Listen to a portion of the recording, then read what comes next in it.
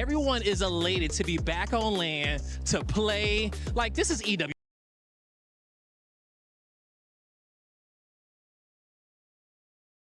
All three playing in Group A, okay? We have Z Smith, we got Aiden, we got Armin as well. They're doing their thing out here. Let's see if we can go.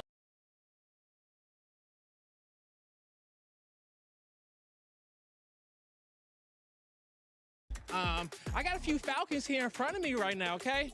Yo, Falcons, you guys ready to play today? Not Falcons, it's Ravens. My fault, sorry Falcons, it's Ravens. You know what, I get my birds mixed up sometime, okay? But Ravens, you guys ready to go? Of course. Yeah? We are. Okay, so looking at it all, you know, being here at EWC, how does it feel to be in this venue? It's insane event. Everyone is cool. I like everything. Thank you for everything. Yep. All right, let's get it, Ravens.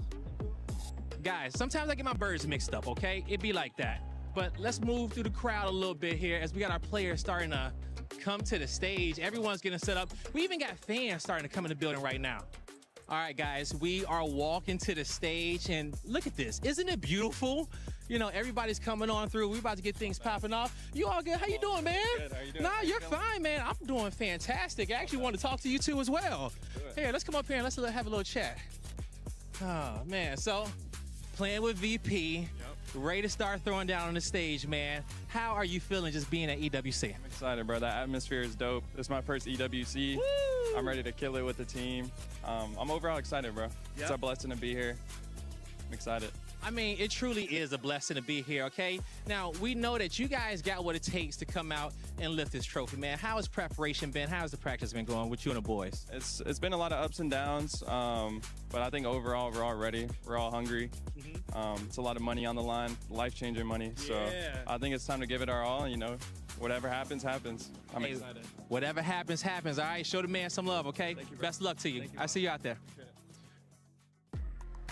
Oh, Blaze with the amazing interviews. Thank you, Blaze. Earlier, we got a chance to talk about some of those top teams that we're expecting to be in the finals. How about we switch it up a little bit, Shiv? How about we talk some squads that you might think might be able to surprise us here in Group A? Yeah, I mean, I think still the storyline for me still rests between Gen G and Vitality. Both teams looking for that little bit of an extra improvement boost, but at the same point, and we'll get into the nitty-gritty deeper down as we start to see these drops, Ravens are going to be contested on a lot of their drop locations by those two teams. I'm just going to go ahead and give you my hot take. I think Ravens going to struggle to get out of groups today. Oh. Well, there's something about lands. There's something about, you know, some of the regions. You know, North America typically dominates the Warzone world. Europe very, very close behind. You got like the LATAM region. You have the Epic region. These are the guys who get overlooked regularly, and that's what I'm more interested about. These contested hotspots. Someone's pulling out some tech you've not seen yet. They haven't been able to pre-boot camp in advance of the tournament. You're playing online. You're playing in your local region. This is where we see the goods. Where are the nuggets? I want to see some spells being casted today. But ultimately, you know, usually North America on top. Big contested moments happening all day. Yeah, I think the other team to keep an eye out for, T1, looking like they're on a bit of a trend upwards. And again, not to just get into the minutia, but they're going to have some drop spots that they can farm up on some of the lower teams. So I expect them to set some extra pace and put everyone on notice today as potential dark horse in Group A. I don't know. I'm looking forward to them. A couple of dark horses in this tournament as well, which is the beauty of Warzone. Yeah, I mean, if we have a look back at T1, even across like the club championship, you say that, you know, they're on the upward trend. This entire org are elimination kill heavy types of teams. And I don't think that's going to stop in Warzone as well. I mean, we're going to see an absolute beamer from T1, which I'm super excited. And obviously is Create Eclipse, hi buddy, welcome to the stream. No one pusher, hi bro. Right, well, I think it's time. I think it's time we get ready. You know what, James, do me a favor, throw me that ball real quick. Okay, you did it with the like I appreciate it. Now, before we head to the stage, I was gonna take the shot, but Shift, my boy, here, just don't even matter. Don't miss this one. You got it. Shift. Let's get started, baby. We believe. It was a goal. I saw a goal. You miss every shot you don't take. The ball was flat.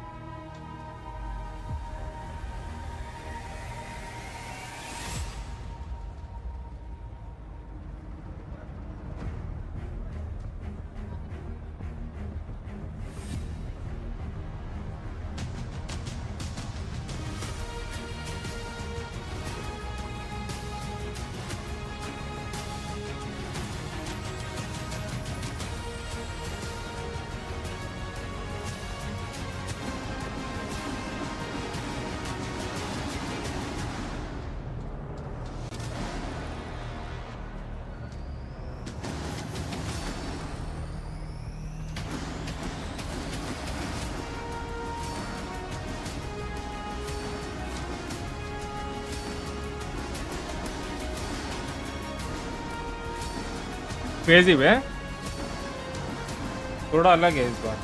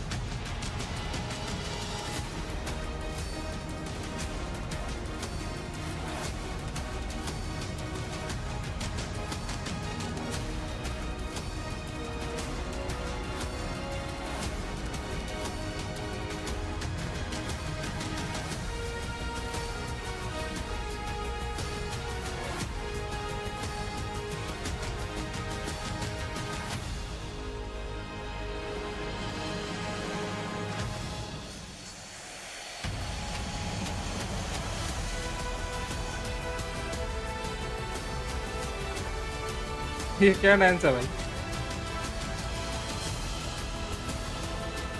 ये dance कर रहा है।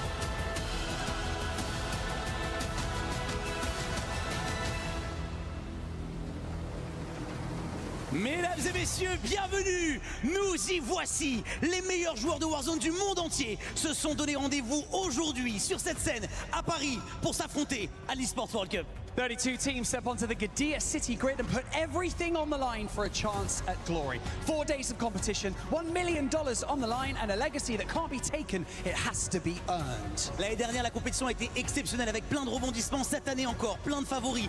Beaucoup de surprises nous attendent. 4 jours de compétition, 2 jours de groupe, 1 jour de survival stage et une grande finale dimanche. Je suis Lutti et je serai votre host en français toute la compétition, accompagné de l'incroyable Barney Banks. Yes, that is right. After a painstaking search, we finally have the best players in the world ready to go toe-to-toe. It's going to be a trial by fire, and we wouldn't have it any other way. My name's Barney Banks, and I'm your host alongside the incredible Sai Mahmood, hi buddy, Lutti, welcome and to it the is about stream. that Thank you so time much for to joining. Guys, introduce your everyone do teams like from and Group A subscribe. to the People, main सब लोग stage, double tap करना starting stream. with H1.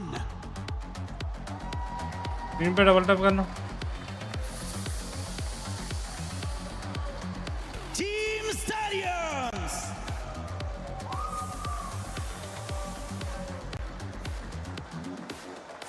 Novo Esports.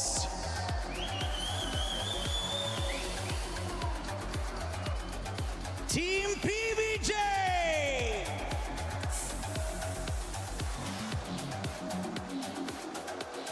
T1.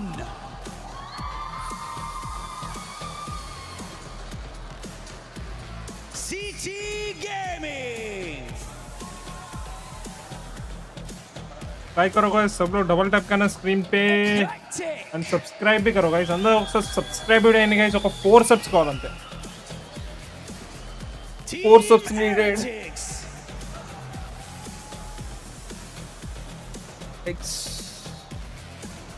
First squad. Champions of Valorant 2025. Geek Esports.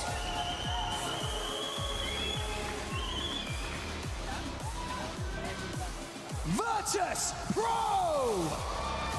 PP. Champions of PUBG PC 2026.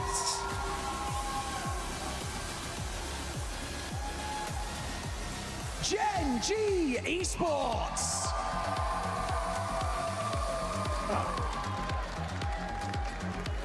Ravens Esports. Raven Sports. Raven को भेजेंगे भाई. Raven secretly एक Vitality. Sports organisation maintain कर रहा हूँ. वो double stream है क्या? बेचते उसको फ्लिपकार्ट पे And उसको. finally, your defending champions of RWC, Team Twisted Mind.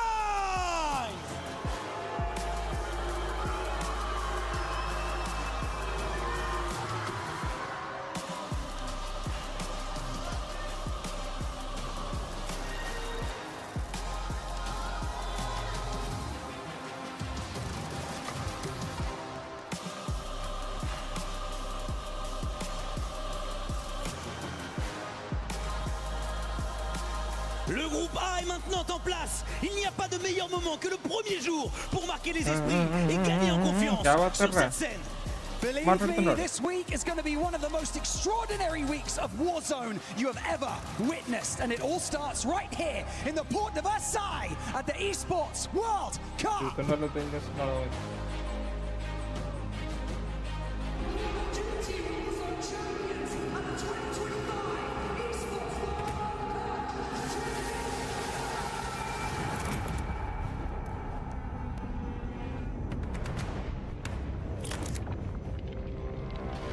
Things happen. I don't really want to air out, made some roster moves, but I'm confident with the team I'm here playing with. I am no longer on Twisted Minds because they wanted to try another teammate. That ended up not working out in general, but I think just some, reconstruction over there. Twisted Minds, they've put all their eggs in this basket. They've clearly felt that pressure, moved with it, and I'd love to be a fly in the room. I think they would regret it internally. When things are, going behind your back and everything like that, it's just hard to call yourself a team, and that's always going to be sitting there and with a sour taste in your mouth.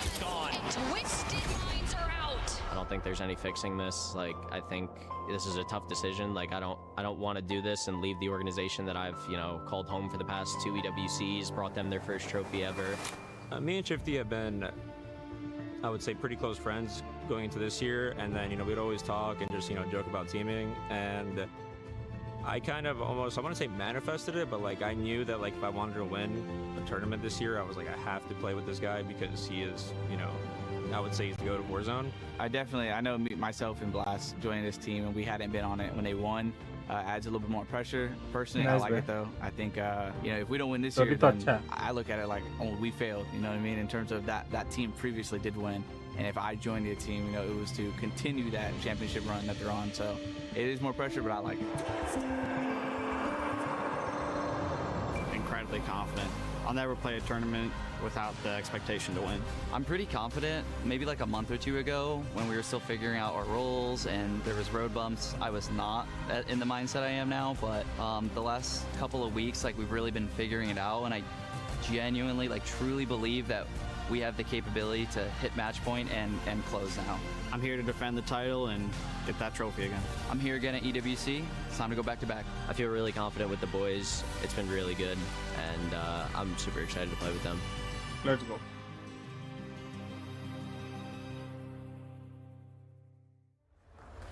A year ago today, we watched that team hoist a trophy, splintered off into the wind this year. You hear some amazing words from all three players about their expectations this year, Enigma.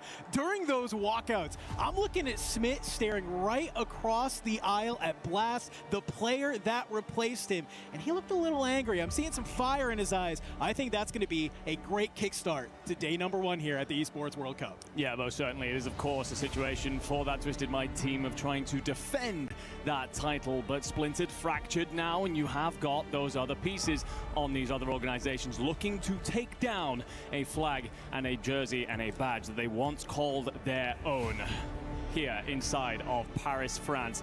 All of our teams getting locked in, loaded for the first drop of the Esports World Cup, and to be inside the minds, to understand what they're thinking as the hush comes in over the crowd. It's been months. It's been weeks, two-a-day scrims, online tournaments, flying across the world, playing from setups that you are uncomfortable with. But the reality is, Enigma, that is all practice. That is all preparation. It is. This is where you decide, was all of that worth it? Was all of the hours, the sacrifice, the sweat, the tears, the camaraderie amongst your team, did it all matter? Because here is the first time where you are scoring points at the Esports World Cup. This is your first time for all of that preparation to come to fruition. It truly is. Everything that has happened through this year, the dramas, the soap operas, the results, does not matter at this point. It is all about what you do from today through the next 4 days. Every drop, every kill, every placement, every point, that is what we track from this point on to determine our next Esports World Cup champion. And the term that we so often use is legacy. Here is where you create that. You can see Sage on your screen, somebody thinking with legacy in mind.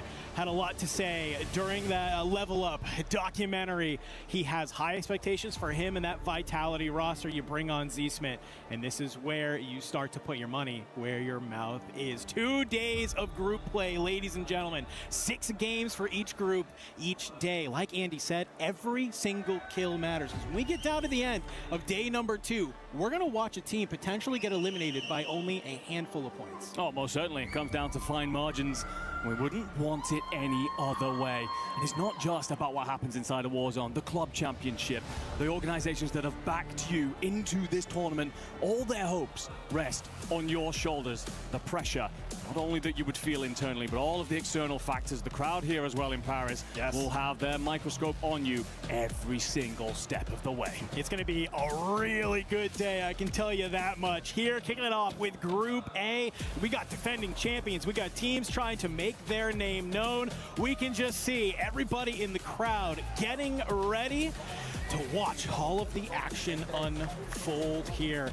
But man, as we get ready to drop on in here, what are we expecting to see from some of our top teams? Any hot locations on the map? Anybody that you think is going to take advantage of this first drop and come out swinging? I think there's instantly 2 drops that we really want to see. It's going to be Mansion, Twisted Minds against Ravens. Twisted, on paper, one of the best teams in the world, but have struggled recently, particularly against the contest of the Ravens, who've been running amok at the house. But it is also, of course, over towards Train. T1 and Vitality have waged war there all year long. Back and forth we go, and with the ebb and the flow, so often decided maps and tournaments. So that's where we want to start, that's where we want to take a look in, and we will get straight into the fight at Mansion. Shifty will get Nielsen. Already the battle continuing to rage on. The desk talked about it. We knew that this contest was happening. It's happened all year long, but how does it feel on LAN again, boys? As it is just haymakers back and forth from Ravens Esports and none other than Twisted Minds. Try and slow it down for a moment. Blastates will not give you the privilege. Now looking to rotate his way out, outnumbered at the top of Mansion, and does the right thing to get into the lower side. Just try to buy a moment for his boys to get back into the mix. You will have one in the skies, providing that UAV. And Shifty looking to play out through the stairwell, but it's that train battle yet again. T1, they also have company here. Ooh. Not just from Vitality, but first squad have squeezed over, and well, they might regret that as Smith sends one of them packing. I saw this in a little bit of the test lobby we had going on. I was like, first squad's now getting in the mix here. This could be very good for either one of these 2 teams, but obviously T1 and Vitality, they are going to continue to have this battle, and as Disrupt is going to be able to pop up, he dropped Z-Smith, but you got Sage looking on over for you, who will be able to make this trade. Don't worry, friends. This battle is going to go back and forth. Zone's pretty close, so they're not going to be feeling the need to move out just yet. But if any of these teams can really farm some of these kills, they can put themselves in a great position for some of these later zones. Certainly can. Vitality will do the right thing for now, being on the receiving end of a lot of abuse on that early contest. They will back it off. We take a look. A couple of the kill feeds going to show self-kills. Don't worry, ladies and gentlemen, that is entirely intentional. It's to ensure your loadout stays in the match for longer and you can regain in those locations. Heretics, surprise factor, rolling in from APAC. We didn't know what they would look like in this tournament. However, in the boot camp, surprised many, impressed few. It will now be them rolling up at Lumbermill, and it will be against that Cooley roster, the H1 roster here in Paris. Chow had a lot to say about this team. He's excited to watch them perform here on LAN. He's got his own watch party. I know he's going to be up in the booth yelling, cheering on his boys, but this is a formidable roster you got to take down if you want to gain control of this Lumbermill POI.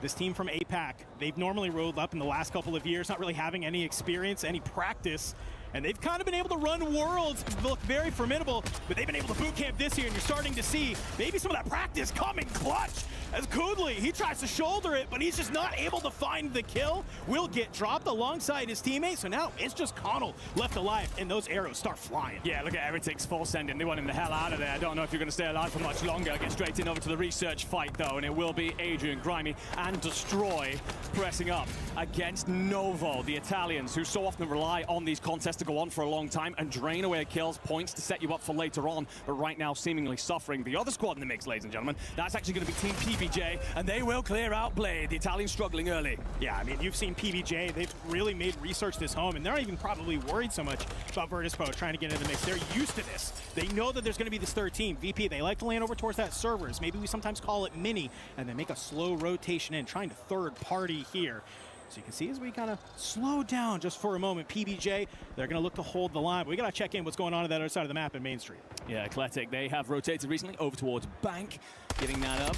Over towards both sides to Gen G. Zanks catches one, typically the anchor, so concerning to see him having to step out and deal with a couple of threats. You are also missing another in that engagement, so Italians down to one again. Slow start from them. But Decky, the man who has announced his retirement after this tournament, by God, how I hope he has a great one and reconsiders that decision. So many things yet to say here in the Warzone scene. But it will be CT Gaming on the suffering end of things as Gen G found themselves in Lumber, and off the back of all the engagements earlier, they've actually found a pocket of space here, moving over from the riverboat, and could control these two teams trying to rotate back in. I love this. I like this play. Gen G, they're going to understand this map beautifully. A lot of times kind of suffering playing out from that Main Street side, but I think they make a realization, hey, some of the top teams that we normally have to face, that are normally kind of being the friction, the resistance that are normally here, gone. Let's go ahead. Let's take advantage of it. It's the Bradford Biffle from the rooftops, MXR in hand. Cleans up Teeny easily. He's going to keep it singing. Absolutely just cracking plates, damage numbers going up the line. Yeah, beautiful work there. Lennon's actually been sent out on his lonesome. Reminder, the roles have changed in that team. Gabe is going to be the anchor, so often the front man, the firepower. He's actually decided he's a far better IGL, and it has made them look pretty good in gold recently. T1, they're pressed out. We spoke about it in the pre-interviews. These guys suddenly have upticked in their form. They're free, they're flowing, and that man right there, Echo, he's no longer sitting in space. He wants to get up there, fighting alongside his boys, and turn them into a real firepower that will just deathball anything in their path. Already made it to church. We'll now have one or two more teams rotating in their direction, one of them being FaZe, who are moving out of Barn, taking a look at this fight. Yeah, I mean, FaZe, I think if they can manage to kind of play this spacing correctly, they might be able to dismantle T1, because you see Vitality just down there on that lower bridge as well. So you find the nice little bit of timing, you could get some kills on the board. But this is where we're starting to see already some of these teams having to move around the map. We're already missing 2 squads from the lobby here in map number 1. As just the trades continue to happen around the map. Everybody trying to value. How do I get into a power position here? How do I get into a different area of the map that will net me some success? Certainly all about shifting your pieces around the chessboard. The Italians continue to hold on to Bank. It will not be in the next zone, so they must figure out their rotation. 3 teams lie between them and safety. One of them being Gen G, who mop up a bit of Heretics presence. Gen G have rotated way out very quickly here. They did not want to stick around for that lumber mill fight, refusing to be held. Feel bodies fall in the kill feed, and the players just trying to press out, circle forcing everyone in front. Freddy will be cleared up by Stukegs, and it will actually be Vitality moving in towards Mansion, where that battle still rages on between the Twisted Minds and Ravens. Hey man, ain't no party like a 4th party happening down there. It's a couple of different teams look to get active. We can say the same at Cole already. H1 looks like it has been able to regain, but they have to take this fight ahead of them. You're caught sprinting, jumping around. Can you throw the shoulder? Can you find the timing? You have to be careful though. Connell, he gets found out by Teeny, and already this Heretics roster starting to push on up. It's a sandwich coming in on top of H1. Can they survive? You're getting dropped left and right. No, Kudli gets dropped. That is going to be H1 eliminated from the lobby, but the battle doesn't stop here at Cole, continuing to fight. Heretics going up this roster to Killer. He's finding Teeny. Vita, he finds Obs. It's just Zeppa by himself. Can he manage to find the success? He'll at least be able to bring down to Killer. We got one more up in the sky. You'll hang on just by a small little thread. Zeppa does incredibly well there. That kill, that not coming through, I think actually gets you the timing to get Teeny back in. Otherwise, Heretics were done. He's likely just going to have to find a pocket of space to settle himself in and just hope that someone runs into him, gives him a couple of guns. Twisted Minds, they're flooding forward. They have Ravens for company, and Blastity's been dropped first. Nice little bait there from the Ravens. Blast thinks he has an angle, but he says, nope, we're just going to go ahead, set up this crossfire. Almond, he's going to get dropped by Niasen as well. It's just Shifty on that rooftop. He's looking down in, making sure nobody's going to hit that zip. Get a little bit of a surprise on him. We do still have Resurgence enabled, and it's a fire sale, so if you can hit that buy station, you're going to be good, but already you were looking great at this Mansion POI, and now it's a little bit of a tizzy. It is a bit of a mix-up, but Ravens so often will just stabilize, slow things down, let the map clip itself out.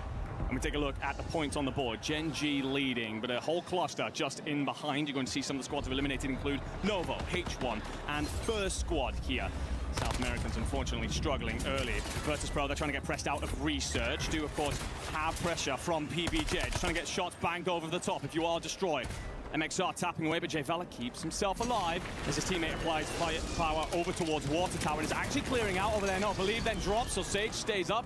The problem is you deal with this fight if you're VP. The next wave involves basically running into Vitality. Oh, Adrian jumps on down, thinks he can get a little bit of a mixie in the elevator shaft. And he's gonna find some success. Vela, unfortunately, not gonna be able to stay alive, but you called it out best, my friend. Vitality, they've moved on over. They want to control this Water Tower side. They want to maybe keep a little bit of an eye on this mansion fight. They want to keep an eye on these players moving from research. They see this. We've talked about it time and time again this season. Haven's Hollow, you want to play it from north to south. Vitality, they are going to know that just like no one else, and they're going to want to go ahead and play that. And you can see on the top of your screen there, folks, we are getting to the last final moments of Resurgence being enabled. So if you're going to take those fights, you got to take them now. Yeah, everyone's going to slow down right here, assess their positioning, figure out what the buy stations are and what the rotation to win condition looks like. Because after this point, you don't have a buy, you lose a teammate, we'll see you in the next lobby. So everybody's just trying to figure out what they hold as dust settles. And to be honest, for everybody, Mansion side, it's very little. For Eclectic, it's absolutely bloody nothing. You're out of here, dealt with by Q8Z Nothing and the crew.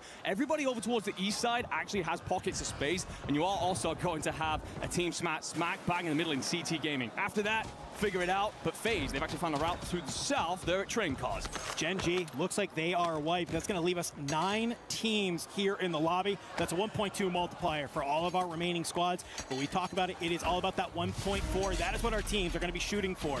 So as Resurgence gets disabled, everybody's trying to play for that 1.4, that top 5. You're going to see things kind of slow down. And as I say that, though, you can see already at Mansion, it's a nice little layer cake of action we have as T1 is getting in a bit of a mix here against the Ravens, and PBJ, they want a piece of this pie as well. Praise in the middle, good shots, you're able to find one, but the trades are there immediately. Praise dropped, Vela dropped, it's got to be Believe, playing around the buy station to get the teammates back on it, but you don't have cash, all you have is crown loot. You will have to pull a miracle here to try and get yourself back in. Yeah, Ravens have done incredibly well because they've managed to avoid the pinch setup there. However, they've got to figure a timing of pushing out because they know Twisted Minds might take the high ground above them or rotate ahead of them. They do not want to be caught trying to move inland. Everyone's going to pay attention now. Top left of your screen, that circle is about to move and tell everybody where they must go, and it will move central. So everyone's got to shift just a little bit over, including the Ravens on your screen. So that path, that passage that they're now going to have to punch through a different team to find,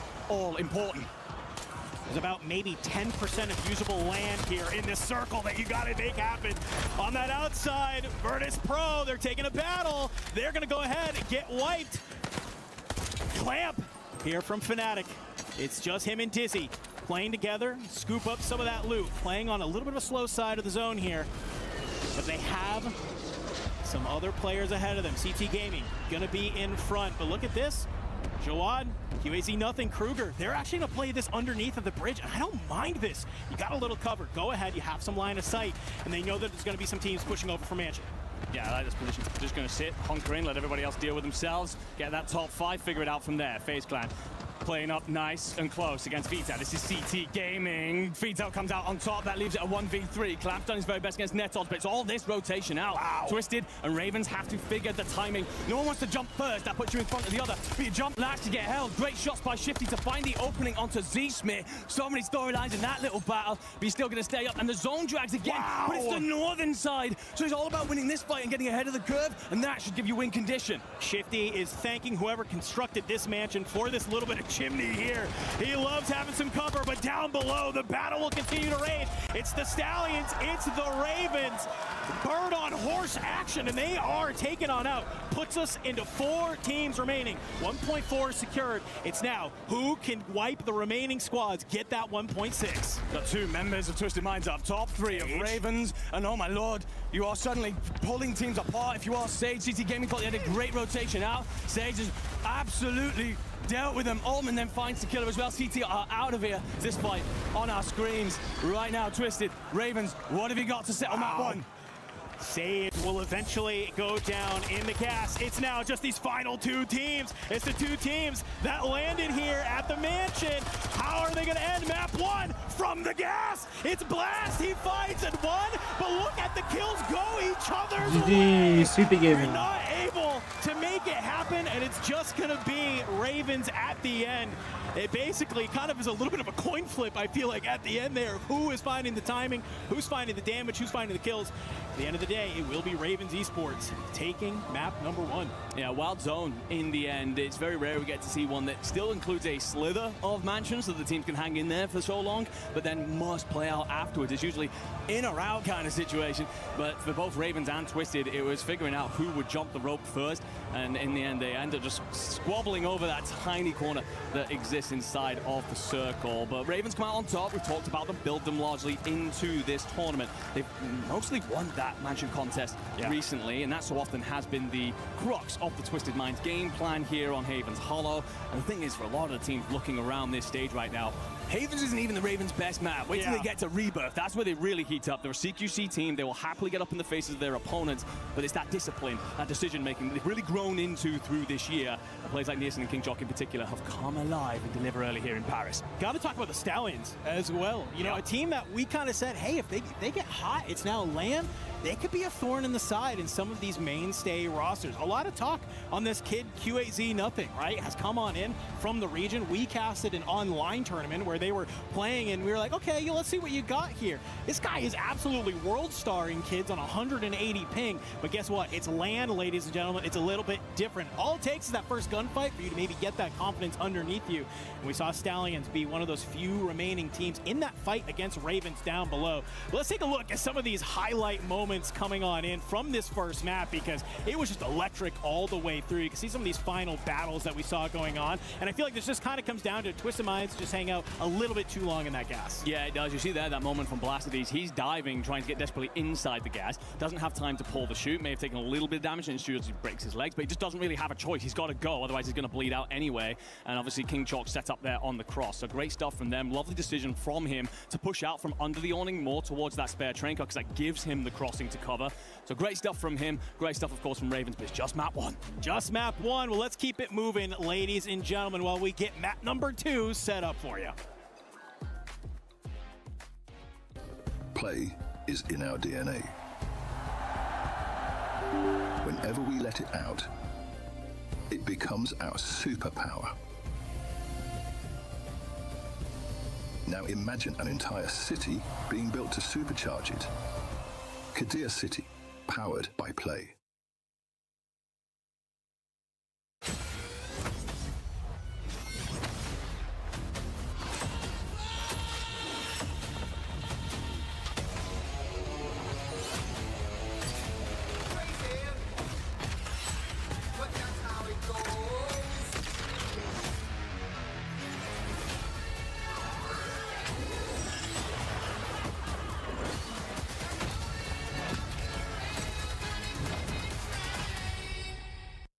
It's a new era for Warzone. Legends have moved on. Biffle will retire after this event. The dominant Falcons roster that won everything in 2024 is no more. Defending champions have splintered. Twisted Minds only has one player from EWC 25 left on the roster. But the action is better than ever. It's a quick step on up, spam! God! He's gonna get He self-revives, it's not over! 1v1! The kid can do it! Teams have fought through 2 stacked LAN events to make it here. Well, look at Blade from behind! You put Genji into the gas! Can he get that one as well? Get straight out on the backside! Oh no, misses across the top of his own ledge! In a dream! Blink and you'll miss it! The Falcons are here! Rivalries have become even more intense. Team Falcons, close it out. We thought Shifty was getting in Soka's mind. And based off what I'm seeing, I don't think so. Former team members, they want revenge. I've been disrespected a lot this year. It's like I just got thrown back to the bottom of the totem pole again. You know, 3rd at 2024 EWC, 1st at 25. You know, hopefully go back-to-back this year and remind people who I am. And a new generation is here to prove themselves.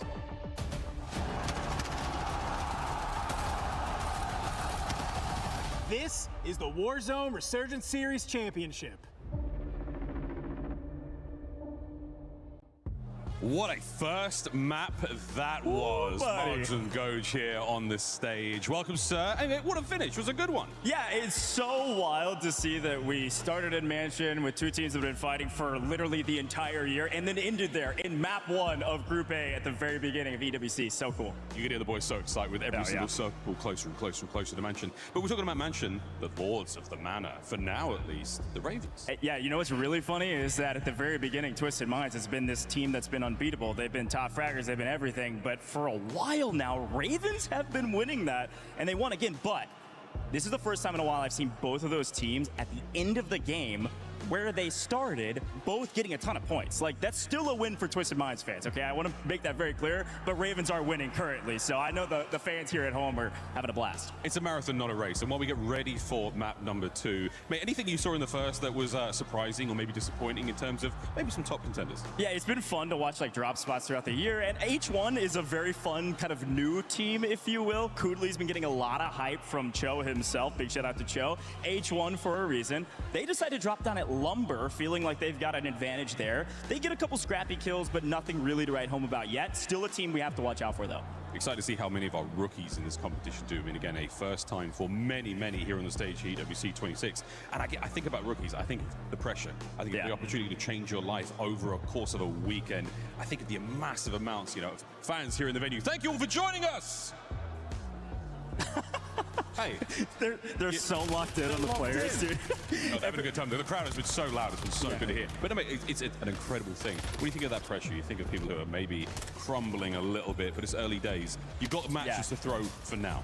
It's always fun to talk about what we call in Warzone space the land buff, right? We do that in all of Call of Duty. The land buff is so real, and some of these teams really thrive under pressure. Some of the teams have still a lot to prove. I think T1's a great example of a team that's got some fresh blood, who can shoot like crazy online, and on land, still a little bit more to prove. So I'm really pumped to see more from them as well. Yeah, lots more to still play. Highlights there on your screen, and a fantastic way to start things off there. But I mean, I've no idea really what to expect as far as some of our lower teams. You know, some of them all the regions that don't necessarily get as much love. We talk about those land jets. We talk about the buff you can get.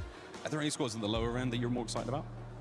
I don't know. It's a good question. I think some of our APAC teams is some of those teams I really want to see. We've had folks like Limax, like Teeny, like Obs that have been around Zeppa, that have been around the block for a long time. Even in Call of Duty too, like normal multi. And so to see them back on stage when they've missed a year is really cool to see. I want to see more from the Aussies. Nice bit of leadership there. Zeppa's been around for nearly as long as I have in this scene, which is crazy to say. But he, again, a little bit of leadership, a little bit of encouragement for those younger players. Many rookies. Again, I was looking at T1, talking to Spam and just seeing how confident and capable they are.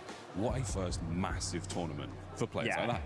T1's such a fun team to talk about because at the beginning of the year, they were the team to beat. They were the online Reapers. They were crushing the competition. But when we started combining global, NA, Americas, all the way over to EU, things got a little bit more difficult when they're being contested off drop. Vitality, competing right now, T1, they're landing at the same spot. They've been battling over that spot for the entirety of this series as well. So it's still a lot to prove from both of those two teams. Hate to do it to you, man, but one of those first map, second map, do you think any contesting point changes? As we go back to Haven's Hollow, I think everybody's going to stick to their guns. It's group stages. You basically need to be top 5 in order to make it forward, and you just need to not be bottom 3 after 12 drops. Teams that are confident are going to stick their spots. Yeah, stick to what you know, play your safe game, and then when it gets more, serious times, maybe survival in a few days, that's where things change up. But hey, any sort of strategy adjustments that you would like fans at home to look out for, or little things that might be considered a big win condition? Big win condition, you got to get kills, man. Listen, every time we come to land, we talk about this.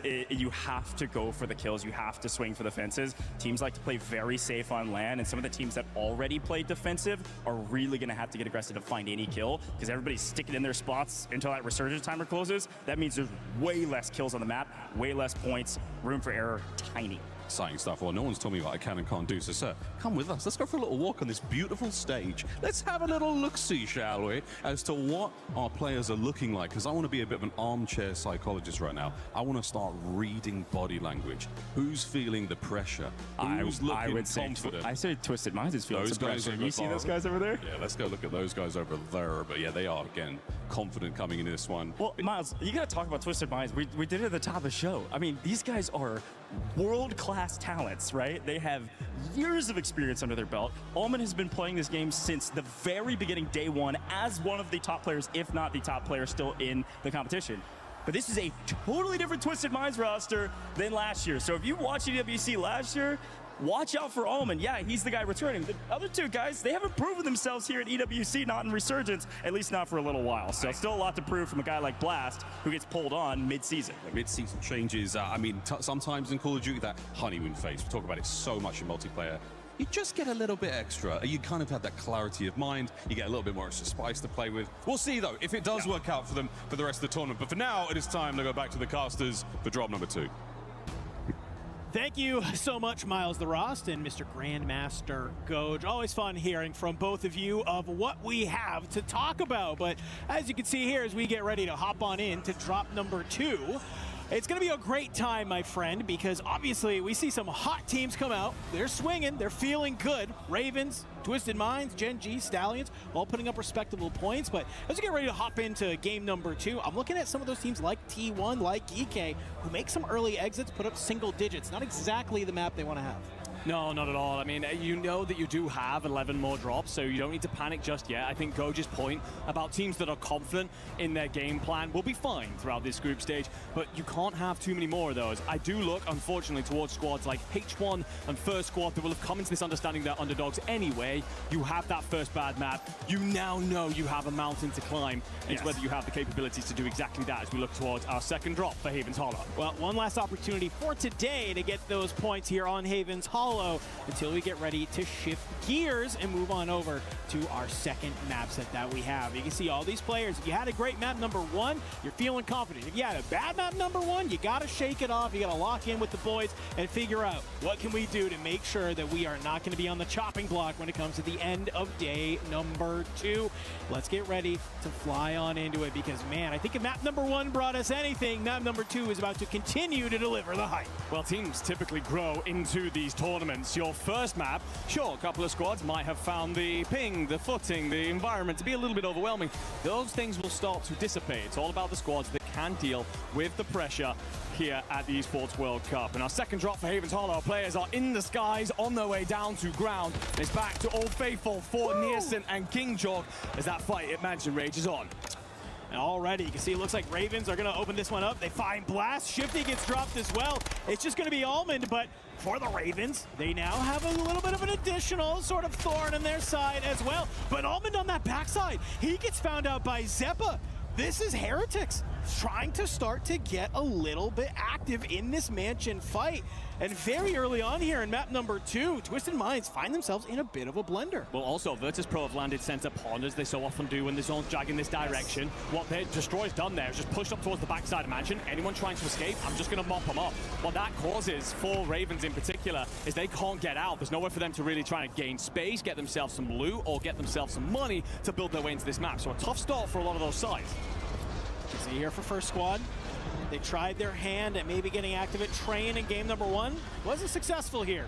So now they find themselves in a little bit of a sandwich here at Main Street.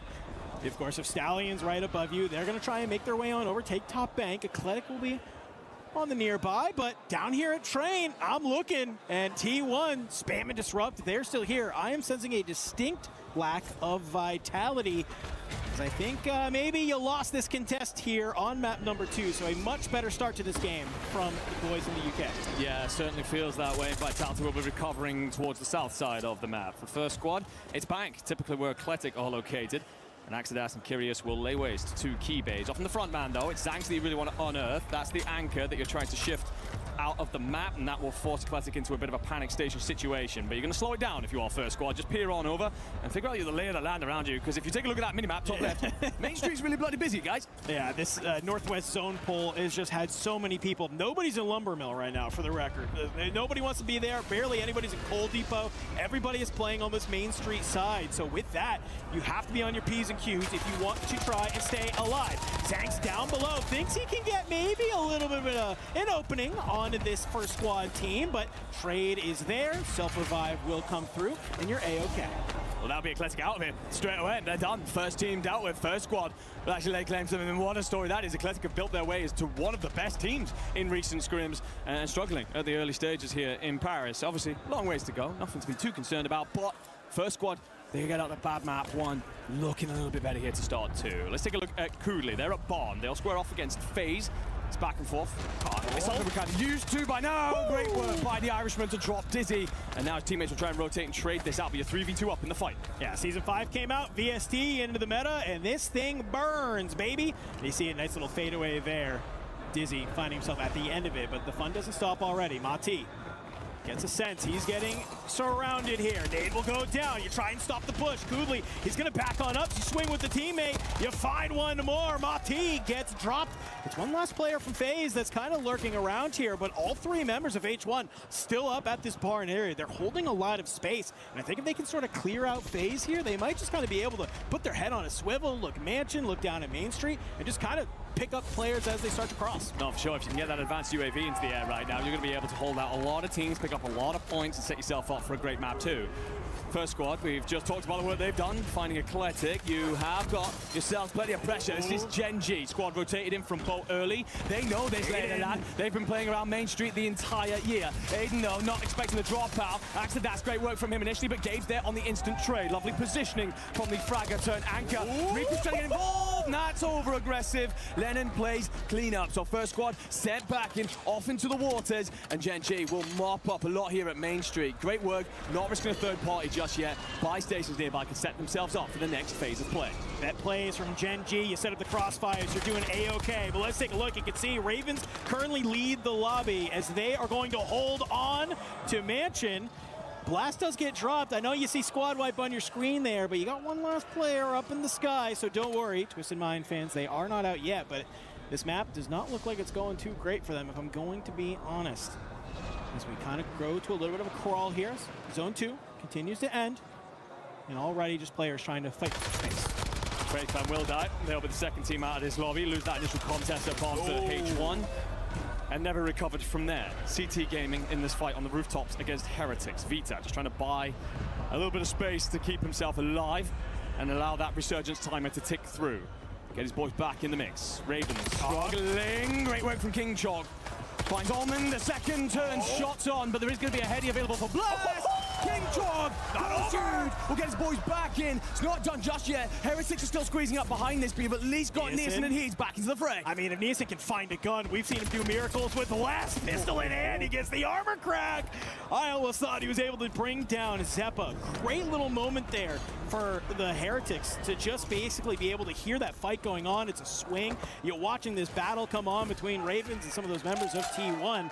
And you get that kill, you're going to be able to find one more. So good job from Heretics just to kind of hold the line. On the other side, though, Aiden, he will get found out by Axidos as this first squad Gen G battle kind of continues to rage here at Main Street. You do have Gabe Kuhn from above looking out over you. You need to have some semblance of setup here if you are Gen G, because they are just on the outside of zone. They still need to gain a little bit of position. Yeah, great work here at Gen G in the gunfight, but if you look at the light pink on your minimap, that's actually Stallions. They're trying to play holdout. So all these teams are fighting right now. They're likely going to have to get past them at some point and in bits and pieces for most of these squads right now. So a tough situation, and the gas is just going to creep everybody forward into the back we go. Your backyard, basically, if you are Gen G for much of this year, but you're under pressure, do well to keep all three on your feet. The fact that Aiden gets in the window there is huge, and Gabe, he flies on out from that little bit of a scaffolding. Will drop down Q8Z, nothing, and get the confirm. So Gen G, you get the players, you're grouped on up, you're able to find one from this Stallions roster, but you can see on your minimap there, Andy's, he's reacting for a reason, because we are just continuously ripping these teams to the left side of the map. Shifty, taps away behind the DC. And we'll get the drop, and that's Heretics wiped. They're done. So great amount of points, I think, initially, but fall far earlier than you would have liked. You're still on the 1x multiplier. A bit of a do-si-do between Fede and Tequila. Squad 12 out here as well, and down you go. Vita tries to get himself back to ground. So many squads now looking for a safety pocket of land, but with 12 teams in the mix, 32 players up, and such little land mass, everybody being forced into fights that they really would rather not take. Blastity's just about gets himself into some semblance of cover. And Shifty and Orman will try and get the boots to ground to support the rotation out, but it's all hard work from here. Mansion, a great POI until you got to move out of it. Everybody just putting their sights over towards this area. You see, just as you kind of hop up on a wall, you're getting laser beamed. So for the time being, Twisted Minds, they know they have to clear out this bottom side. Shifty, it's a great easy kill onto Vortex.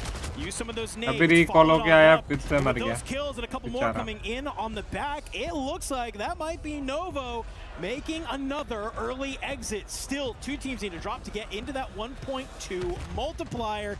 But Twisted Minds, they still have to continue to fight their way out of Mansion. On the other side of the map, you can see Gen G, they have to continue moving, but they got PBJ in their way. Believe it's a shoulder throw on the stairs. Your break, but from behind, look who's starting to get active. It's Geeke. They want to piece of this fight. Jay Bella slides on down. He's going to find the end of the gun from Aiden. Can you get this res in time? Can you protect it? Aiden, he's looking on over. It's coming on through. You know that Field Medic is coming in clutch right now, getting that faster revive. Gen G get their feet back underneath them though. However, Geeke, they're continuing to find these pockets of timing. Blaze jumps on in. You're going to be able to find the end of the gun because Vitality, they're looking to hold this entire fight. Yeah, Vitality are just holding everybody. The problem that they now face is H1 are rotating over from Barnes. I could unearth you at the chapel and how the dominoes shall fall. That's going to give Gen G the moment, the window to escape out. They shall shift. Almond is somehow still alive. He's though deep gas, and he's just going to try and keep himself up with the stims. Nerfed, of course, so he's got to get moving. Grime is going to go high. Just about stays up, and that should be the death sentence for Ormond. Yeah, he does his great job. You can see Blast was still alive. He's also out in the gas too, so Grimy, he's gonna have an idea that maybe there's an additional Twisted Minds player out here, and he's in a solid little spot, can just continue play that top gazebo. Stim will come on in. It's just enough to make sure you don't get taken out by the gas. But for Twisted Minds, you find a little bit of success here, but it just feels like every time we tune on in, they are always on the back foot. And T1, we take a look at Train. Oh, they're feeling good because Disrupt's on 9. Yeah, there's about 5 or 6 bodies out in these waters, and T1 do want all of these kills. This is great for them. At some point, though, they have to turn their attention to holding Train out and stopping all the teams rotating for them. So it's now about pivoting. It's about decision-making on what is most important and prioritizing those gunfights. But Disrupt, he's banging away. He's on double digits, and we're only inside the top 10, so many more points and kills yet on the board. Dude, they just got to keep their head on a swivel, and it is a feeding fish frenzy for them. Fede, he'll get dropped at the hands of Stukex on that other side. And Disrupt, he's got an idea that that's what's going on here. 4,000 damage for the young man. And there's still 9 teams in this lobby. Clear out one side, focus on the other. VP pushing in from this pond area. They want to make sure that they do not get taken out from an angle that they are not expecting of. Just kind of hold the line for the time being. Well, they've held this northern side of the circle for a long time. They initially stopped players rotating out of Mansion freely, and that's given them a pocket of space. Now back to your feet, just up as a 3. Destroy has 5. Adrian on nothing. Not a surprise really, as he's the anchor. It's all about Grime thus far, but if you're pushing double digits at this point and you're looking towards that 1.4, not a bad place to be. H1, they'll be finished off. Net odds, CT, doing far better in the early stage than we would have expected, but Adrian probably going to cut that to an end here.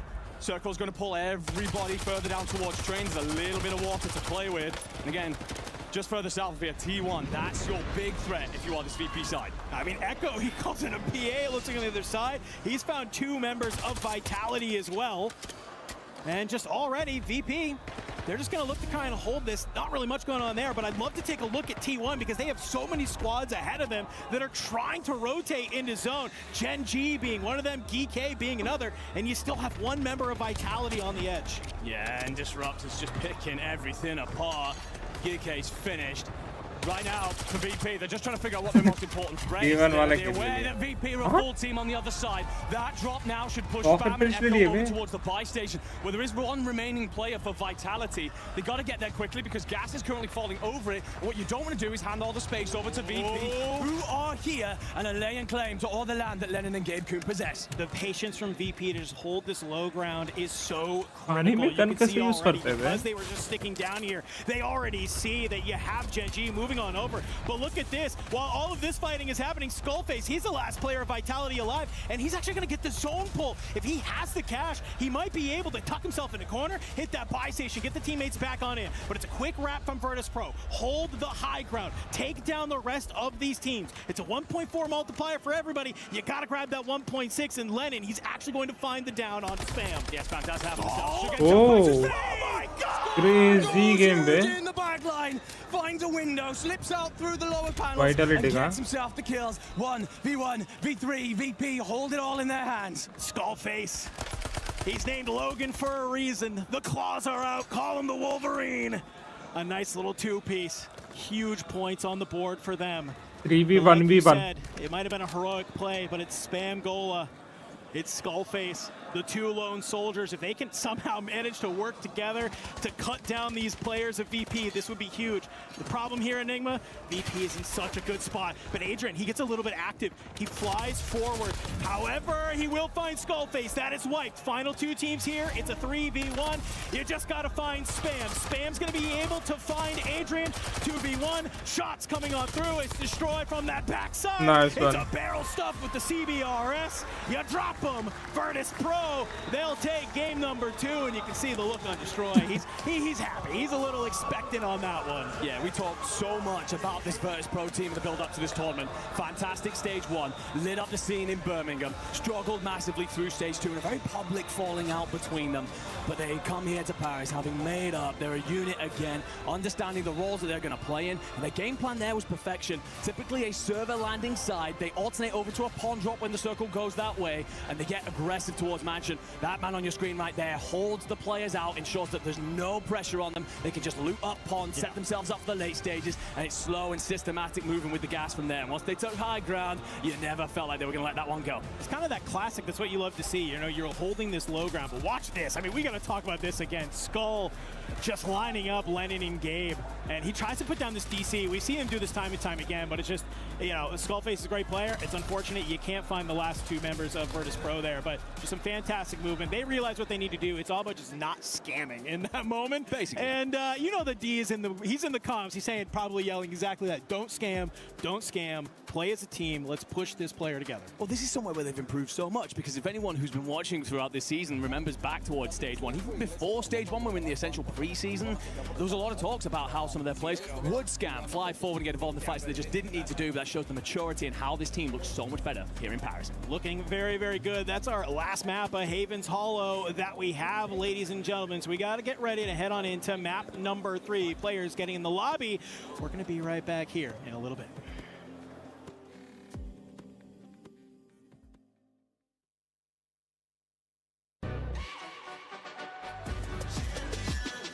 This ain't no regular thing. Came for the ring, you know what I mean. You see my name in the lights. Better get right, I'm champion.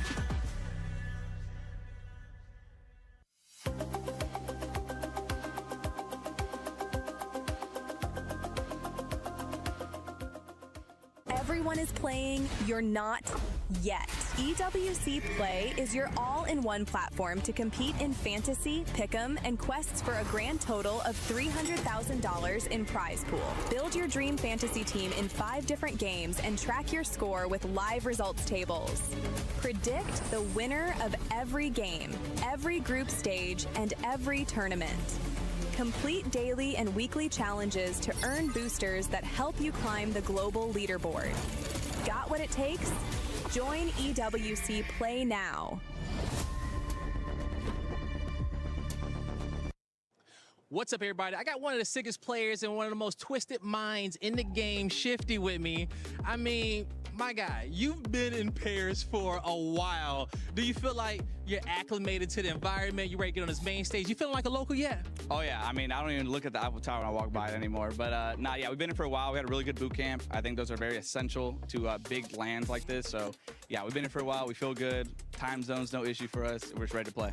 I mean, you guys look ready to play, okay? I walked over there to you on the main stage. You and the whole squad up here singing 8 Mile, okay? Getting locked in. So that must mean the vibes are high.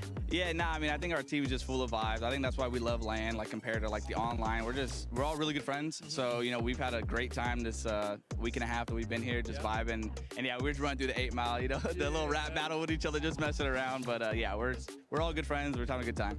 Hey, y'all having a good time, but as we know, this is a serious weekend, okay? It's big money on the table. It's a lot of pride out there. It's a lot of just earning respect from the community. I mean, what do you plan on bringing to the table, to the squad, to the lobby, for the Twisted Mind fans out there in your gameplay? I'm just trying to bring experience. You know, I mean, I've played this game for about 6 years now, so I'm vetty. You know, what I mean? That's what they call me. You know, I've been in these situations a lot.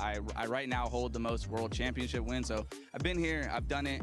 I know Alman has won one. Rasim's looking for his first. So just kind of bringing that, you know, that calmness to the team and just that readiness of like, yo, we've done the prep. We know we should be here.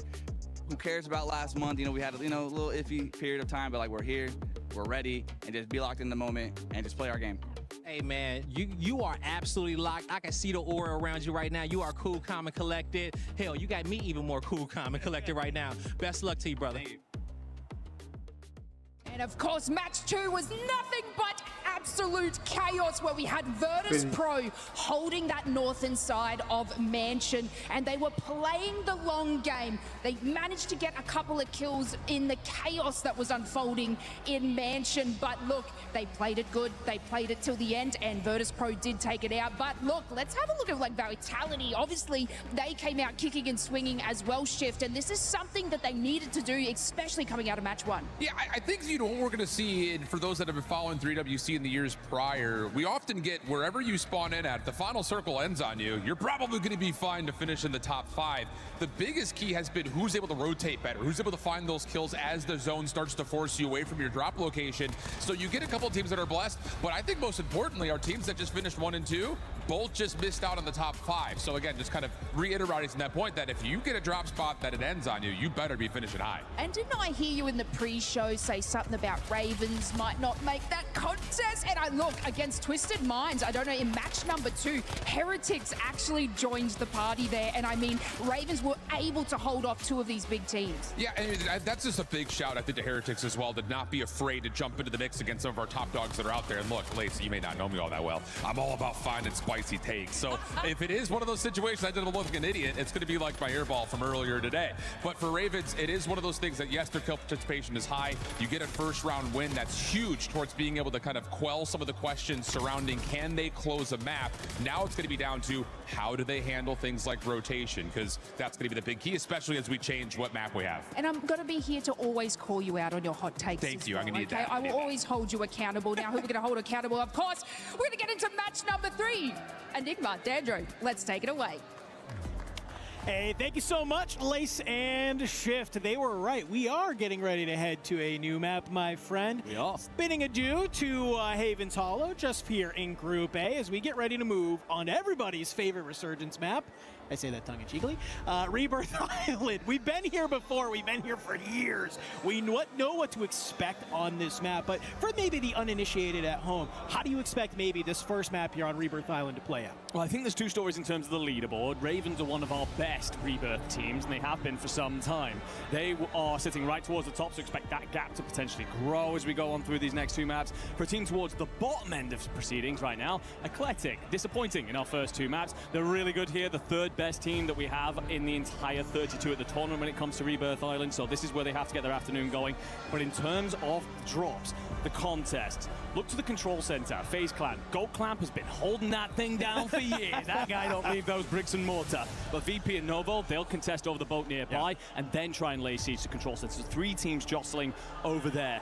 Off towards the northeastern side, T1 expected to be contested by Stallions in Bio, and it's between them, Gen G, and Heretics to try and claim that corner, then move on down the map. Hey, a lot of battling is going to happen here on Rebirth Island, but a team that obviously they feel pretty good here on Rebirth, Twisted Minds. Okay, they looked pretty solid there through those first 2 games. Currently sitting in 7th overall from Haven's Hollow. Kind of maybe getting the shakes out a little bit. Game number 2 didn't go maybe exactly how they wanted to, but a chance here on Rebirth Island to reset the mental, reset the opportunity, get those points on the board. So let's get ready. Let's hop on in here to, ladies and gentlemen, to map number 3 on Rebirth Island. And we get a nice little bit of a look at what's happening here as VP gonna play down towards that boat side, as Grimy starting to lurk his way up in this contest here. But guess what? You're not the only player here. You've been able, you fire, you find Dizzy, but look at that Novo. They also are going to actually control that main center building. Yeah, Grammy basically sent in there as a bit of a Trojan horse. He won't find a route through. Destroyed Adrian, just set themselves up over at the boat. But that zone, by the way, pulling off towards the northwestern side. So all the teams I just talked about, your T1s, your Gen Gs, them fighting over your chemicals and bioweapons, very important for the later stage of this map. Stronghold, you got to fight here. Vitality have changed things up. Usually land living. They've decided they want a piece of PBJ, and Smitty's getting active. I like this. We've seen them, like you said, playing out of living. They move away from that control center fight. So to see them make this realization of just given where the zone is going, we need to clear out PBJ. It's two members of Vitality who are going to maybe trying to start to float down here, get a little bit mixy, see if you can wipe them early, clear out your backside. You will get sniffed out, though, on this turbine area. This is going to be a hotbed of activity as well. Welcome back to the island, ladies and gentlemen, because water pistols are out. They are singing, and there's none other than CT Gaming who love to make that happen.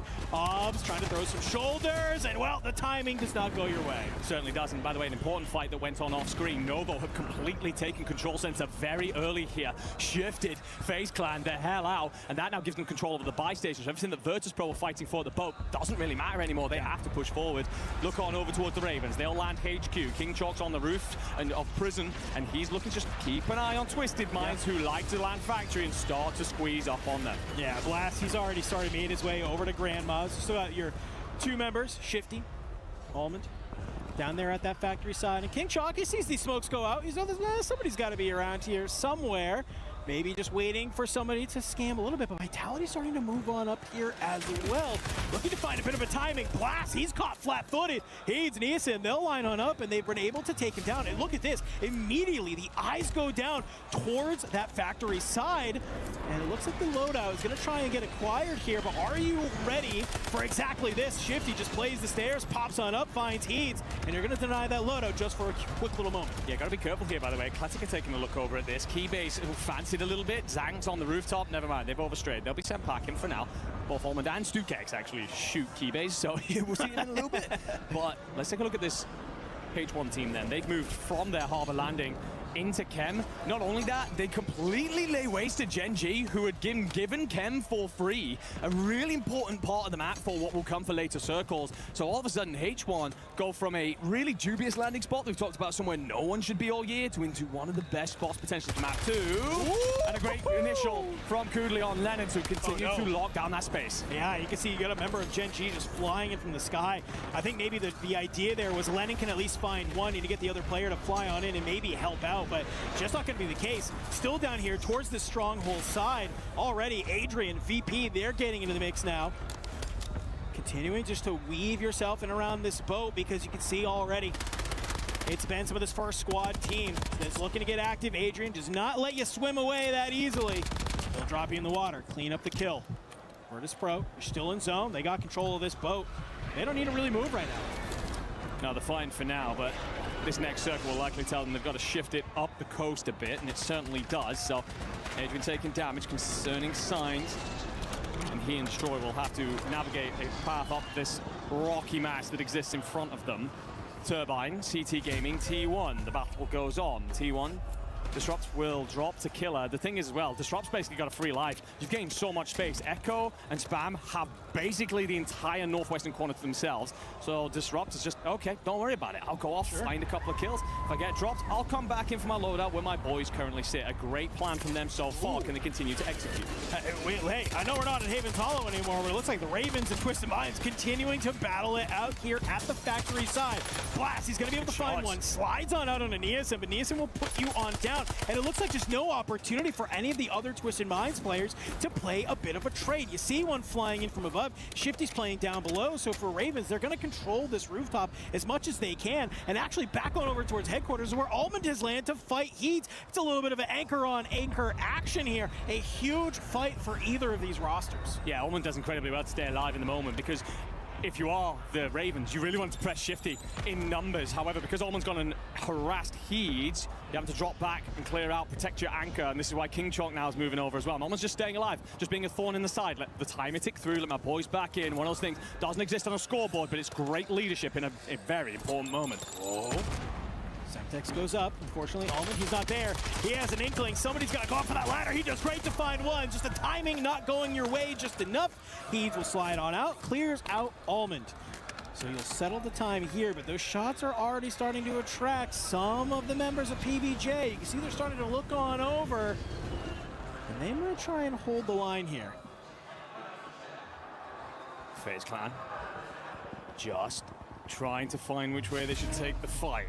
Novo got Blade up, he's hidden inside. Marty just trying to get aggressive, runs into far too much traffic. Blade recognizes the moment of third party. Dizzy now understands that the Italian's beneath him. He's by his lonesome.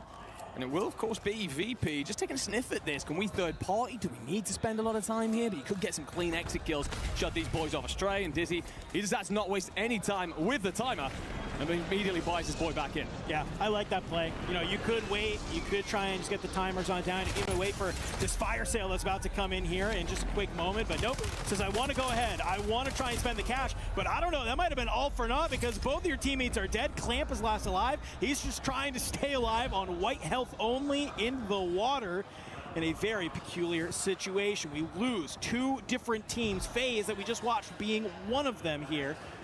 And already, still 14 squads in the lobby. Yeah, the other one of those teams is Vitality. They actually go out first, so not too much to worry about. They're sitting second overall on the leaderboard. Top 5 at the end of 12 will mean you move straight through to finals. As long as you avoid the bottom 3, you do see the survival stage. So not too much to be concerned about, but yeah, it could be better here on Rebirth Island. Novo looking hot. They've moved their way out of the control center, won it early, and now squeezing with the gas. Fede's on 7. Take a look at Gen G. As Lennon has managed to clean up what was left of the Kudli roster, the H1 roster. And now just trying to buy time.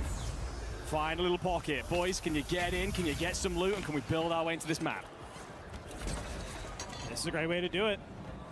Already was looking a little worse for wear earlier. But like you mentioned, I'm glad they were able to get their feet underneath them, continuing to hold this area of the map after maybe losing it earlier. But Novo, after clearing out control center, they know there's going to be some players down here in this water underneath Turbine. Can they work together? Unfortunately for you, you got Eclectic pushing from behind. You'll lose Vortex, so you have to clean up these kills fast, put yourself in great position to hold the line. Two members of Eclectic starting to make their way forward. Freddy, Keybase, it's a full fly on in. You take a lot of damage, though. And how do you decide to open up this fight as there are now about 4 different teams just in this one little small patch of land? Yeah, the PA forces them all indoors as well, which allows then Keybase to get to the rooftops and claim so you can move on down through the layers. Blade's going to lose the fight underneath to Orbs. Zeppa also finds access. That's a monster madness. So Fede, he senses it. There's red dots. I'm going to go chasing them. There's nothing better for this boy to be doing right now with the form he's in. Swings. Keybase just about stays up. Italian on Italian action. They'll call it a draw for now, but Vortex is cracked. Needs to find his way out. The Molotovs are doing the damage, but no! Vortex, Freddy, Blade, the organ active, and they cut down the players in front of them to lay claim to Turbine. Novo finds such a good timing there. It's just a slingshot movement between the two players to take down those members of Eclectic, but the action doesn't stop yet. You may have control of this top side, but you got a couple of fish underneath you that are just trying to stay alive. You can see Zeppa, he's swimming around, so is Teeny. And already, can you manage just to stay alive? We know that this is a strat that we see year over year here in the Esports World Cup, and Zeppa, hey, we knew some players were going to do this. He's got a loadout Coda in hand just for these moments in the water. Yeah, he is going nuclear for this side. Teeny on 3, so this squad on at least 15, could be pushing 20. Rebirth Island offers so many more kills than the other maps. The top teams are struggling here. Virtus Pro drop out early as well. They're one of our top sides after Haven's Hollow. And this is how the rotation has evolved things here in Call of Duty Warzone for the Resurgence series. And everyone feeling a little bit of that on land. But Gen G, they've re-established themselves here at Chemical, and this is where the zone's moving to, so this is win condition. Yes. Gotta find a way to anchor yourselves in and repel all invaders. It's kind of one of those unfortunate situations where, sure, you gain the power position for this endgame zone, but you now have to just focus on so many different areas. It's going to be tough to decide where you want to go. But hey, the action's been hot, it's been heavy. Let's go ahead, let's see how the boys are feeling from Gen G. I don't think you do. They can't. I see what you're saying.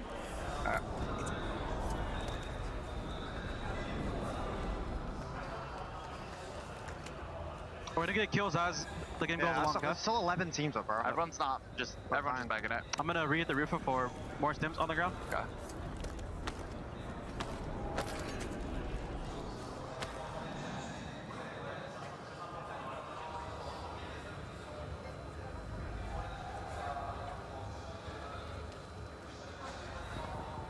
I'm looking at office, kind of.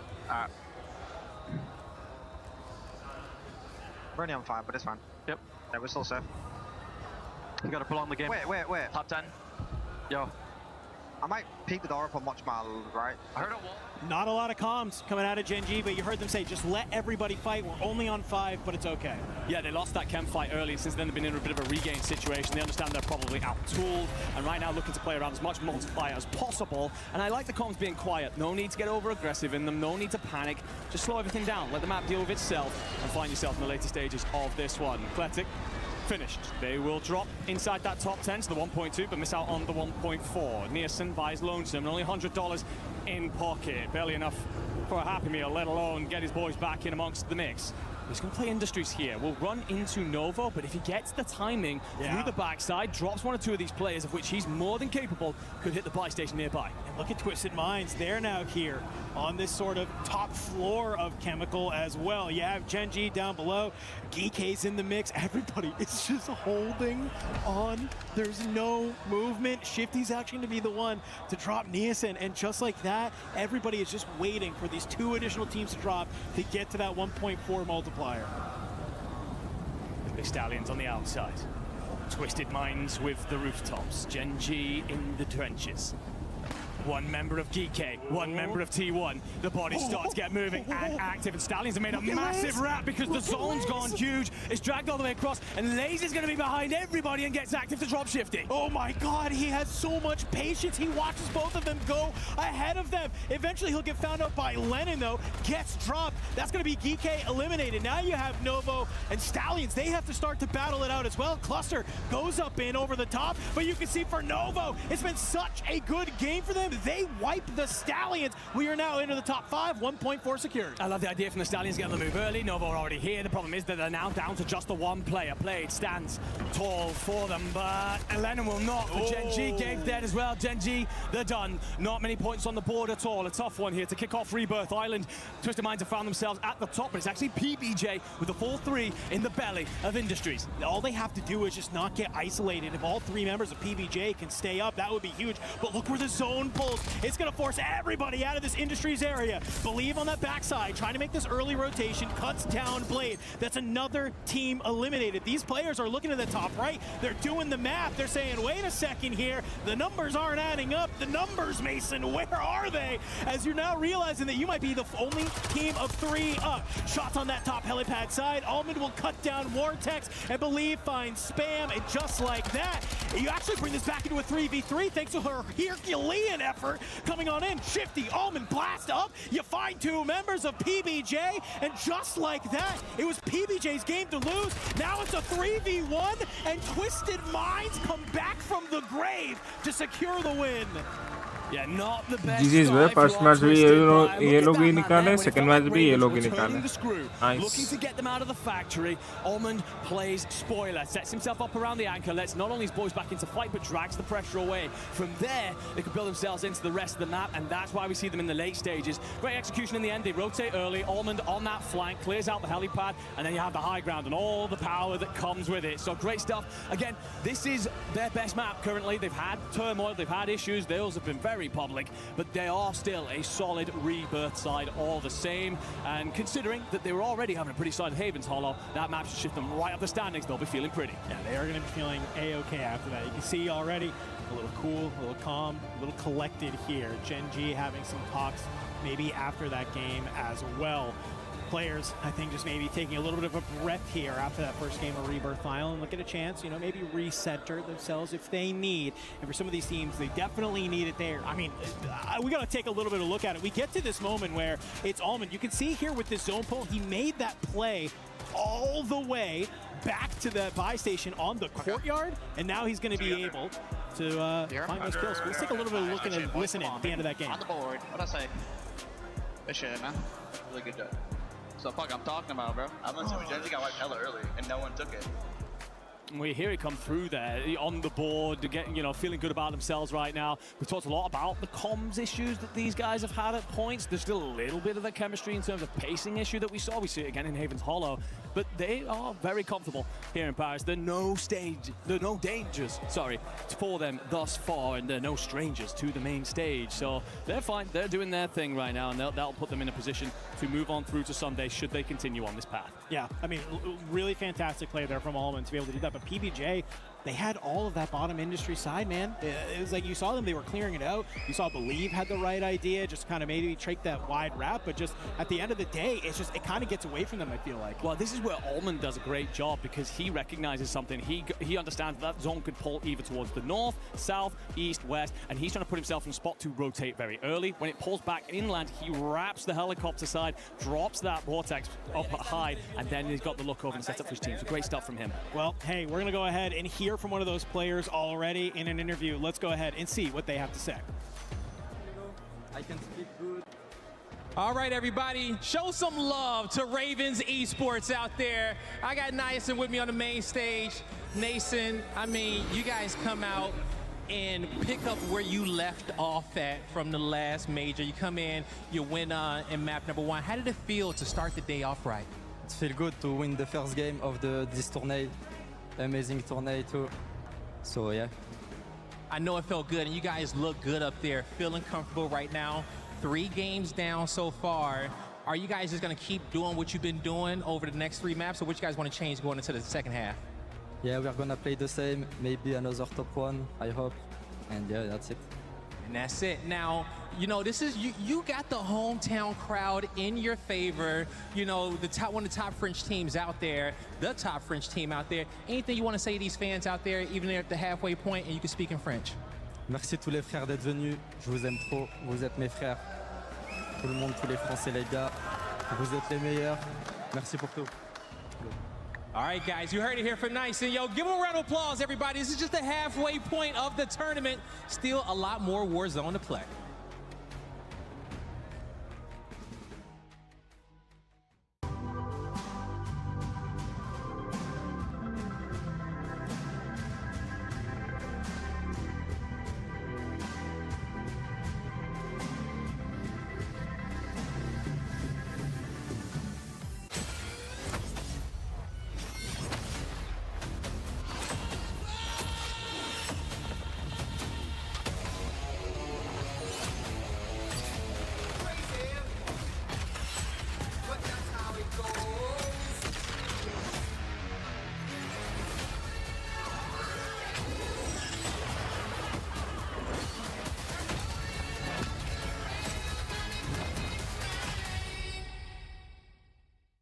He can come in here and play my game. Let's go. He knows nothing.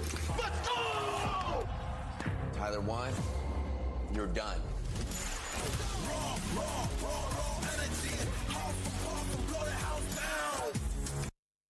All right, I'm Gojus to Seymour, and we are here to talk about EWC Play app, folks. It is brand new. It is so dang cool. Going on for a couple weeks.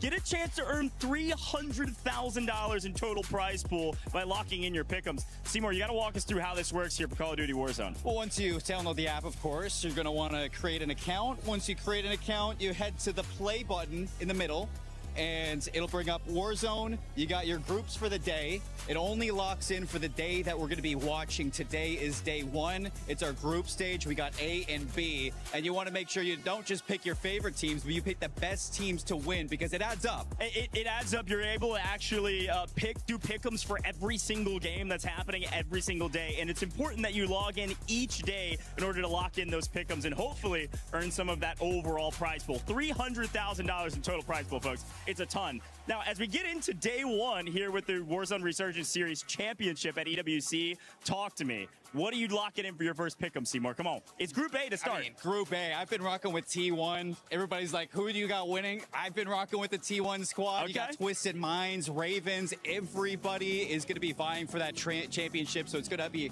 hard to really say who wins on the day, but I got my favorites. I'm sure chat has their favorites. Listen, folks, anybody can win Warzone Resurgence Series Championship, okay? And anybody can win the first match of Group A on day one. We got a long competition, so go lock in your pick'ems now. Again, EWC Play app, this is download for free everywhere. iOS, Android, Google Play Store, everywhere you can get your hands on that app. Go download it right now, log in, lock in your pick'ems. Seymour, it's going to be a great day today, and hopefully chat's able to win some of that prize pool if you lock in the correct pick'ems. We will see you out there for the Warzone Resurgence Series Championship. Good luck in your pick'ems.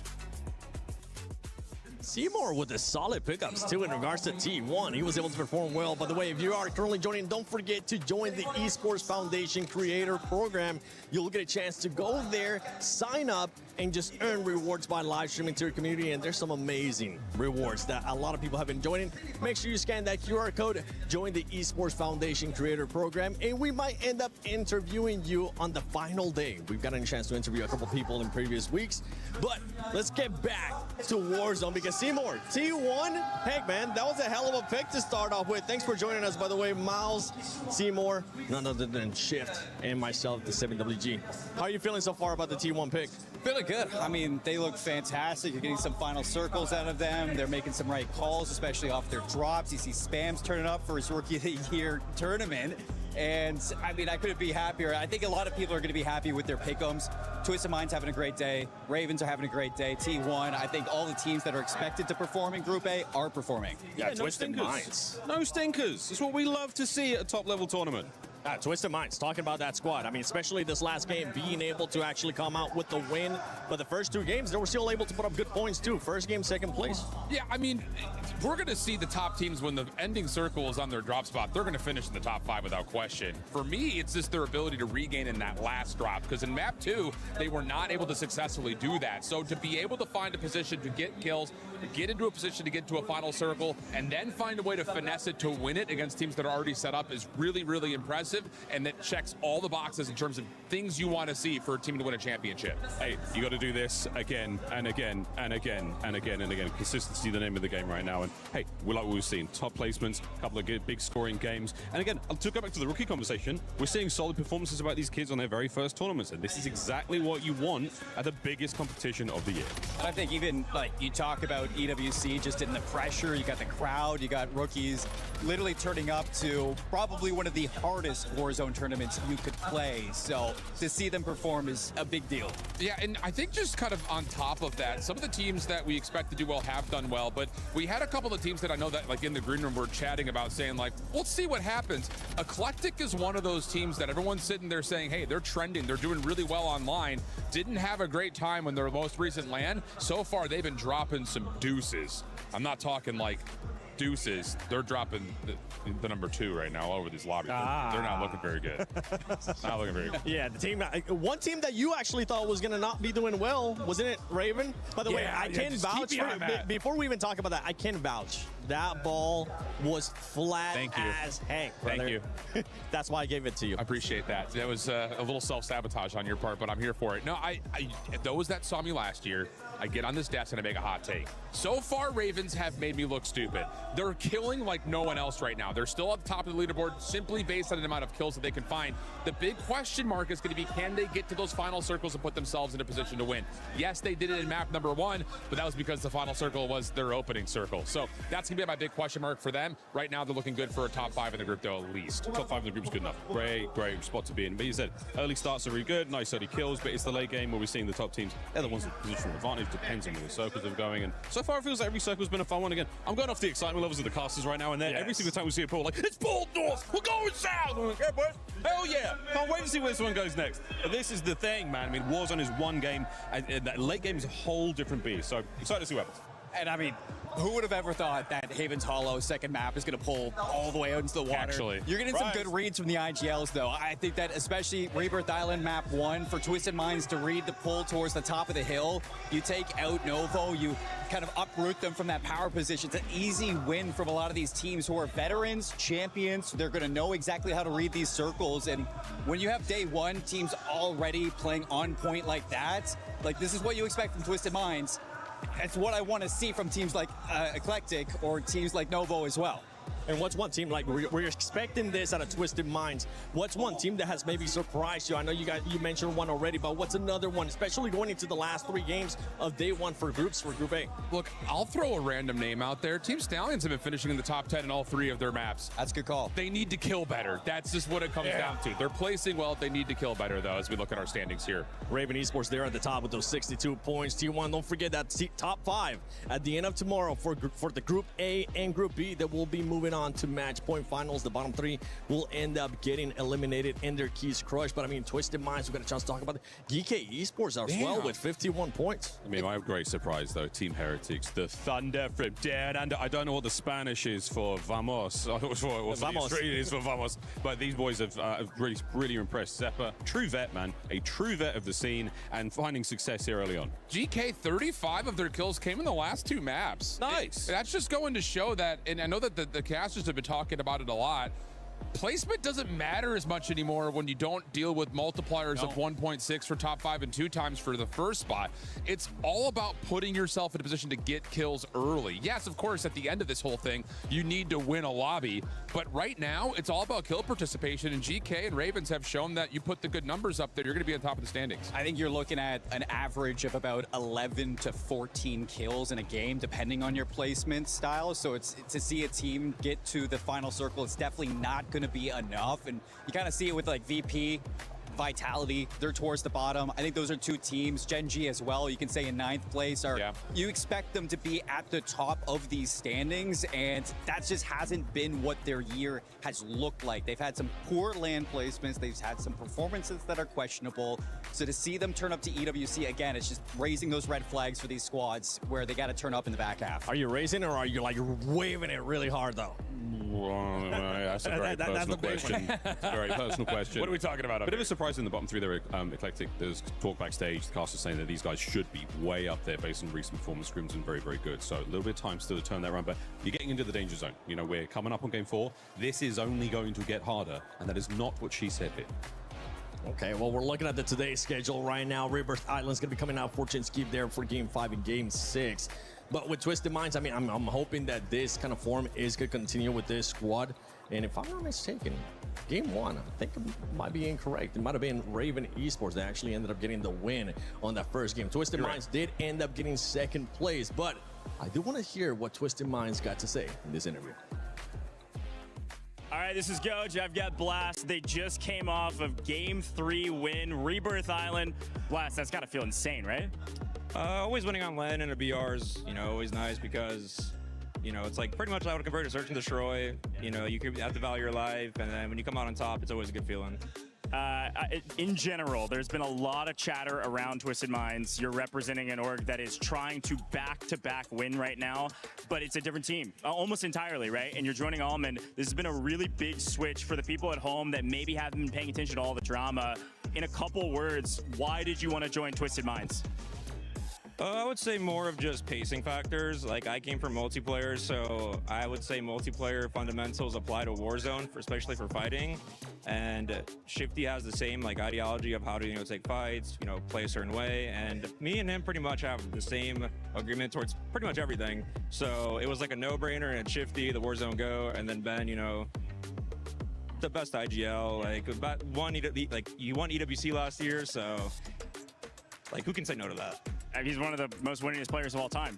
So many of these players are, but big congratulations to you guys. First 3 games, quick final hit. Things are going well. How does that feel amidst all the chaos of the last couple scrims and leading up to today? Yeah, we had a little bad, stints and scrims, I would say, leading up to EWC, but there was a lot of factors. I mean, people that don't know, I scrimmed for probably about almost 2 weeks and 95 degrees in my room because my AC went out in southern Texas. So, I was going clinically insane, but we're also, I would say, a better LAN team than online team. So, I mean, end of the day, scrims are you're not supposed to win every scrim. You play scrims to get better, so you want to find your flaws and correct them. Cool. That's Blast. Twisted Minds just won game 3, quarter of the way done through group stages, half of the way done today, man. Good luck. Thank you. Cheers. halfway through our first day here for Group A. 3 maps done and dusted, 3 more to go. Great words from Blast there after coming off that win. Yep. And obviously Twisted Minds currently sitting in 3rd overall in the lobby here after these first 3 games. Would love to be able to continue that trend and possibly end day number 1 top of the board. No, yeah, most certainly. It's been impressive from them. Obviously, they get a relatively mixed bag on Haven's Hollow, but honestly, their average placing is fantastic right now. You're talking just over 3rd, and that is tying up with lobby leaders T1 in placing. So, yeah, great stuff out of them in terms of getting to those late circles. Continue that trend, and you'll be seeing yourselves through to Sunday with very little issue. Another team in the top 5 that are quite stunning in terms of the metrics side of the game. They are sitting in 5th. It is your team Heretics. Thunder from Down Under, says Miles. Currently rocking 44 kills. Their average placing is 10th. I don't think I've ever seen a team with an average placing of 10th in the top 5 of anything. So ridiculous for these guys. If they can figure out a rotation or 2, they're a real dark horse in this one. Oh, well, Team Heretics, they're going to be the cutoff right now for that top 5, just being 0.4 points of the Italians in Team Novo. Bottom of the leaderboard, we saw it there in the break there. Eclectic, FaZe Clan, and First Squad. They need to do better if they want to try and get out of that bottom trenches and at least into that middle pack to make it to the survival stage. We still have 3 more games to play, a second map of Rebirth Island before we get ready to head on to the newest addition to Call of Duty Warzone Esports, Fortune's Keep. So let's get ready. Let's hop on into it. It was battles at Control. It was battles at Chem. Let's see what map number 2 here on Rebirth Island, map number 4 overall, will deliver us here today. I think an overlooked story potentially as well about that last map. Top scorer across the entire map, Novo. We saw them win that Control fight very early. 3-team contest in that direction. But if you do get the Control Center building, you hold the more important buy station and cut off so many rotations for teams around you. So if they can repeat that, that will jettison right up the board. But all the teams now saying their hopes, their prayers, and flying into the skies of the island. All right, let's get ready. You can see players locking on in and just trying to shrug it off. You had a nice little bit of a break here, but here we go. What will this map bring us? We're getting ready to hop on in.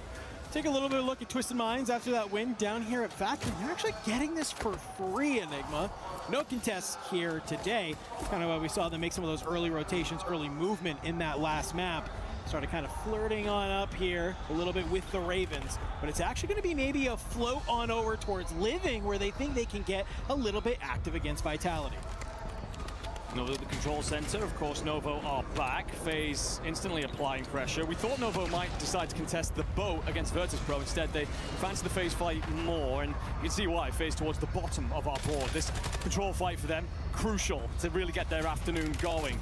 Entire tournament here at the Esports World Cup. Dizzy does well to stay alive. Might actually get some blessed timing. And, well, while he does get dropped, we've actually got Clamp in for the trade as well. So it does great work considering the circumstances that he was in.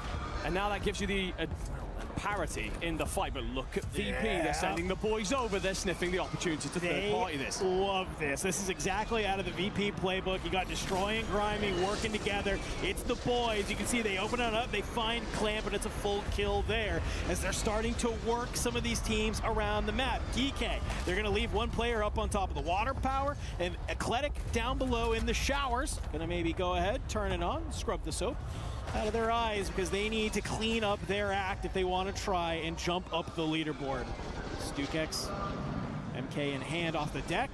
Just trying to see if anybody's going to make a play towards this buy station. And, yep, patience is a virtue. We'll be able to catch Zanks. Incredibly important for the Eclectic boys to get going. This is by far their best map.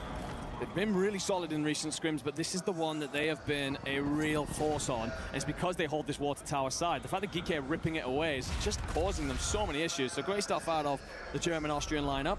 Stallions. Yes, we're seeing them in the late circles. Yes, they could definitely do with more kills. PBJ won't be an easy side to take down. They're more than happy to play deathball, to rotate only after the fights are finished.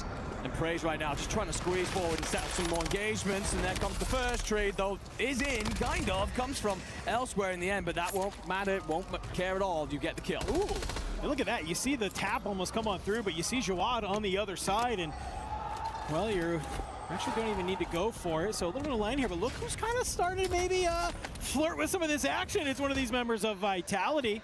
who's looking to make their way on through. Down here at the turbine, the water battles continue to rage. Teeny into the water, will continue firing, and almost gets the kill, but Reaper, he's gonna turn around, bring the damage right back onto him. This is something that we see time and time again, right? You get thrown into a blender early, you splash on into this outside area, and you maybe just go hunting like a shark to find those kills. A couple different areas, though, continuing to kick up the action as Ravens have made their way into prison. Yeah, Nielsen will have Geeky and Eclectic for company. Zank down low, that's the anchor. Nielsen's trying to sniff him out. You find that kill, and often the card tower shall fall, but right now, not really actually finding the engagements that you wish if you are this French lineup. Might get awful timing on Geeky, who are just dropping into the lower side of prison, and Nielsen will hear a stim pop off nearby. Where is that? How's it located? Either way, the jostle, the back and the forth, the shifting through the layers of prison. Gunfights will start to ensue, and well, they're already underway here at Camp. Aiden, nice little shimmy in the window, drops the smokes, think that he can maybe reposition, just not going to be enough. This is against the H1 squad, as Ivy Fire is going to be the one to bring down Aiden and get the full. That's going to leave just 2 members from Gen G having to scurry their way to other parts of Chem. You can see Gabe towards the top. He gets a little bit of a sense that one of these H1 players is going to be checking that outside plat area. Go ahead and drop on down, but H1, they know that they've been able to split up Gen G here. You get one dropped, but oh my God! Gabe Kuhn! We know him, we love him. We see this time and time again. It's a nice little 1v2. You stem the tides of the push from H1. You get a couple more kills on the board, but more importantly, you drop the timer on your teammates, get them back into the action. You see moments like that and you understand why Gen G have actually shifted him to the back line. Gotta stay up in the fight. Need something to really cut you through and get that timer down. And Gabe Kuhn with the 2-piece just means the boys are back into the skies and actually gains control of Chemical. So my God, Aiden and Lennon now as they try and play clean up, and Lennon gets some insane timing to get in behind Cornel. You will eventually push out so much space, and hopefully this is the foundation for a far better rebirth here for Gen G. Yeah, it's like I think they see this most wanted on the top of Gabe Kuhn, and they think that maybe for some reason Gabe's alone. Nope, not going to be the case. Lennon from down below. It's Kudley. He's the only one up here, but Shifty's kind of lurking around here as well. You have to be careful. He pops on up. He cuts down Aiden, and he's continuing to rip, getting in this damage. Lennon's got to back on up, get the plates back on through. Can he manage to stay alive? Decky has come to try and play spoiler on this outside, but you just fed an extra point to Shifty himself. Shifty basically said, I'm bored. Let me go ahead. Let me get active. Let me get this gun hot because we need to be top of that leaderboard. Yeah, he's pushed out a far here. Again, a free life, essentially. The whole game plan is that Shifty goes on the hunt because you've got the space over factory controlled by your anchor. That will allow your loadout to be protected, and you'll land back in on it should you run into any troubles. But Gabe Kuhn and the Gen G fellas will rotate back towards Chem, figure a different path through towards the circle. Second Living, Stallions, PBJ, and FaZe are all here. FaZe in trouble. This has been a torrid time for them so far in this tournament. Must come alive, but it's not likely that the Stallions will give them any room to breathe in here. And PBJ, you can see they're on the hunt as well here in green. Vitality's also looking to maybe get a little bit part of this action as the battle at green will continue to rage on. J-Vela down below, you kept one running, and there you go. Stallions taken out of this lobby. But that doesn't mean that you have time to breathe if you are PBJ. You still have a couple other squads around you like FaZe and Vitality who might look to get active. Gen G making their way out of Chem. They find themselves here at the bottom of prison just on the outside. A couple of shots will back down the players from above, buy you the space that you need. Geeky will be on that outside. Aiden gets eyes onto Decky. This could be a huge kill to ensure that you cut down the forces of Geeky. Gabe trapped between a rock and a hard place, very much so. He will get the initial fight with Decky, but it's just a bait and a switch, but Lays doesn't do enough. Gabe, what are you doing? Another 2-piece. 6 kills now for the man. And we talked about why he is seen as one of the best frags in the game, but another example of why when you step him into the back line and Gen G need him the most, he stands tall and keeps you going. If I had $1 for every double kill we've seen out of Gabe Kuhn, well, I'd have $2, and that's not a lot. But it's weird that it's happened twice. In quick succession, too. First example of how Gen G have built themselves into actually being a threat here at Atlanta. For all the turmoil that they've gone through this year, all the trials and tribulations, they'll now hold out in the prison courtyard. Eclectic aren't gone just yet, though. Keybase, he plays forward, tries to catch the timing on Gabe Kuhn. Aiden was there to swat him away. Gabe Kuhn felt like he left a little bit of something at the buy station. UAV is going to go up. Keybase finished anyway. The rotation isn't clean. Likely a dive into prison here to shout yourself from the players above. Yeah, this is a huge moment for this advanced UAV for Gen G. This is going to give them all the information they need of how they can push their way forward. How can you carve a path? Because you can see, with that information, they take down Mati. That's going to be FaZe Clan. And now they know that these members of GK are going to be hanging out around here. And you can kind of play a little bit more defensive if you are Gen G. Aiden, he's going to lead the line, send some shots down on range. You hear Freddy on the outside, though, and that's Athletic taken out of the lobby. The sync is just gorgeous from them right now. Lennon and Aiden are just chopping players down in mass. Aiden gets the coverage, flies on forward, picks up Stukex. It's about 8 bodies in a row for the duo. We talk about Gabe Kuhn as the fragger, but as a two-headed dragon, these boys are kind of apart. All of their off position, and he ain't done. Lennon pops the hip fire, drops Keybase, and you are holding so much of this western side of the map. Hey, so much talk about Shifty and Z-Smith, you know, as obviously as champions, but guess what? We got to talk about Aiden. You can't ever forget how important he was to that Twisted Minds roster, and you're starting to see why a lot of the community has faith into Gen G into getting it done. Let's take a breather. Let's take a look at where that zone is pulling. It's going to sit around this headquarters living kind of side, and we get a nice little look, lay of the land of where these teams are, and they have to gain this positioning now because you can see Resurgence starting to end. PBJ out, Athletic out, a lot of bodies starting to fall. Lack of mass here on Rebirth Island. It had you a hell of a lot of gunfights early, but once it comes to rotation time and the Resurgence is disabled, it all spells death sentences for those who begin to move late. Taking a quick look here at where some of these teams are set up. Ravens are typically in that headquarters spot.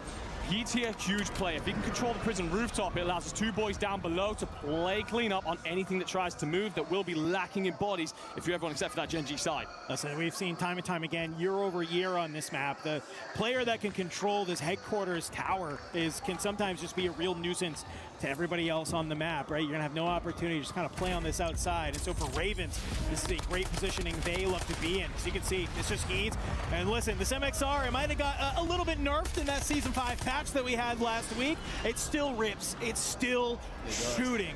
But as you can see, as they start moving a little bit forward, Gen G, they're starting to get active. We did a listen in with them, and it was a little bit calm. I have to imagine that it's not nearly as calm in this map. Let's go ahead, let's see how the boys are feeling. I'm going basement. There's one in Grandma's, in third story. Oh, the basement? Go best, go best. I can burn more smokes too, okay? Here's another muni too, another muni. Yeah, first stims. We got loads of stims, butter. Okay. We can buy another PA if we need. No. I think we just get into fucking Grandpa's. Now? Yeah. I'm in bottom. I'm here. Play. High low. Ready. High me now. Ready.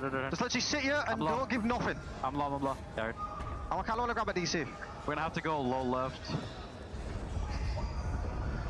Don't wanna go like. I think I hear him wall bouncing down there. We have low. My gear full. Hold up. Don't speak. Dead. Nice. Yo, they're gonna be like. I don't have any stims. On. Yep. That's all. Behind. One shot. On TSG. Oh my God, Gen G, they are looking good, but it's the Ravens spoiling such a good map out of them. Honestly, there's so much I want to say that was great about their comms and their play style, but Nearson pops a 3-piece, hits takeover, and gets so many points on the board. Now going to use the stims, just try and keep himself up as much as possible, avoid any attention, let the circle squeeze, and hope to get top 5, and you get there. The Frenchmen are on fire here in Paris. Well, obviously Nearson's making that happen up towards the top. We got to take a look at green and a couple of these teams that are still alive. Twisted Minds, Virtus Pro, battling for cover here, while you still have a number of squads elsewhere. Blast will finally take down Nearson, and that will put you into the top 4 here. But this is going to be a battle as the zone will continue to pull away and force some movement through this 10th side. Decky from Geeky, he's going to be able to find Destroy. This is going to cause VP. They got to pause for a moment here, but they're getting cut down. They're getting shot from too many areas. Decky's just going to try and wall bang. Nade's going up over the top. Stukex is repositioned on the outside. So often the anchor that has to sit in a spot to cover his boys and will get there. Oh man, he will not win that gunfight initially. Vortex on the drop. Blast Diddley's cleaned out one. The Noble lay claim to the souls of Twisted Minds. We will see a 3 V2v2 with Virtus Pro in commanding position. It's the Italian veteran Vortex. He's coming alive in Blade. He's going to go huge for the team. The two Italians, they're still here as they're going to battle Virtus Pro. Slides on out. Destroy is dead. You just need one more. Grimy! He's able to find them. Virtus Pro with another map win. Good play, good play. Incredible stuff there towards the end. It felt like Novo had turned the tide, flipped the screw just in the right moment. One of those engagements that they love all around each other. It's a death ball, even outnumbered, even outgunned. That's where they stand up very well. But it will be Virtus Pro and Grimy yet again going big and ensuring that this team march ever closer to those Sunday finals. So many teams have talked about it. Yes, they have an insane ceiling. Sometimes their floor can undo them. We're not seeing any evidence of it still remaining here at the Esports World Cup. 4 games played. Virtus Pro have taken 2 of them. You want a way to ensure that you're in that top 5. Winning 2 games with 1.6, and we know they always have a solid amount of kills. It's a hell of a way to make sure that you're going to be in that conversation. They do not want to have to play that survival stage. But let's take a look at just some of these ending moments there, Enigma, because I honestly thought Novo had it wrapped. They're in such a good positioning. They're finding the right kills, but it's right here. Dude, it's Grimy. It's that little bit of a shake. It's a 2-piece. I mean, that's just what we kind of come to expect from that young man. Is the reposition off the top into the G slide. The initial player who gets dropped makes the commies up high. By the time the aim's adjusted, Grimy's already going one way down low, and then he checks back onto his right leg, just shifts the balance in the gunfight, and it just doesn't give the Novo players enough time to react. And all 3 of those boys are shooters, by the way, just to show the ceiling why everybody keeps bringing Grimy's name up through this year and where his career could take him.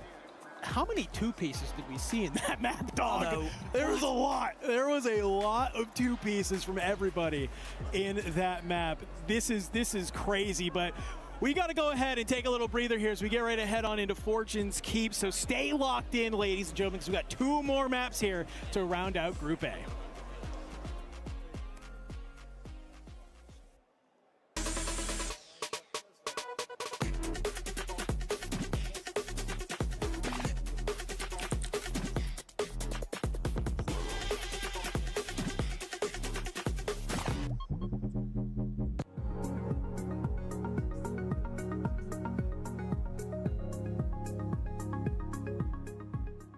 Everyone is playing, you're not yet.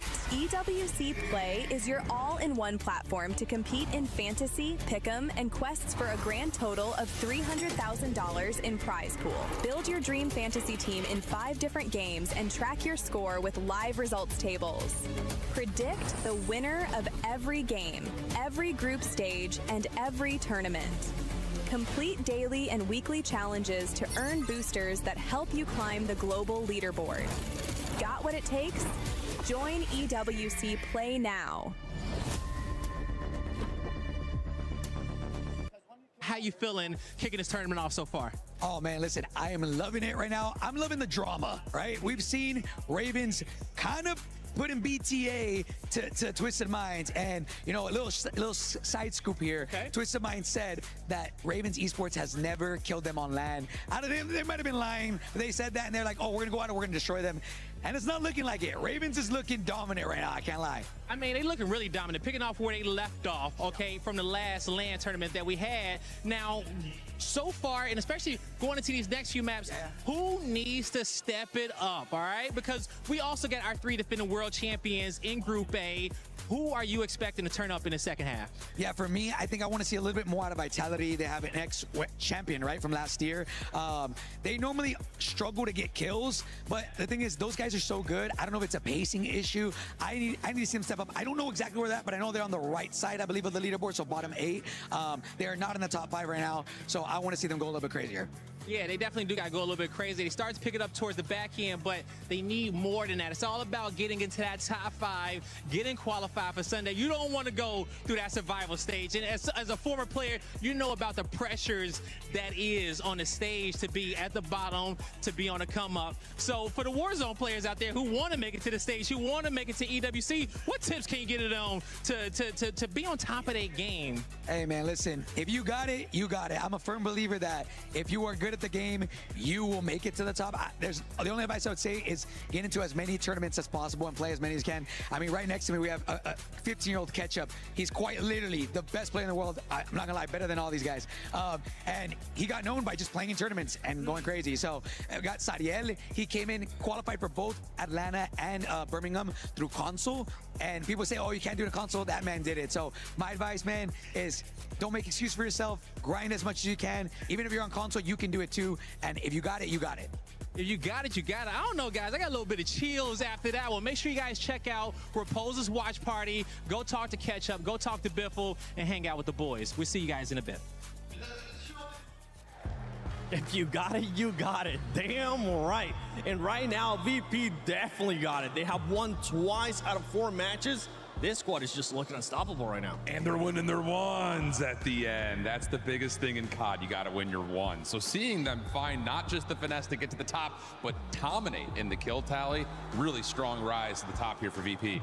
Yeah, that's what you love to see, especially day one. You don't want to have any jitters. Let's talk about some players, though, because I saw JNG. Remember, before this match, they were on that second page of the leaderboard. This time around, Gabe Kuhn, come on, stepping it up. Then the whole squad, to be fair, the whole squad was putting up a bunch of eliminations, and it's good to see them starting to put up this kind of numbers. Yeah, 20 kills, I think, in that last rally, the most recent one, which tied Novo, I think, actually, for the overall drop, which is big. But anytime you start to get to that 20 number, yeah, people are going to feel your presence on the map. Biggest thing about it is now we got to start getting those multipliers into play for Gen G. They're finding great success at the kill feed, but it's all about finding ways to get their placement to help them boost those multipliers. Baby steps, right? Yeah, it's little by little by You gotta start somewhere there if you are currently JNG right now, getting those kills, making sure they start moving up on that leaderboard, making sure that they stay within striking range for the top 5. We're heading now into the final 2 matches here of Group A. Where is somewhere that you personally would want to see JNG at? Yeah, it's tough to say because right now they feel like they're constantly getting contested off their drop spots. And that's, I think, just a big advocate for not only them staying alive and finding good kills, but trying to stay survivable as the game gets a little bit deeper is where they're struggling. So no matter where they end up finding themselves in, condition is going to be the biggest key to success as they want to try to get to that top 5 spot. You got to be able to put yourself in fighting condition in the final circle. Let's see if they're going to have what it takes to get to that top 5 in this next 2 matches. Don't worry, though. They still have a whole day tomorrow as well. But, I mean, we would love to see them in the top 5. Let's see what's going to be happening in this final 2 matches.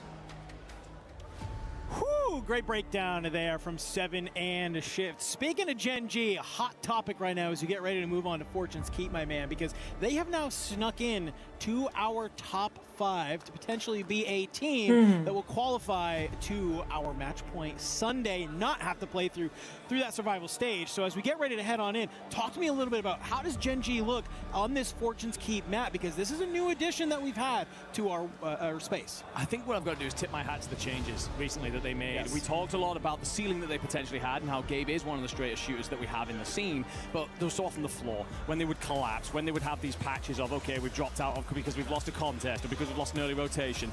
You're seeing how moving Gabe into the back line to keep them alive in those important moments is allowing them not only great placing and consistently here, they're averaging 6.8, but it's then also the amount of kills that they're mopping up once Aiden and Lennon feel comfortable and you have the pocket of space and they get moving. So, you know, they've been through, I mean, they have probably had 30 different drop spots through the year, 5 different role changes, multiple teammates. It's been a battle, but you get to LAN and you look at this and all of a sudden it feels like it's starting to pay off. We've got a ways to go, but this is increasing signs of a side that is all coming together at the right time. 2 more games needed. You would love to be able to sit comfortably in that top 5, but for Gen G, you still have teams like T1, Vitality, Heretics, and Geekay hot on your heels. So as you get ready to drop on in, it's going to be about who can execute the most here on these last final 2 maps for Group A here on the day before we get ready to shift gears and bring in Group B. But here we go, back on the Keep, ladies and gentlemen, as we get ready to drop on in. Fortune's Keep, primarily a more defensive side in map that we have seen. Usually actually less kills overall, so you have to super take advantage of the kills that you can get and really marry them up with that placement multiplier. Yeah, a lot of sides are going to change things up depending on the zone. However, we get a relatively neutral one here. Sensors you like slightly pulls off towards the west, but not enough for anyone to make emergency changes. So it's the battle at the Keep versus Pro. Often a graveyard team, actually. decided they want this. It's up against the Ravens. King Chalk just catches Grimy by surprise. Doesn't happen often. We'll get that one for now, young man. Destroy, backs off. Doesn't get very far before King Chalk cleans him out too. So great work. Talked so often about Nielsen this year. This man, grown in levels beyond belief. Yeah, I mean, Nielsen has just been a top-tier competitor, sometimes subbed in on Twisted Minds on some of those online events, some scrims, and still continued to look unreal. You've said it time and time again, potentially maybe, potentially a little bit of an audition this year for a certain French team next year, but we'll wait. We'll talk about that one later in the week. For Gen G, though, it's a fantastic map to jettison them up at the leaderboard. But now here at Winery, you can see already they've had to maybe stem the tides as they're trying to go against Vitality, a team that's kind of been known to run Winery lately. Yeah, it's interesting as well, because usually this is a three-team contest with Novo being amongst the mix. They've actually decided to go and play Lighthouse instead. And almost kind of third-party this, the same way you would the control ball with control. So, interesting strat. We'll see if it pays out for them. Either way, Skullfist going to be on the initial with Smith. You isolate Gabe Kuhn, obviously the anchor, so now the Gen G players having to scramble. One down in the tunnels. And they should now hand all this space to Vitality, but they're not done yet. They're on the hunt. I like the patience from Skull. The nade is actually come on through, and he's going to find a good timing there. Slides on out. Unfortunately, will get traded on out. Thankfully, you got Smitty there. Just on a nice little off angle to cut you on down. Rez will come through, so nice little bit of a timing there from Vitality to make sure that that fight goes nice and clean your way. You don't want to lose a player in that mix and all of a sudden take a timer hit just for no reason. Yeah, a lot of teams here in town. H1, of course, on our screens. You also have GK, CT Gaming, as well as the recovering PBJ and First Squad. So all about those battles. GK, this is an area where they have improved massively recently, putting themselves in drop spots where it's just about players like Lays getting active. He never looks better than when it essentially feels like multiplayer, when he's in and out of engagements over and over again. It's helped lift them from a team that no one considered coming into this tournament to a real dark horse, but you do have CT above you, and all three players are here. Oh, and CT, I gotta give them some credit. They have looked really good from this sort of overlooked side of the map. Vita, he's gonna have to maybe play a little bit of defense here as he drops on down. You have Lays on the hunt here. You're throwing some shimmies behind the truck, and your teammate's gonna back you on up. A little bit of hesitance, great play-by-play there from Geeke, just to back down some of those members of CT Game. Back to the keep we go. Ravens, VP. King Chalk's on 3. Does have the cluster available to him if he wants to take any space. Doesn't know necessarily that Destroy's off to his left. So Destroy could catch a timing here, set up a pitch potentially with Grimy, aim to play trades, who lays in wait. Oh, Grimy thinks he has the first shot, and it was looking good, but King Chalk has the shots just a little bit too straight. I'll put number 4 on the board for him, and he's on the hunt right now. Destroy is going to use that underneath. Oh, just go ahead. Back on up here. Still in zone. Nielsen will get found out from Adrian from above here. So you have a number of these squads that, as long as the keep is going to be in zone, it's enough space that they can keep just flying back on in and just get a little bit lost, get your guns, continue to be guns up and find these kills. A lot of teams will just do this. Mop up as many points as they can, and at some point, call it a draw, disappear off into their own rotations. Set themselves up for later circles. Cheers for points, fellas. I'll go and get my multiplier out of it. Phaser here. Keep has been a slaying ground for them in recent times. He will want that one back. Felt like a gimme. We'll get one of the VP players just slipping out the window. He's trying to find a pocket, a bit of space here that will make Nielsen feel more comfortable about getting aggressive, but he's one of the best in the world at this. Tuck himself off into a corner, spring into a life for a 2-piece, turn the tide, and get Ravens on the front foot again. Just looking at our kill feed here, you can see Teeny, he is finding some kills across the board. Eclectic is finding some kills on the other side of the map.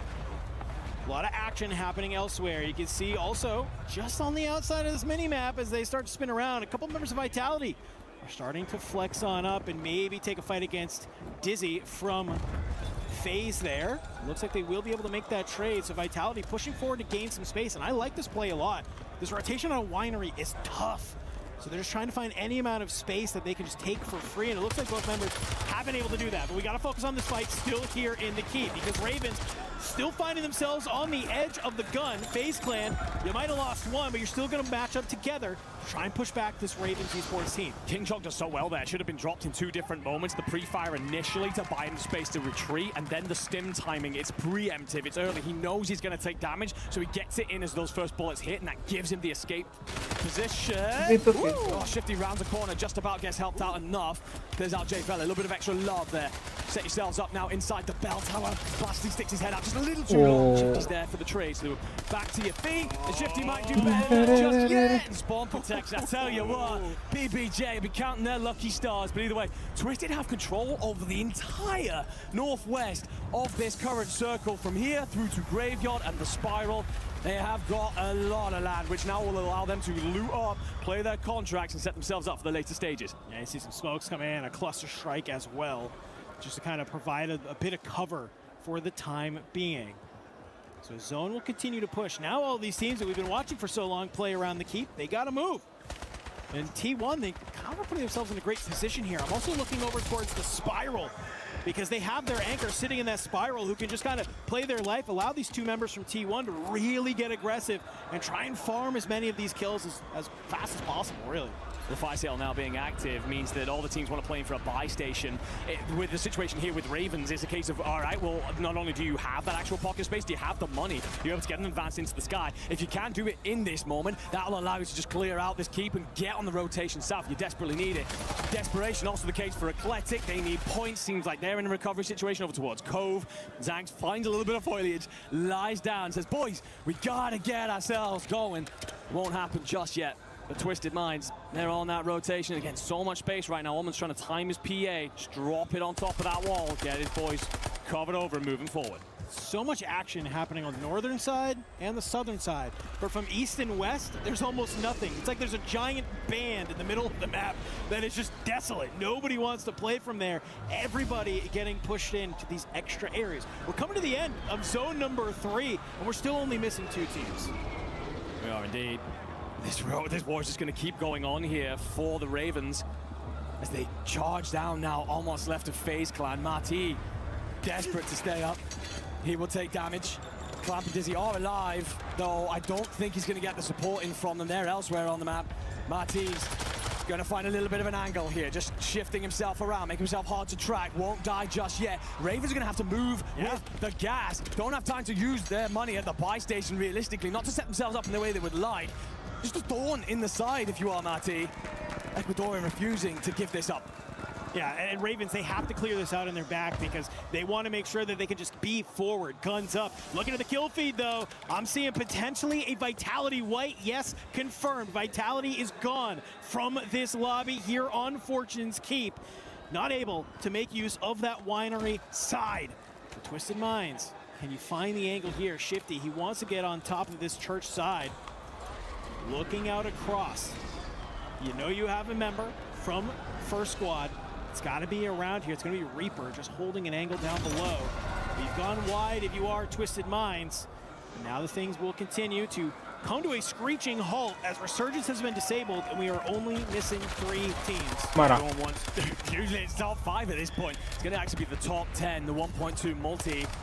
Stukek's going to touch ground. You might wish you hadn't just done that directly in front of the Heretics. They've drawn up a firing squad, a line literally in the sands here of Smuggler's Cove. And they're begging the Austrian and the German to run at it.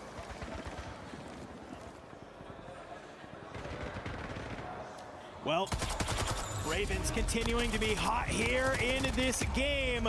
Let's go ahead. Let's see how the Ravens are feeling with this listen in. Maybe not. I don't know. There's a PA that rips across. And just like that, Ravens maybe not expecting that, but a huge moment.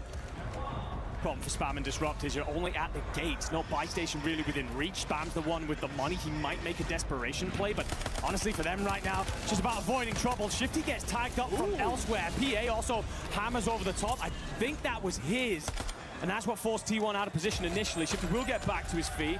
Omen and Blast give him the coverage.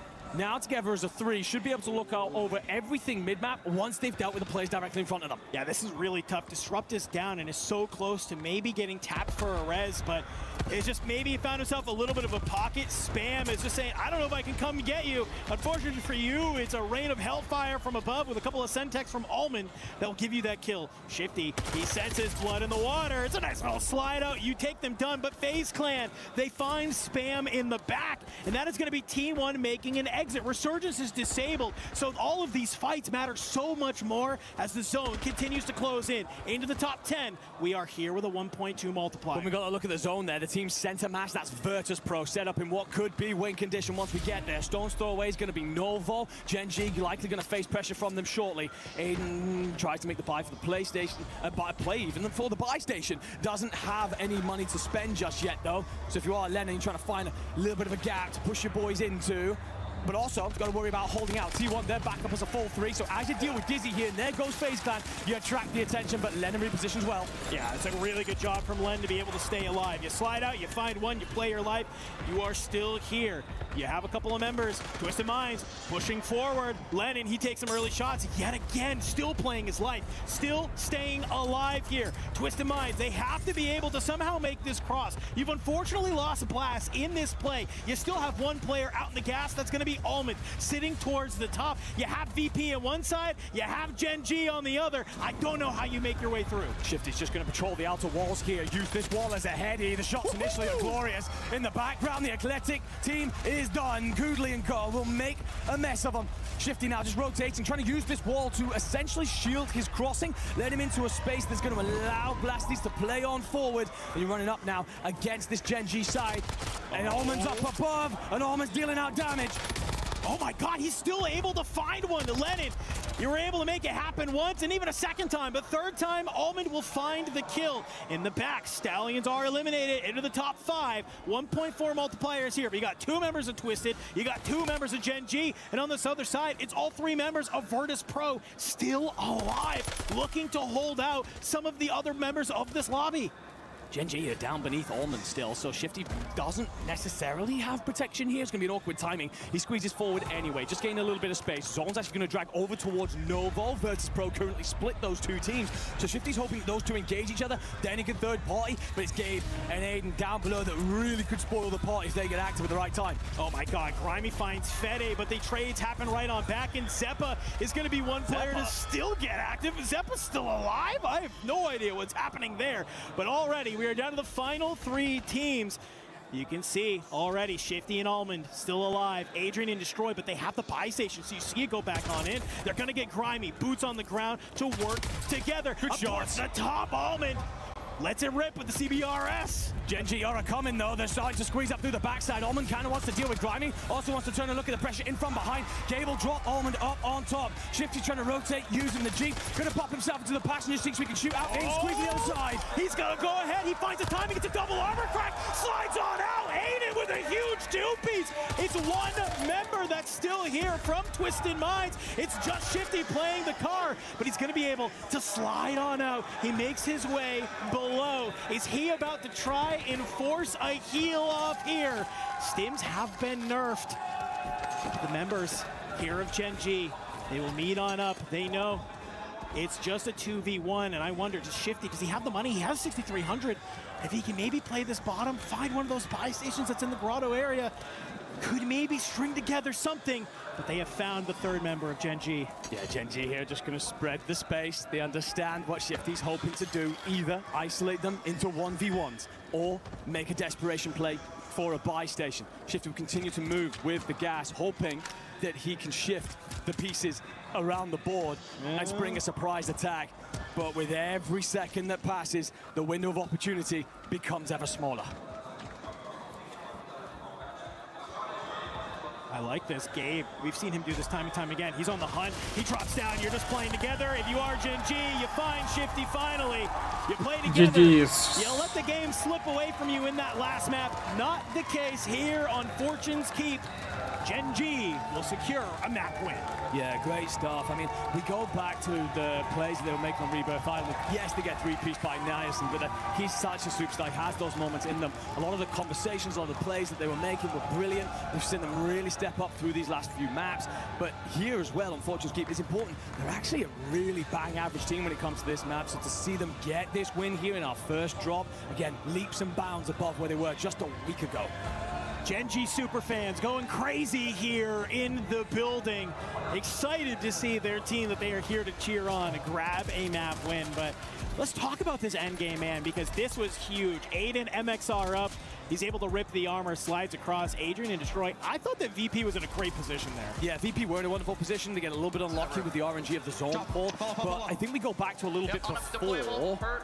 As I want to take a listen in here with how they close this out. And yeah, lovely, nice and calm and collected from the fellas. I like that. Kills, so we actually really needed that. Yeah, no, I agree. That's exactly what they needed. I want to go back to before the end game and when Orban's shooting at them from above. Great decision making from Aiden and Gabe. They just slow things down. We'll let everybody else fight and we'll get active on the backside. And that puts them in the spot there to close that map out. So the maturity in those decisions, the complete lack of stress that they're feeling out there on the map, that's 2 world champions on that team. And that is why they have the experience to overcome the odds. Hey, you love seeing it out of Gen G. We only have one more game to play for Group A. And when we're coming and talking about Fortune's Keep, I think there's some teams that we think are heating up and a couple other teams that are maybe getting iced out a little bit on that map. But we got one more game to go, so let's go ahead, let's reset, let's get everybody in the lobby. We'll be right back here in a little bit. Guys.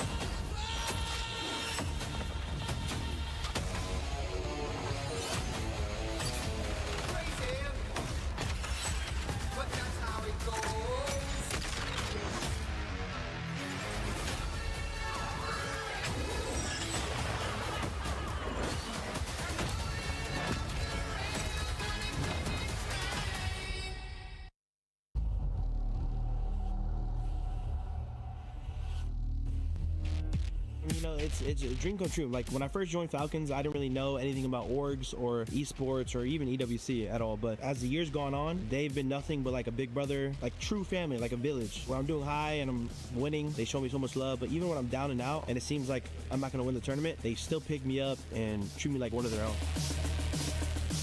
At the end of the day, you know, I'm thinking about the team. I want to win for the team. I want to win for Vitality for the club championship. They've been getting us invested. We were out supporting the MLBB team and the PUBG team. It would definitely feel bittersweet to go back to back, and obviously that's the end goal. Incredibly confident. I'll never play a tournament without the expectation to win. I'm here to defend the title and get that trophy again. Someone who came off of the 3P, run that I was on, anything if it's not first, I'm upset about that. Yeah, I'm gonna win EWC 2026. I wanted a whole new roster, something like a new life. Dongy and Eddie, I knew they were insane players, so I wanted to definitely team with them, and we're chasing for a 3P, man, so. We are the best team, no doubt, out there. Everyone knows that, and we're going to show on finals that. I want to get these club points for the Falcons because they need it as well, so Falcons will 3P the club championships.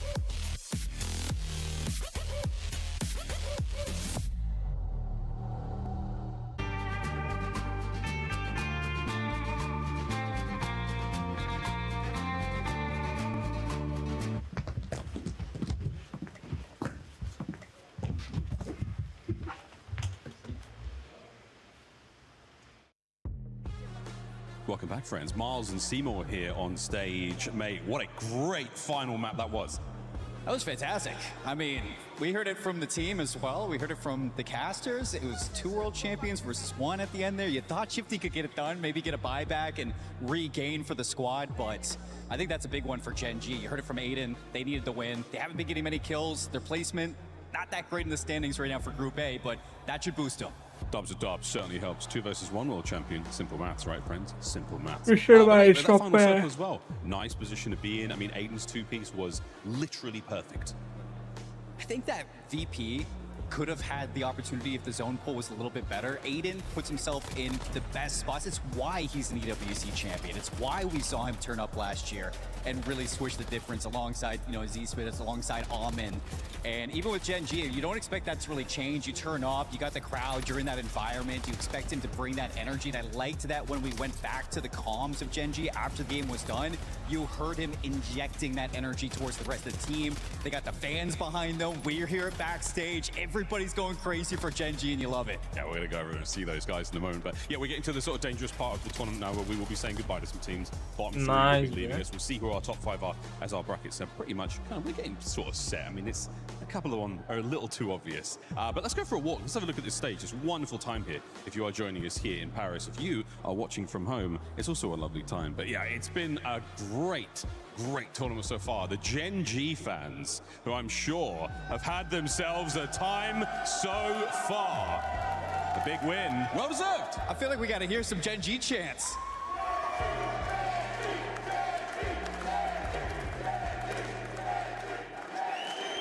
Can they do it again? Back to the casters. Woo! I love the energy. I love the hype that we have here in Paris. Group A, one last game to play, one last opportunity for Gen G to put on for their fans here in the audience. First game of Fortune's Keep was, I feel like, a little bit interesting, Enigma. It felt like everybody finally on land was maybe having a lot of respect for their opposition, because we get to the point where Resurgence is disabled and we still have 13 teams up. No, yeah, all happening very late here on Fortune's Keep. And we knew it was going to be a slower map, right? The rotating is hard, so a lot of teams have adapted this play style of land relatively center circle and just set up for defensive positions. And you see that kind of operating even to the later stages of the map. Eventually, of course, what that means, Circle pushes you all together and says, gentlemen, you're going to square down either way, get on with it. So lovely little end games come through, and I think that will be a familiar theme for Fortunes, unless we get those really hard zones off towards your east, west, etc. But it will be some great positioning in the end, and some great execution in the end from Gen G that sees them through on a map that they've struggled in as of recently. Again, that change that they've made to bring Gabe in as the IGL, paying out in spades. But one last drop for the day here. If you are in Group A, and then it's off to either celebrate in style or lick your wounds and prep in for tomorrow. Into the skies go all the players as we look towards the circle, and it is pulling northeast. You're likely talking somewhere around Winery, so that's why you're going to see not only 2 teams inside of there, but a lot of squads setting up Keepside.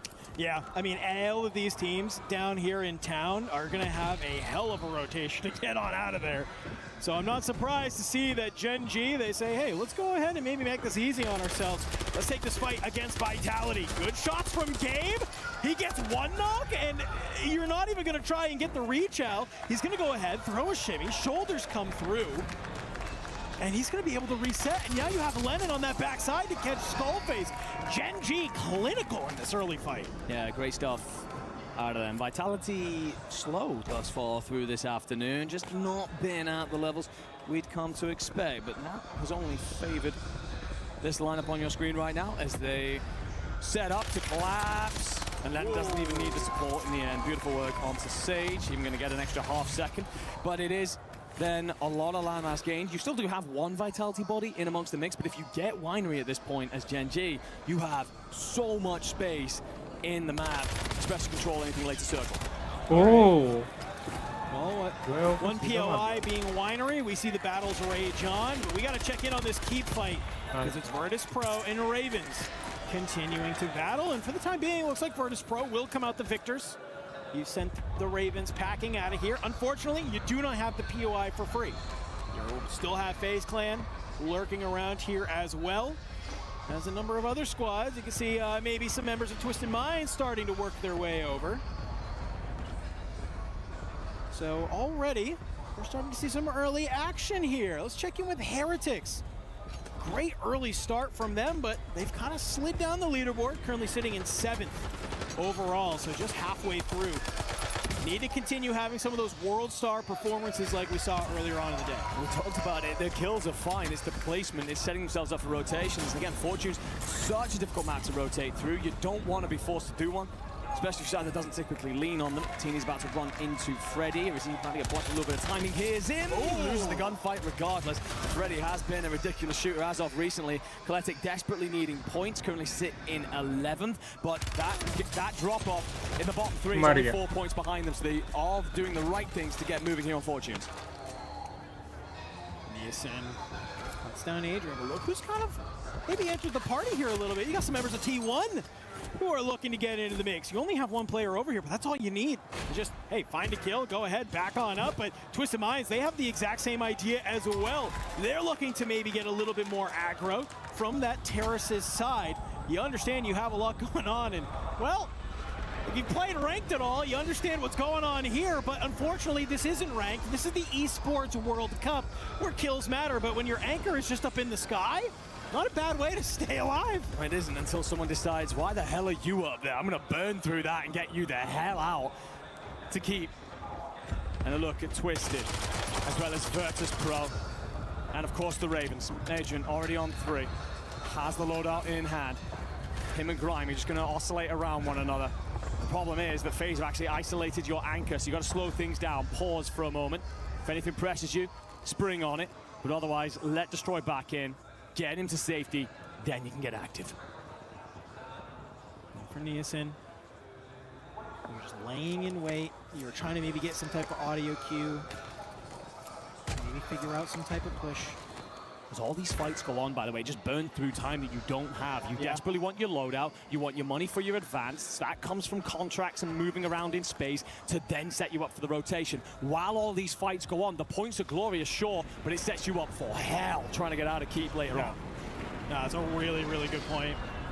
Well, we saw it there in game number 1. We hit Resurgence disabled, still 13 teams up. So your opportunity to find those kills early on is massive. Do it while you have the Resurgence. Do it while you have the respawn. Don't wait until, obviously, respawns get disabled.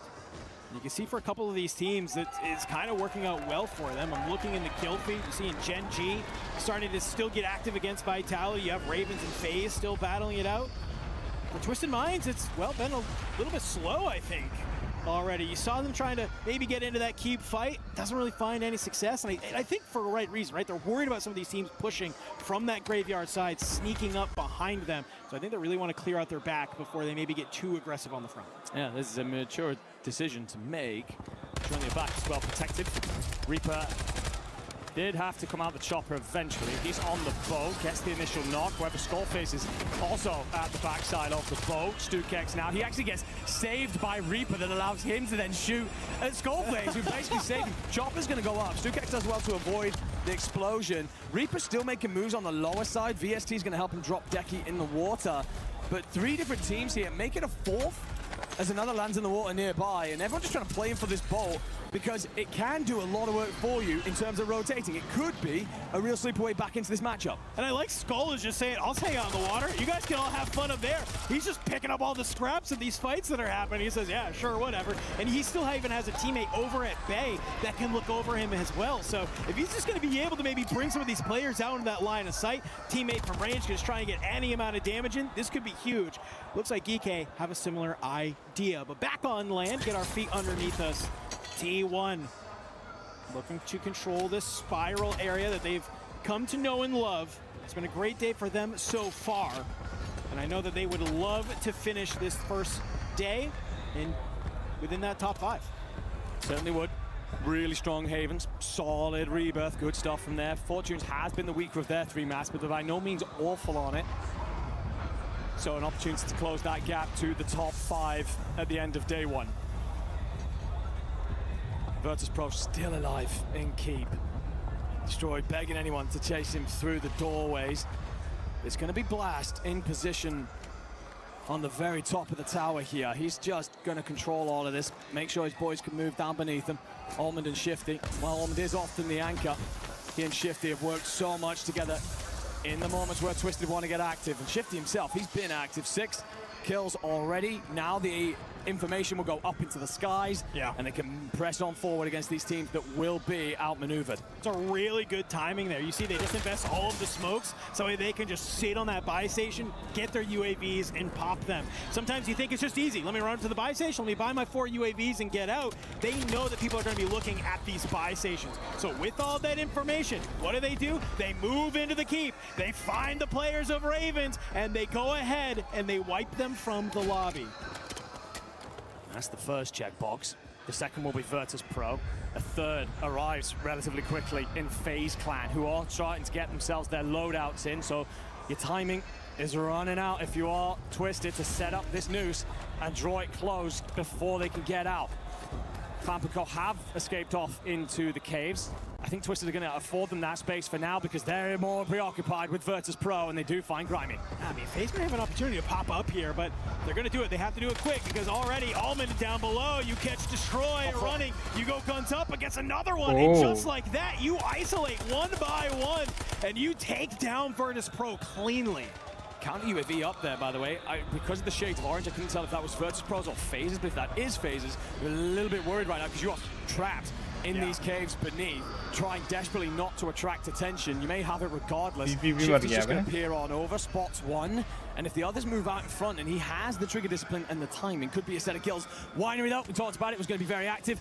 Novo tucked inside the chapel here as 4 other teams battle over the remaining buildings. They'll be happy with their pocket of space. The next zone will shift them out. It's actually going to be CT Gaming in the preferred position, and Tequila, he's trying to hold that Twisted Minds roster out. Yeah, I think this is, you called it out beautifully. I want to know where this zone is going to pull because it really depends on where all of these winery teams have to go. And wow, I'm going to call you a prophet, my friend, because as it pulls just a little bit more north, CT Gaming, they're going to hold some of these L buildings, and they're going to do exactly that. They're just going to look at this chapel side, look across, and just try and maybe take down anybody that dares peek their head. The problem is that Tequila oversteps his marker, pokes his head out a little bit too long, Blasties cuts him down. You should have a buy station available to you if you're CT Gaming to get that back in, but just in that moment, Heretics are done. They're dealt with. We're down to our top 10. Top 10 here. This is a great game for Twisted Minds. Let's go ahead. Let's see how the defending champions are feeling. Maybe we can get an advance in keep too, bro. Yeah, I know. I don't hear anything. Okay. Okay, start coming to the buy on us, Shifty. Start coming to the buy on us. We're gonna pop here. I'm about to pop. उन लोग को भी आवाज से सुन पा रहा हूँ मैं. Yeah, I don't think there's anything here. Should be good. I'll bring it up. Okay. You need my cash? Yeah, I think so. No, I don't think you do. Yeah. Oh, no, I don't know. Yeah, 24. I'm getting a streak. Okay. Get into this house, bro. You got 12. Yeah, look at the left. Yeah, you guys should work those left kids. Work the left kids, by the way. Yeah, that low cave. I'm a crazy angle, bro. He is looking. I have a PA, though. I don't know if we can kill him, though. No res money, though. Like, don't die for kills. Yeah. I mean, look at the solo fucking ahead of us. Can we not work these right here? I swear we can. Yeah, you can. Yeah. Crack the left. Yeah, watch over both. I'm using the PA. This kid's dying. Left's gonna die. Focus left. Twisted Minds, they want to take a little bit of a moment. They need to hit that buy station, get the tools that they need to try and close this map on out. And you hear in the comms, they know that FaZe is below them. They want to try and deal with them. 2 huge comms. First one is trying to work the players on the left so that they can rotate through the northern side of the map. It's actually going to be where the zone's going to pull, so all the decisions that just happened will pay out in spades for Twisted Minds. But also, don't scam. Don't sell yourself for a kill. Play for the positioning. We're 4 teams away from top 5, and the rest of the map can deal with that for us. We have win condition. Twisted Minds looking great to close the day out. There's literally nobody in this new zone right now. Everybody's sitting on the outside of it. An opportunity right now to start to rein in Hellfire. Some of these coaches looking on as they see the zone pull and saying, how the hell do you play against this? Tequila found by Blast. It's going to leave a couple members of CT Gaming having to make this push out. And Twisted Minds, all they have to do is just look over the top of this. There's so many different teams that the second they try and play up, the second they try and play on this top level ground, they're going to get zapped. Roman has to drop back, actually, to lift Shifty back to his feet. That means, unfortunately, as Blast pushes out to gain space, he gets dropped. Eclectic back amongst the mix. T1 have eliminated Vitality. Everything starts to squeeze. All these teams inside of the bay are going to have to rotate out. DK down on the shoreline are going to be a problem. And Shifty's banging away, and anyone dares show their head. Yeah, this is a great timing, a great opportunity. See here, just it's absolutely blowing on up, but look where the zone pulls. We'll be right now as everyone moves out in front of Twisted Minds. Allman Shifty, unfortunately, only has a 2 here. We'll be missing blasties for this one, but not too much. बस zone के बाहर zone गिर रहा है भाई, ये भी सही है। Shifty finds spam. T1 sat down. I think you will have a cell still available on spam, but Gen G is a 2. Gonna just set themselves up for a moment. Hope they DK get over aggressive. Shifty and Allman, they're going to wait. They're going to let this all move out because FaZe Clan are beneath them, and they need them to step out first. It's all just 2s. That's all it is. It's just a game of duos here to end it. Some early shots coming on out. Clamp's going to get aggressive. Oh, nice one, Ben. Up over the top. Says, thank you, DK. I like this positioning, and they will take them on down. Now, does Gen G swing on out, hearing all of this commotion, or do they play on that inside? A little bit of a gas play coming in from the remaining teams. Clam just taking his sweet time, begging Gen G to rotate round. Oh, zone देखना भाई. Top of the houses here, but Allman, he's in the prime position. Zone के बाहर फेंक दिया. The leader, the champion, the IGL, everything that he brings to the table.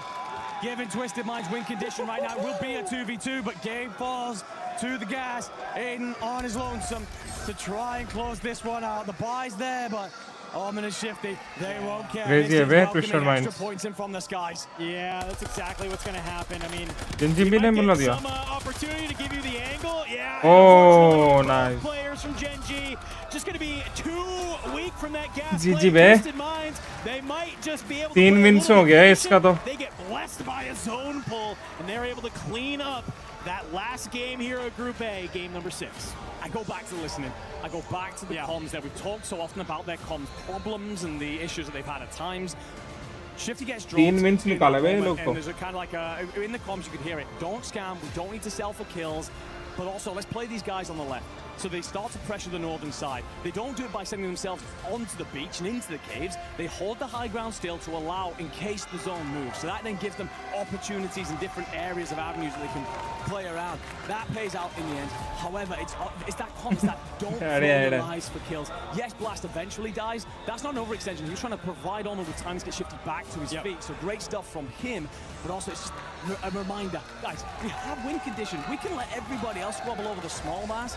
We're just going to hold out on the long range and play that game. They do it brilliantly to get the win in the end. Yeah, I mean, listen, that's what we've come to know here in Call of Duty Warzone is that you can always just try and play for the best positioning, or you play for the OK one. It feels like for T1, they were, for Twisted Minds, they were like, let me just play for the OK one. Maybe we'll just wait to see where this zone pulls. Let's take a little look. Baby. I say that's the fucking banger we fucking needed. Come on, bro. Ooh, Big Ben. He's getting loud. I think he's been fantastic. And don't get me wrong, obviously, Blast and Shifty are both doing their thing, but at the core of everything has been almost decision-making on comms. Let's go back to even early on in that map. Keep. The war was raging on for a long time. We need to get out of here. We need to get into a position on the other side and keep set ourselves up for the late circle. What's the call from Allman? Shifty, come with me. We're going to hit the buy station, get the advance up, and make light work of this. Just that little decision there makes it so much easier for them and puts them in the best spot. Fun little stat line for you. Through these first 6 games of Group A, Allman is out-fragging Blast by 2 kills, 26 and 24. Having a day. I don't know what it is, what meta shift we have, but the anchors are now coming alive and frying here. When we've come over map. But it's really good stuff. Twisted Minds with that win and solid number of kills. They were lead our lobby at the end of day number 1 for Group A. I got to think that they might want a little bit of momentum going into day 2, because reminder, folks, leader of the group gets to be the one that actually crushes the keys of the 3 teams eliminated. So for Twisted Minds right now, they are sitting very comfortably towards the top after these first 6 games. Really love what we saw out of the boys here today, especially with all of the noise that I don't think they're as good as they were. I think maybe they shut up the haters. But here we go already. End of the game here. End of the first 6 games. We got Barney on the stage ready for an interview. Let's go ahead. Let's see what he has to say. Right, you do, gentlemen. I'm down here on the stage. I've got Fedi joining me from Novo Esports. A really impressive day. It didn't start out so hot, though, did it? But you guys started to pick up some steam. Yeah, it started pretty slow, but at the end we got like 60 points of rebirth. That's what it matters. We're gonna play like this tomorrow as well, and we're gonna try to make top 5. So we're gonna skip survival stage. That's what it matters. I love it. I love the confidence. You got 3 top 4 finishes as well. Talk us through some of the highlight moments for you guys, because since you've settled into this team, you've been so impressive to see, man. Yeah, well, in a game, I think we clutched up because we stayed off the zone. We killed that VP, and then we got like 26 kills plus top 5.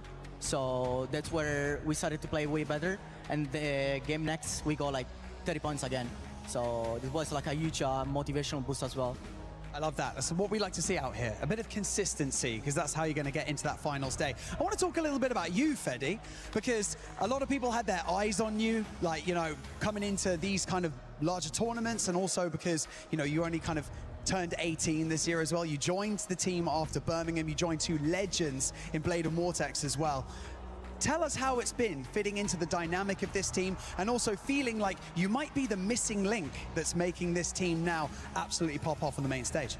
Yeah, well, it was not good because I didn't play for 2 years. I started to play Warzone like at 15, but I didn't play for 2 years because I wasn't 18.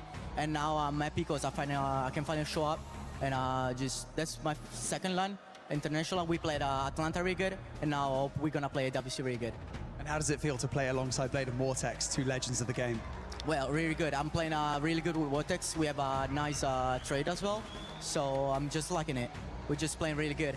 Having a good time out here on the EWC stage. Fedi, thank you so much for joining me in this interview. Really appreciate it. He's gone. Don't worry about it. We're going to head back to the studio to talk about what we just saw in those first 6 games.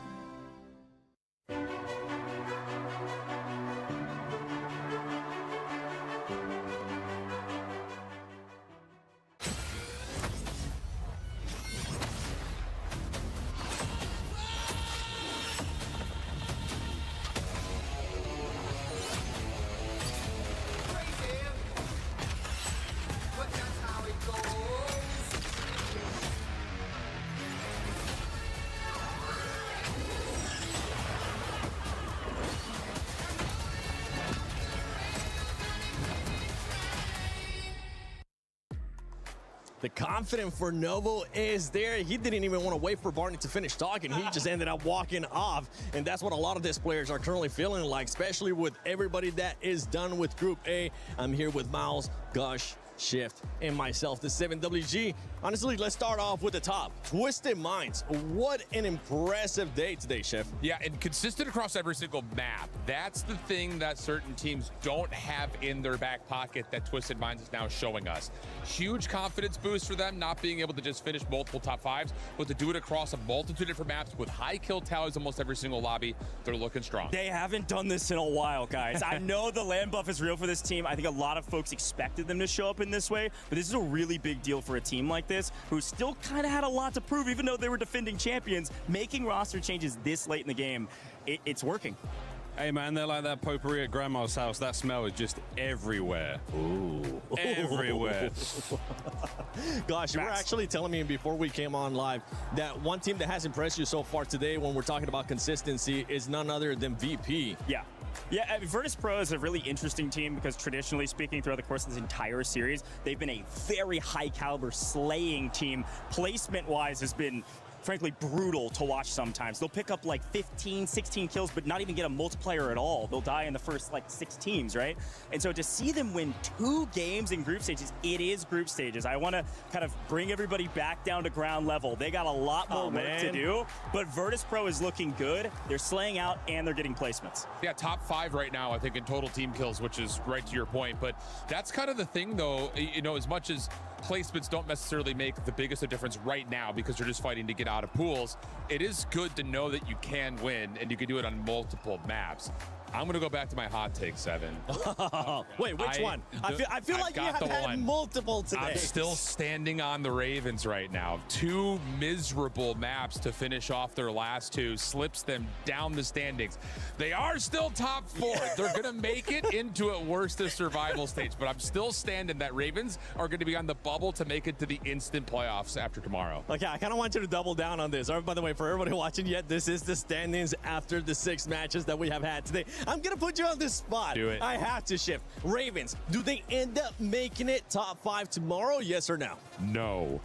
Okay, can I just say, I love Shift, I love the hot takes, and I think it's a fair take to see them not dominating like they have. You gotta remember, they land with Twisted Minds in 2 out of 3 of the maps. The fact that they're top 4 right now is pretty dang impressive, given how much Twisted Minds is also doing well. Still, a little bit different than online. Well, a couple of wins for them. I mean, Ravens, I'm with you, man. And also, Chef, for your sake, I'm glad that the French crowd can't hear us right now. This is beautiful We're for me. going straight That's out such to a safe the hot take. internet. Yeah, I'm kind of glad that there's nobody behind us right now. It's probably going to get worse. But as we're looking here at the second page, we see those bottom 3 teams. Yeah, this is a big deal. Oof, indeed. I mean, the biggest deal about this is that at least H1 FaZe Clan and First Squad can go back to the lab before tomorrow. First Squad is kind of in the trenches right now. You need some meteoric games tomorrow to have even a chance. But H1 is still well within striking distance. They may need to change up some drop spots or maybe just be a bit more consistent. I don't know. Yeah, for First Squad, 19 points. It's tough. Yeah, First Squad out. I think they can add that to the back. That tells you that we're getting a kill, and if we're really lucky, we're getting within the top 10. That's the very best you're seeing there. So for those guys, a mid to late game adjustment could change it for them. But, I mean, the other big note on this page, too, Eclectic has actually been crushing it in the onlines, especially in scrims recently. And you see them on the second page here is a bit surprising, at least for me. Really tough first 2 drops, though, Goach, on top of that. I mean, they had a 16th with 1 kill. Yeah. But everything else beyond that has been 10+ eliminations, and the last 2 maps in particular have been top 8. So they're trending, in the right direction. It's going to be a stretch for them to get to top 5, but they should be out of the survival. Well, Novo, I agree. And Novo on screen now, Fede, we had a great interview with him. The kid's cracked, okay? There's no debating it. It has taken this team a little while to get warmed up, but today, they look mighty warm here, Seven. I mean, at the end of the day, when you're averaging top 5 every game in the first 6 rounds, you've got to be feeling amazing for tomorrow. Yeah, and Miles, kind of we're talking about setting the tone for today, right? I feel like for some of their squads, maybe the pressure was getting to them, or the pressure wasn't getting to them, and you can kind of see that with Novo. With Novo, they were sounding so confident at the end. That's a young man speaking with the wisdom of a much older player there. I mean, surrounded by legends certainly helps, but you know, when we envy the youth, but we don't envy being old. But no, there's the wisdom there, man. Truly a very, very special thing. And again, looking confident in game, marking their territory. You know, they were looking really strong in and out. And that's the sort of thing you want to be seeing throughout the tournament for them. So excited to see how the rest of the tournament goes for those boys and the longevity of a career. Absolutely. Yeah. For Novo, really, it's just get to the lab on Haven's Hollow. They were fine everywhere else. They talked about the rebirth boost that they were able to find in maps 2 and 3, or 3 and 4 rather. They just need to go back to the lab, figure out what they're doing on Havens. They're going to be fine.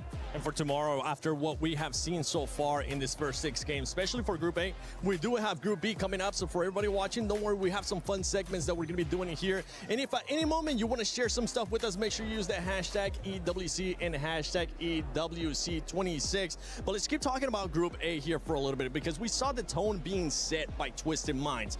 And boy, did they end up setting that tone. If you're one of those teams towards the bottom, right, and we're looking at a team being able to end up with just 19 points, you're going to be looking to throw everything in the kitchen sink tomorrow. It's a tough group to play in. I'm going to be honest. Just making it to this stage is impressive. So even for a team at the very bottom of our leaderboards, they did have to battle through their regional qualifiers. Unfortunately, the regional qualifiers are nothing compared to what we're seeing here, even in a group stage. That's the thing with the regionals. I mean, how many players in the APAC region? How many players in the LATAM region? And what kind of quality are we looking at? You might be the best in your region, but out here, it's just the rest of the world, and the ceiling is so high. So an impressive thing to do. Not an easy place to be playing from. Best of luck, boys. Yeah, best of luck. I also want to give some luck, and hopefully, hey, let's get back into the lab. Vitality. They've had their ups and downs, but still, it's still a similar inconsistent team that I'm personally cheering on big time. Like, I'm not trying to be biased, but I love these guys. They've had their moments of greatness online and in person today, but they're not consistent enough. They're still second page. I think it's okay to be biased. Yeah, it's absolutely. Yeah. I'm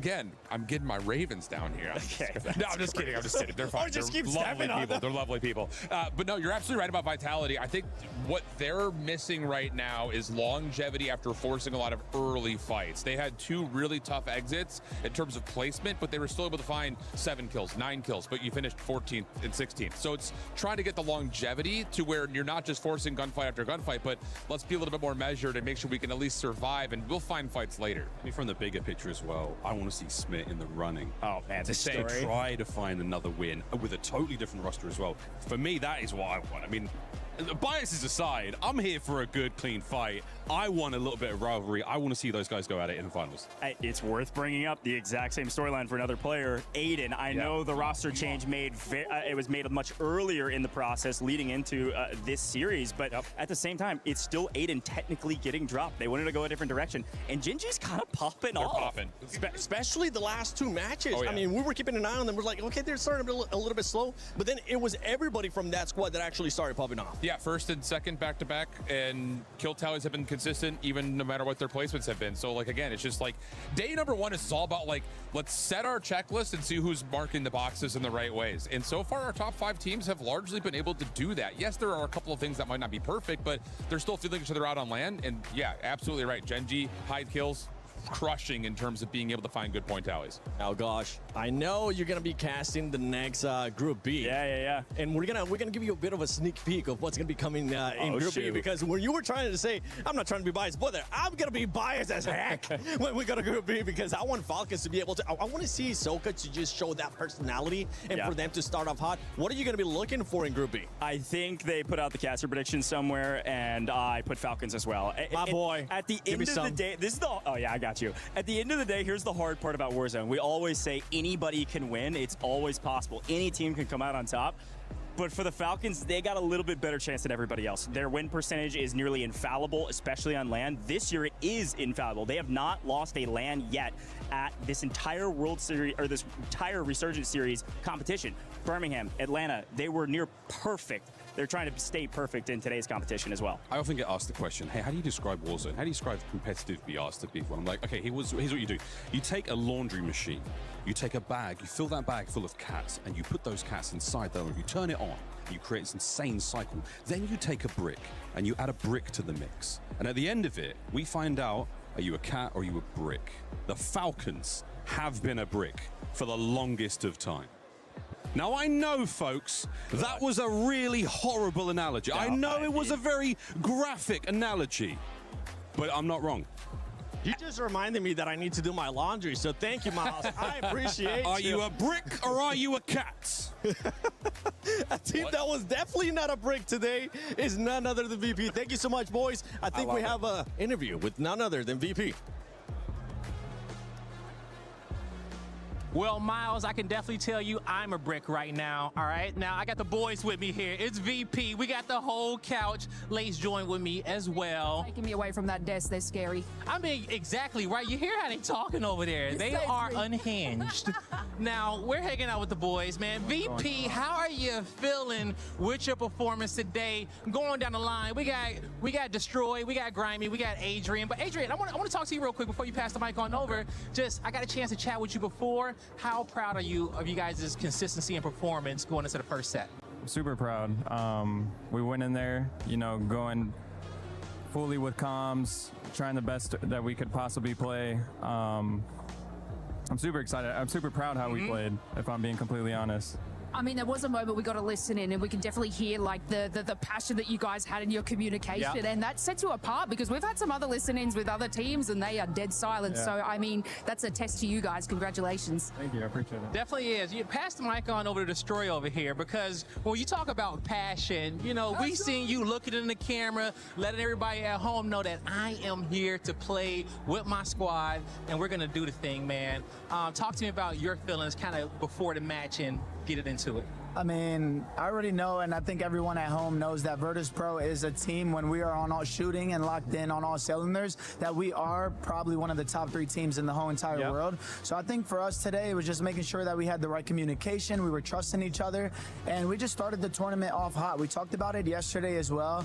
Like, as long as we communicate well and just trust each other, whenever, I make a call or something and they listen like that, then we should have no issue out there, especially in the open bracket. We already felt confident that we were going to do decent. But today, man, we got 2 wins under our belt, and it just felt really, really good, because we were all shooting on all cylinders. I love that, and I want to use that to kind of segue into my next question. Haven's Hollow, all right?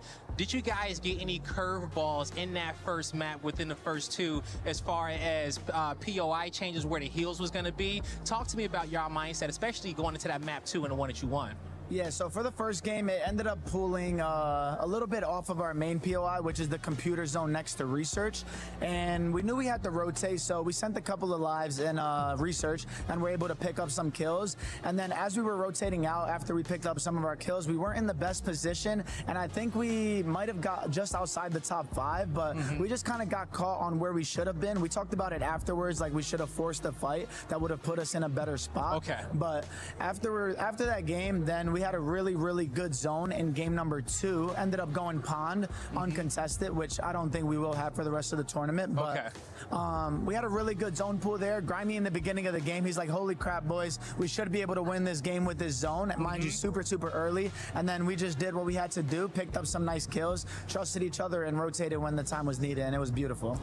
Yeah, I mean, I want to dive a little bit more into match number 2 because, yeah, you kind of had like that northern side zone, especially the chaos that was unfolding in Mansion. And now I've heard that you guys were sort of more of a kill-hungry team and not focusing so much on placement, but that game, it obviously switched around. You guys, I think, are about 5.4 average placement over your games, which is, you know, a lot higher than, say, Twisted Minds, who's just above you in those kills and stuff. What did you guys sort of, I guess, take back to the drawing board after being such a kill-focused team to now prioritize more of those placements? Because it's showing with winning, I don't know, 2 of these. So. Yeah. So to start off, I mean, we have Grimy on our team, and pretty much every single game, this guy's literally a walking 8 to 10 kills, as long as me and Adrian stay alive for the most part. So with a zone like that where we don't have to rotate too much, me and Adrian can kind of just play safer, hold our POI down, and have Grimy go and rake up a lot of the kills for us. I think that game, he was 8 to 10 kills around that area, and he was just raking up kills. I kind of lurked around Mansion because I know in my head that Ravens and Twisted Minds are over there. Yeah. So I was just kind of, you know, picking up a couple stragglers as they're flying back in because they're fighting pretty much the whole time. Picked up some stragglers, and then I would just stay and help my anchor out. And then Grimy, man, he doesn't disappoint when we're locked in, so he's just always going to pick up those kills. I mean, at home, that was our biggest problem, you know, getting placement and stuff. So we kind of focused throughout the weekend just making sure that we get a little more consistent on getting those top 5s for that multiplier. I love that. Let's talk to the Slayer on the team, Grimy over here. Now, going into Rebirth Island, you guys also win that map as well, going into map number 4. Talk to me about your perspective about what you guys kind of learned in that map 3 versus that transition going into that map 4, where you guys took over and dropped the most amount of kills that you guys did get on the win, which was 18. Well, in game 3, FaZe and Nova, we're just fighting control the whole game. So I just knew if we made an end game, we would be able to force Nova out. And it ended up pulling towards like 10s and green. D made a great comm that we had an advance. He said no one's green, so we just all ran. We took green. We dropped money, I dropped money to D. He bought back Adrian. We took green, and that was that. That was that, man, right? It's just that easy. That easy, home free to the victory, you know? But one thing I love about you guys is I can tell that you believe in each other. When those call-outs are coming in and throughout the mic, you guys are just, it's calming your nervous system down. You're like, hey, D made the call. We're going to go with that. We're going to hold off right here. Grimy's feeling confident. Let's ride this out. Like, Adrian, does that, you know, alleviate some pressure off your gameplay when you're hearing your teammates like that? Absolutely. I mean, Destroyer's kind of, you know, saying what's going on. We have an advanced UAV, like Grimy said. He's looking for those free rotations. And Grimy, you know, he's playing the kills. I think they both took like a super crazy 1v1, and they both won the 1v1. So that kind of set us up right there. And I mean, if Grimy's slaying, you know, I'm going to try my best to hype him up. Yeah. And same for D. Like, they're both super individually talented. And you guys hang out like outside of games or something, because like, you know, to form the communication, you know, like I just imagine some teams doing like trust exercises and stuff like that. Are you guys like pals like outside of competition? Yeah, I would say so. You gotta be, right? Yeah, I you feel know, like you have to. No matter, you know, back in the day, me and my teammates, we used to have to just watch Netflix on the Xbox back in the day. Remember when they had the theater on the 360? Yeah. Team bonding, we watched Netflix, you know, that was our stuff back then. No, you know, sure. What do you guys do though, as far as team bonding? Like any specific activity outside of scrimming? Honestly, solitaire, you know. He likes playing like party games. Sometimes I'll play party games with him. Yeah. I don't know, listen to music, stuff like that. It's really not much. Hey, whatever it is working right now. Just keep on doing it. Now, let's talk about some things that wasn't working in this first set, all right? Any surprises from you, maybe from other teams out there, or surprises to drop something out there within these 6 maps? Honestly, yeah. I would say, like, I feel a lot of players don't know, like, really what they're doing, and I think it's kind of just leading to people rotating to random POIs and stuff like that, taking random fights. But also that comes with, you know, people not playing the best and kind of, you know, trying to pull something. Some out. Yeah. Out of nowhere here at EWC only. Like, they're not going to expect this right now, right? Destroy, you got something you want to elaborate a little bit more on that too as well? So as they were saying, I think a lot of teams at home were really comfortable with one strategy. So when LAN time came and that one strategy didn't work for them, they didn't really know how to adapt or shift to it. For like FaZe, for example, they were landing at Control most of the games. They were fighting Novo Esports. We at home know how to do both. We know how to play the boat and we know how to play Control. So if, you know, something goes wrong, we can swap according to how the games are going. Overall, though, I think we were just all shooting. We were all playing confident, trusting each other.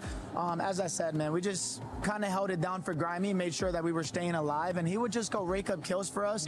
And then once Fire Sale came around 3rd zone, we all communicated that we just have to slow it down a little bit, because I think me and Grimy both sometimes are just so focused on getting these kills. As a lot of people know, we are a kill team, so most of our points do come from eliminations. But if we can continue to secure top 5s like we did today, that will put us over the 100-point threshold, which just gives us such bonus kills, because, you know, we're not averaging 8 to 10 kills. That he is averaging that on his own. So when we get a good win, it's usually between, you know, 15 and 30 kills, which I feel like a lot of teams, you know, they may get like 4 kills each, maybe 12 kills. But for us, man, we just focus on, you know, trusting my calls, the rotations end game, which, you know, I was already seeing the vision today. You know, we had a couple of advanced UAVs, which helped us get to these power spots, such as you mentioned, Green. We popped that advanced UAV and I seen it, and I thought my eyes were deceiving me for a second, because you would think that most of the top teams are already would have been there, but no one was around. So I'm like, Grimy, let's go. And he, no hesitation, won a critical one. I won one. Then we go over there, as he said, we rezzed Adrian, and then, you know, we at that point you just end up letting the game play how it plays out, because the zone ends up popping back towards Control. I have the smoke grenades. I call, yo, let's go. We all triple. We're just moving as one. So we were just moving beautiful as a team. We're all communicating. I don't have to repeat myself numerous times. They're just all next to me, and the trust was just there today, which I think is the most important thing as an IGL, having your teammates trust you. VP had a plan and it was executed perfectly. Oh my God, to the T. All right. Now, last question here quickly. Grimy, I got to ask you, because I know you're a straight shooter and you're going to tell it how it is. Going into the next group, who's the team to watch out for in that group going into it? You know, I know probably some people say Falcons. Any surprises in that group? Definitely G2. G2. Definitely okay. G2. All right, you heard it here from Grimy. Watch out for G2. And folks, that's going to do it for me and the boys of VP. Yo, guys, congratulations on y'all consistency. The tournament's still going, but great start to day 1. All right, that's going to do it for us on the couch at the pit stop. Back to y'all.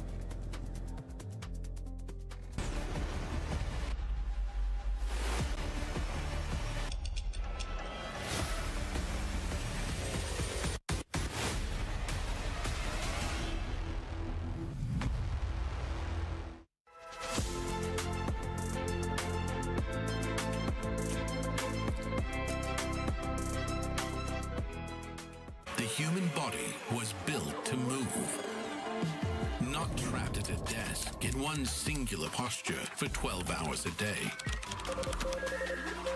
It's time your chair evolved. This is Secret Lab Titan Evo. Ergonomically engineered for you, gamers, hybrid workers, artists, backing your every move.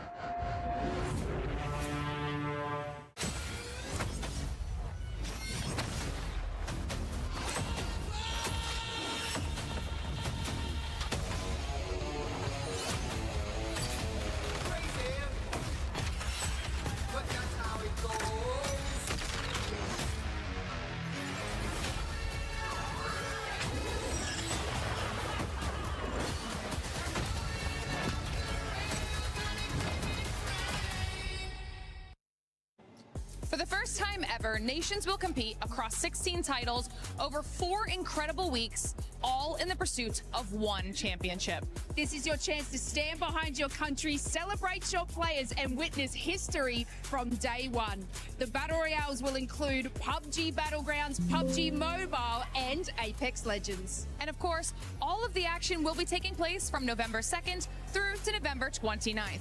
But the real question here, Lace, is, of course, who are you supporting? I'm, of course, going for the Aussies. And look, you know, we got some underdogs, so I'm incredibly excited for Australia. And I, of course, will be supporting the United States. It's going to be an absolutely insane 4 weeks of competition, so make sure you check it out. Head over to esportsnationscup.com and buy your tickets now. Katie, I feel like we kind of got off to the wrong start when we first met in Paris. She called me her little dog. On a compris que t'es américaine. On a compris. So that's why I'm super excited that we get to have a traditional French meal. Oh, bonjour! Bonjour. Bonjour, mesdames. Merci beaucoup. You're welcome.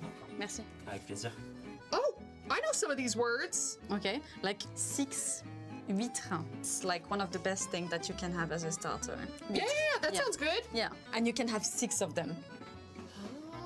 Oh. Exciting. 6, 7. Oh, God. Oh, wow. Enjoy. Nice. Merci beaucoup. Avec plaisir. Merci. You take it with your hand, like that. Okay. Okay. Yeah. Then you can have that lemon. You Okay. can squish. I will do it for you. I'm okay. Are we okay here? I'm okay. And then you... And here we go. Viva la France.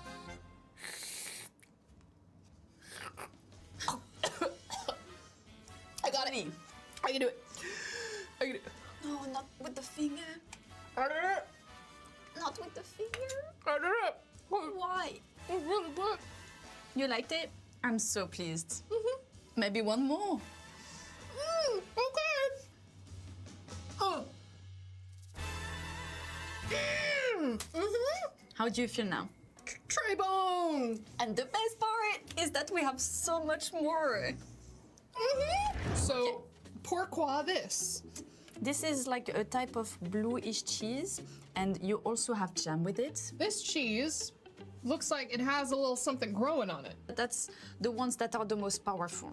If you want to really taste cheese, you try that one. Wow, that is definitely some mold. Now, if I peel it off before I eat it, so you know how sometimes they give you shrimp and the shrimp isn't deveined, so you gotta take like the poop out of it? All right, there we go. I think we got, okay, there we go. We got all the mold. Bon appétit. Oui, à la tienne.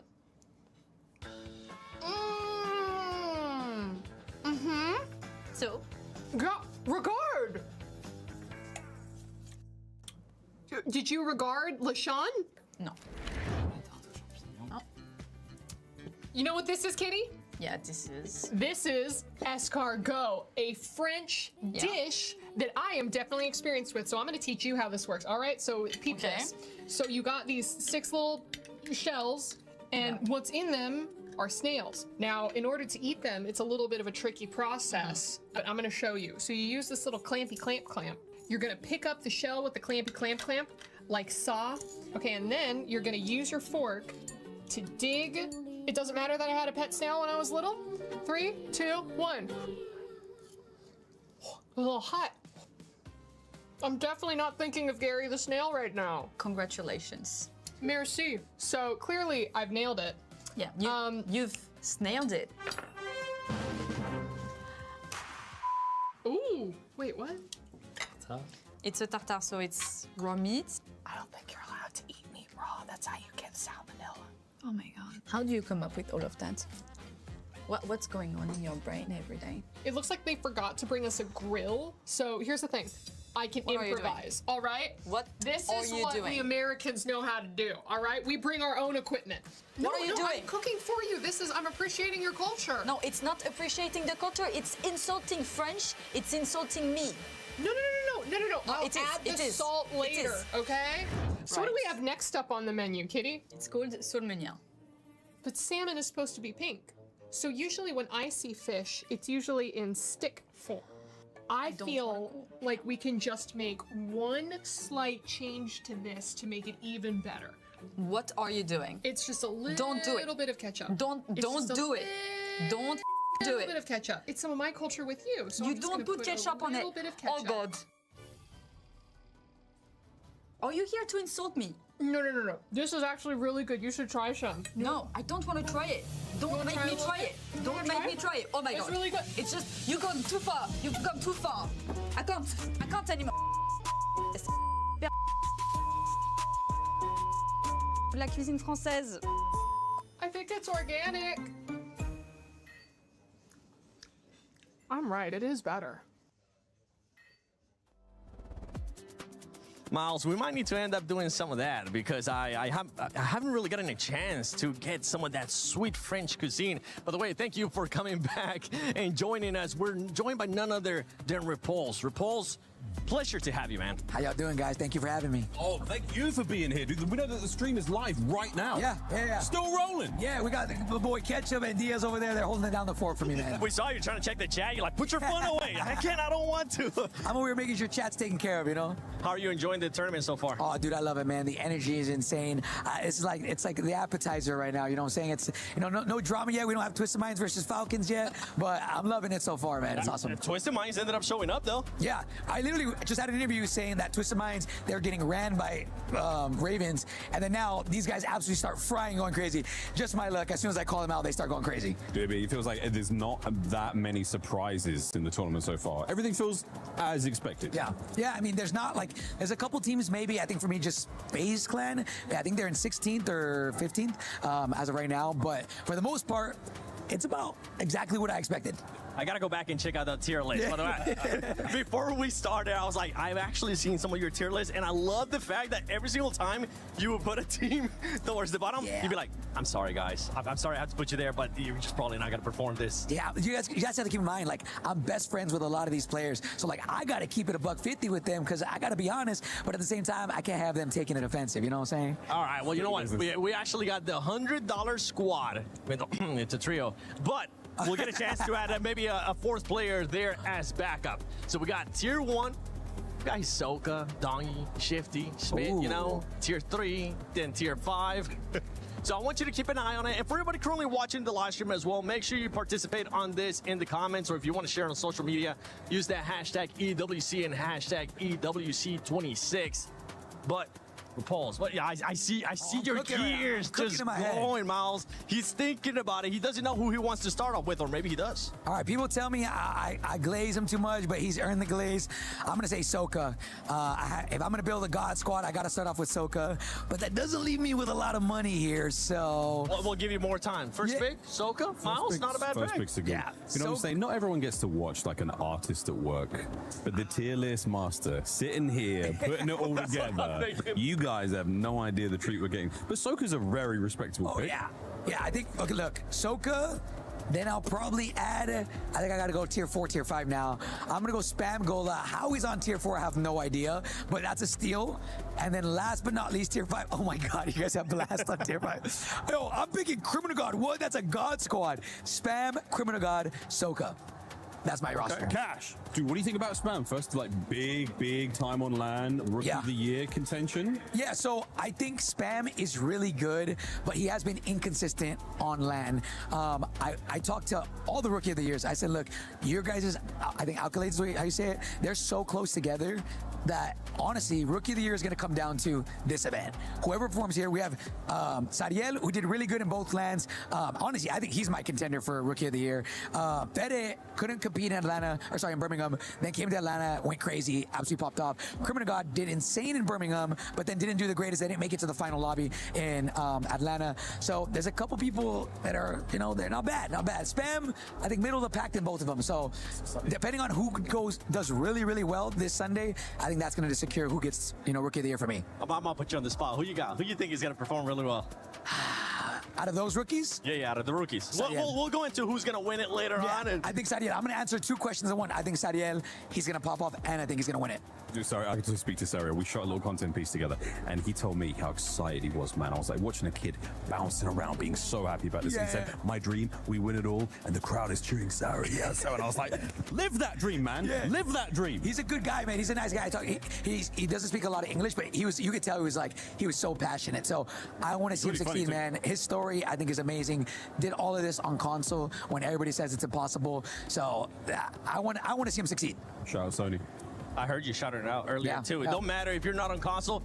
If you are on console, you can still do it. I mean, it's happening. It's happening for some of these teams. It's happening. But we are going to be going to Group B after we're done with all this. We'll get a chance to talk about all of that. But I kind of want to get a little bit of your predictions. I want you to give me a bit of a tier list here live right now in regards to Group B. Okay. Obviously, Falcons at the top, right? Falcons number 1, I think, without question. Leviathan, they're going to be a swing team for me. Leviathan is really good, but they are very inconsistent. But when they're firing, right? Same thing for Gentlemates. Gentlemates, I think the buff on LAN, they're also going to do really good. Who else? I need to see him in front of me. I didn't remember. You're good. This is why I put you on this spot. I just wanted to get. I just needed top 2. No, the 2-3 is good, but I'm waiting now for as the Gentlemates enter the arena. They know their time's up. I'm listening out for the drums and all the excitement. Man, it's going to be something. Gentlemates, I mean, they're already started. You can hear them from here. They're that could be them actually. Yeah. They have the drums. They have everything ready. I'm actually so excited to see Sunday. I think Gentlemates will make it no matter what. But them on Championship Sunday, oh my God, that's going to be crazy. Dude, it's so nice to have a French tournament. We've got big teams like Vitality. We've got Gentlemates bringing it. The fans are going to be so excited. And for the French players as well, there is nothing like playing in front of a home crowd, like a true home crowd. Friends and family in the arena, how special this is for so many players, man. It's incredible. Yeah, I mean, dude, I was talking to Diaz about it, and this is off camera. We're just hey, who do you think could be the underhorse here? Who could, pop up? And he's like, my prediction is he thinks the French team is going to win this.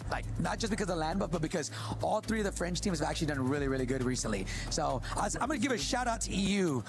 Y'all been cooking. I just want to say that all year, EU has been slept on. Even last year, World Series of Warzone, they put a name for themselves out there. They did it better than literally the majority of all the NA teams. And they've continued that, man. They're doing really good. I'm not going to say they're the best right now, but EU is actually frying. Enigma's back there somewhere.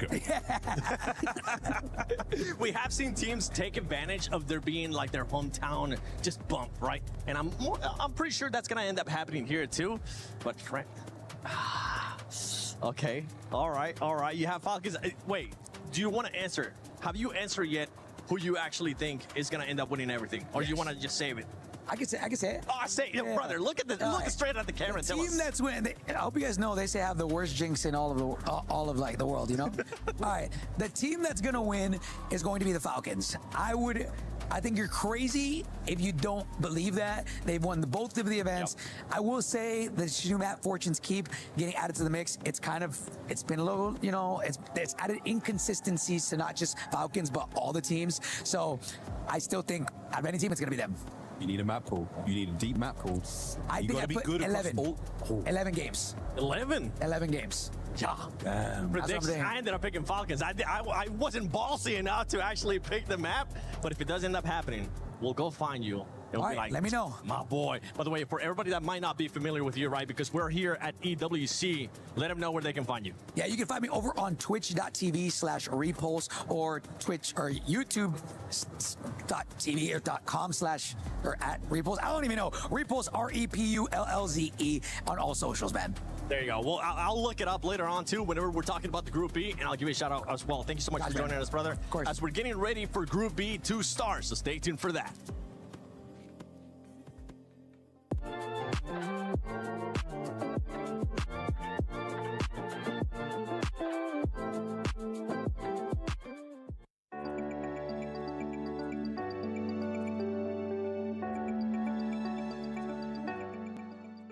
Everyone is playing, you're not yet. EWC Play is your all-in-one platform to compete in fantasy, pick'em, and quests for a grand total of $300,000 in prize pool. Build your dream fantasy team in 5 different games and track your score with live results tables. Predict the winner of every game, every group stage, and every tournament.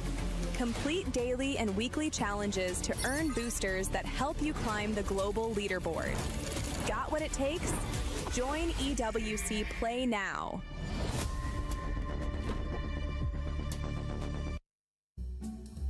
All right, what is up? I'm Fiefkill. This is Scum in the Night. We're with AGAL. We're out here in Paris for EWC. And I want to show the boys a little bit of something, some local food. We're going to try a little something here. Is that frog? It's frog legs. Is that frog legs? It's frog legs. It's frog legs, bro. Dude, look at this. Oh, baby. That's nice, right? Some nice look at thighs. that, dude. We trying this right now? Are you hungry? Dude, I kind of am. Okay, I will say it does have like little leg bones in it, so okay. don't just go all in one. You gotta like eat around it, Okay. like it's a chicken wing. Oh, okay. Cheers, mate. When in Paris. Dude, we kicked each other. Is there any meat? Look at it. That's a cough right there, dude. Oh my gosh. Oh, bro, it feels so wrong. Dude, it just feels weird because it's a frog. Dude. That's not bad. Bro, I get frogs in my garden at home. This is so messed up. What do you think Gordon Ramsay would rate this dish? This is kind of fire, bro. I'd probably give like a 2. I think I'm done. The mental block is the problem. You just put that back on. Dude. Jimmy's back there. It's Kermit, bro. It's Kermit. It's actually kind of good, though. Bad. You gonna eat an olive? No. No? I got some bone. Ew, that was disgusting. Dude, the olive was the best part. You like the olives? I do. I'm not scared of the olives. Get another leg, bro. What are you boys rating out of 10? I give the olive probably a 10. What about the frog's legs? The frog leg, I'll probably give like a nice 2 or 3. A 2? Yeah. So you're not messing with Paris food? I mean, I had some croissants. Those were pretty good. The frog legs, though, I'm gonna have to lay off those while I'm here. Callum? I'll give it a 2. That ain't for me. 2? It walking around before. no, it threw me off. I'm eating another olive. I'll give it like an 8. I mean, the chicken flavor was good. Like, it tastes like chicken. But the fact it was a frog leg, I kept getting this image of it like running around at me. It was freaking me out. No more frog legs for me. We gotta go track down some snails. That is gonna be the end of that. My teammates didn't really like the frog's legs. Paris, you gotta step up your food game. I didn't mind it. Not bad, not bad. I probably would never eat that again though. But yo, thank you guys for watching. I hope you enjoyed. It's got like a full-on cough. Oh, look at this. Yo, imagine this thing just leaping, bro, like boom. I can't believe they just made us eat this. I might go vegan. I'm vegetarian now, dude. This is terrible. I think this is the best decision we ever made, or potentially the worst we ever made. What about Dylan? Let's talk about it in 6 months. Okay, no answer. We'll see. I'm putting you on the spot here. But, I mean, Perks is replacing that coaching position. Look, first of all, Perks. I believe, I come from traditional sports. I'm a converted gamer. I believe that successful sports organizations have this intrinsic like model of legacy transmission from ancient players to the new one, because you transmit something else than just skill and craft. You transmit like the legacy and the mental edge that they had when they won.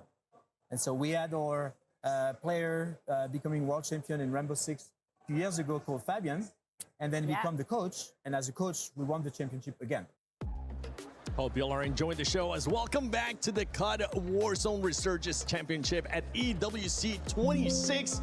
I'm the 7GG, and we're back with Miles Ross, Lace, and none other than I, Hold Shift. And I was looking at the crowd that we have behind us, Shift, and Leviathan, I'm hoping that you don't have a hot take with them, because there's a lot of people behind us. I'm not going to be able to defend you, brother. I don't have a hot take for Leviathan, but I do, teaser, have a hot take for the Gentlemates.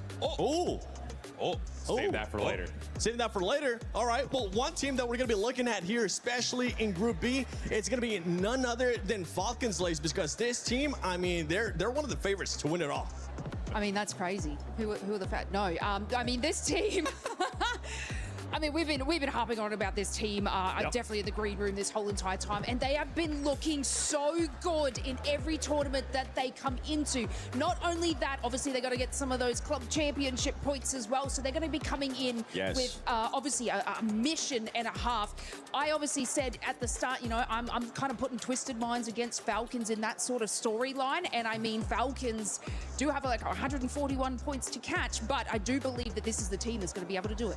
It's exciting to see as well as the group starts. Obviously, Twisted Minds have delivered the goods. We've seen a little bit out of Vitality, so now we have our trifecta, our winners from last year. Everyone's finding that success. All we have to see now is the Falcons come out on top, and once we do, we're in for a good run in that finals of the tournament. And the thing is that you just mentioned it too. They're gonna have a little bit of extra pressure when it comes to the club championship, because right now, Falcon fans, I'm sorry, but I don't know if you're going to be able to trip it here as we're looking at Group B.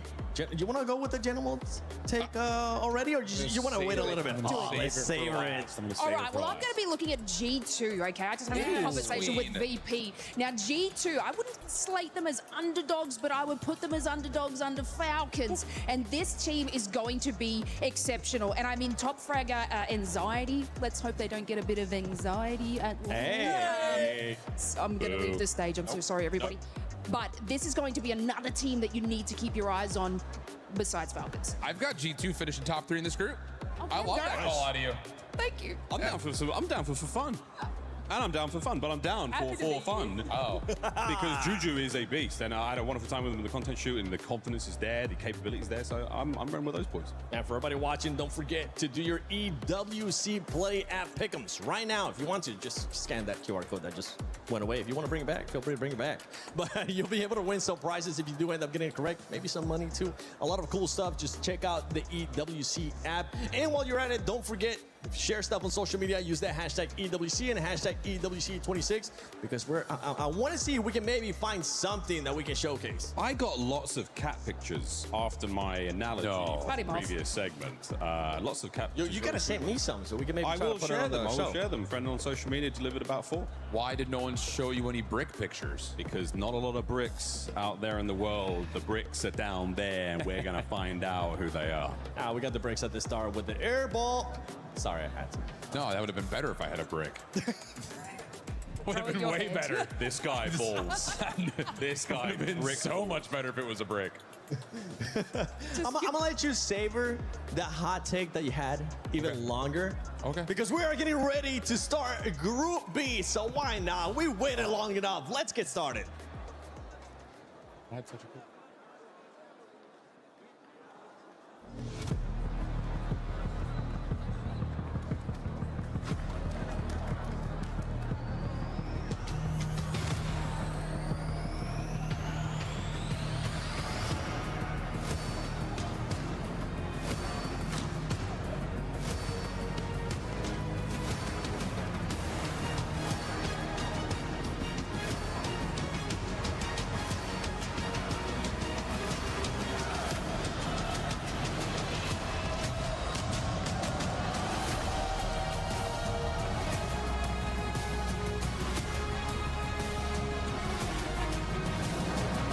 Mesdames et messieurs, bienvenue pour notre deuxième partie de journée. Le groupe A vient de faire son entrée en scène et a déjà fait ses 6 games. Mais maintenant, c'est l'heure au groupe très relevé, le groupe B, de rentrer dans la compétition. And just like that, day 1 is complete for Group A. And so, our focus now shifts to our next contenders. You've seen what's possible, but now it is time to see how high the bar has been set. $1 million, rentrer dans l'histoire de WWC et essayer de soulever le trophée sur Warzone, toutes les équipes en rêve. Mais pour y arriver, il faut déjà faire un bon group stage. This isn't just about skill or synergy. Reputations are on the line. So it is time to put your money where your mouth is. It is time to silence the doubters. And it is time to introduce Group B to the main stage, starting with Fnatic.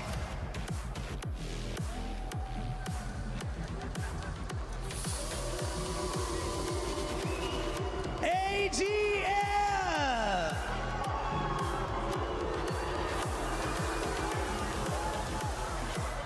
Gamax Esports.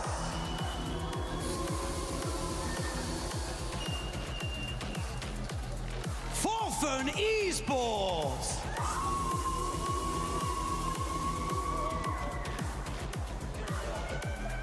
Ninjas in Pajamas E-Star.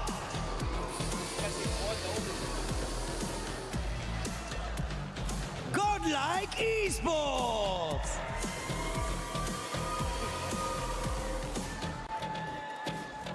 JD Gaming.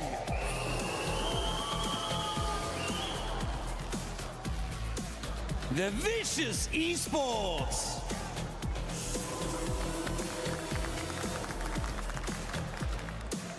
Team Nemesis!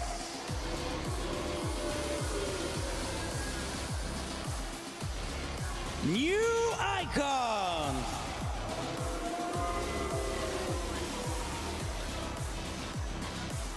Cat Guy Vedati!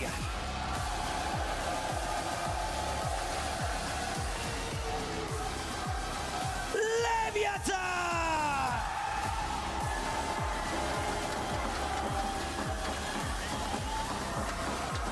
Gentle Mates!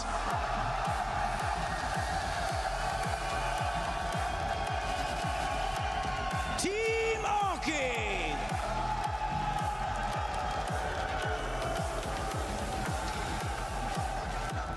G2 Esports!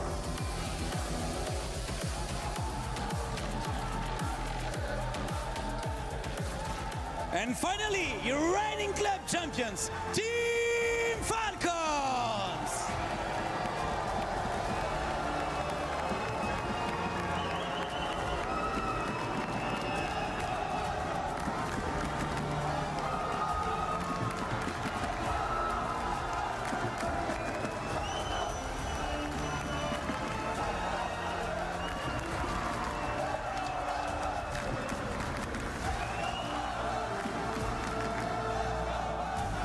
À partir de maintenant, chaque décision compte, chaque élimination, chaque point, chaque clutch. Les 48 joueurs du groupe B sont prêts à lancer les hostilités.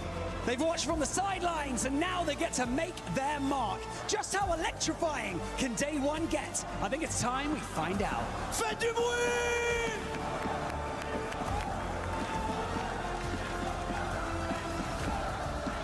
All right, it's Group B time on day one, Warzone Resurgence Series Championship. I'm Goj, I've got Seymour next to me, and we got a chance to see all of our players walk in. Feels like a brand new start to a brand new day, but we've been out here a couple hours. Seymour, how the heck you feeling, man? The Group A was on fire. I mean, you couldn't ask for a better start to the Warzone Resurgence Series Championships here at EWC, and for Group B, this one's going to be a ride. I think a roller coaster, because everything shaped up the way that we thought for the most part in Group A. Group B, a little bit more tight-knit, a little bit more opportunity for upsets and some dark horses to take the light. Yeah, this is a really big moment for a couple teams to really step up and show who they are on main stage.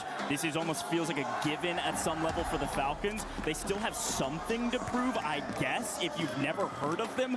Besides them, though, somebody like the Gentlemates, they've got the loudest crowd here by a mile now. You heard the boos for every other team besides the Gentlemates, but they have a lot to prove at home on main stage with a lot of people watching. A lot of expectations for a team that's frankly been struggling. It's one of the biggest stories of this group. Can the Gentlemates step up and step out right now? We got some crowds here for Leviathan. I loved it. We had a lot of cheering in the crowd for G2.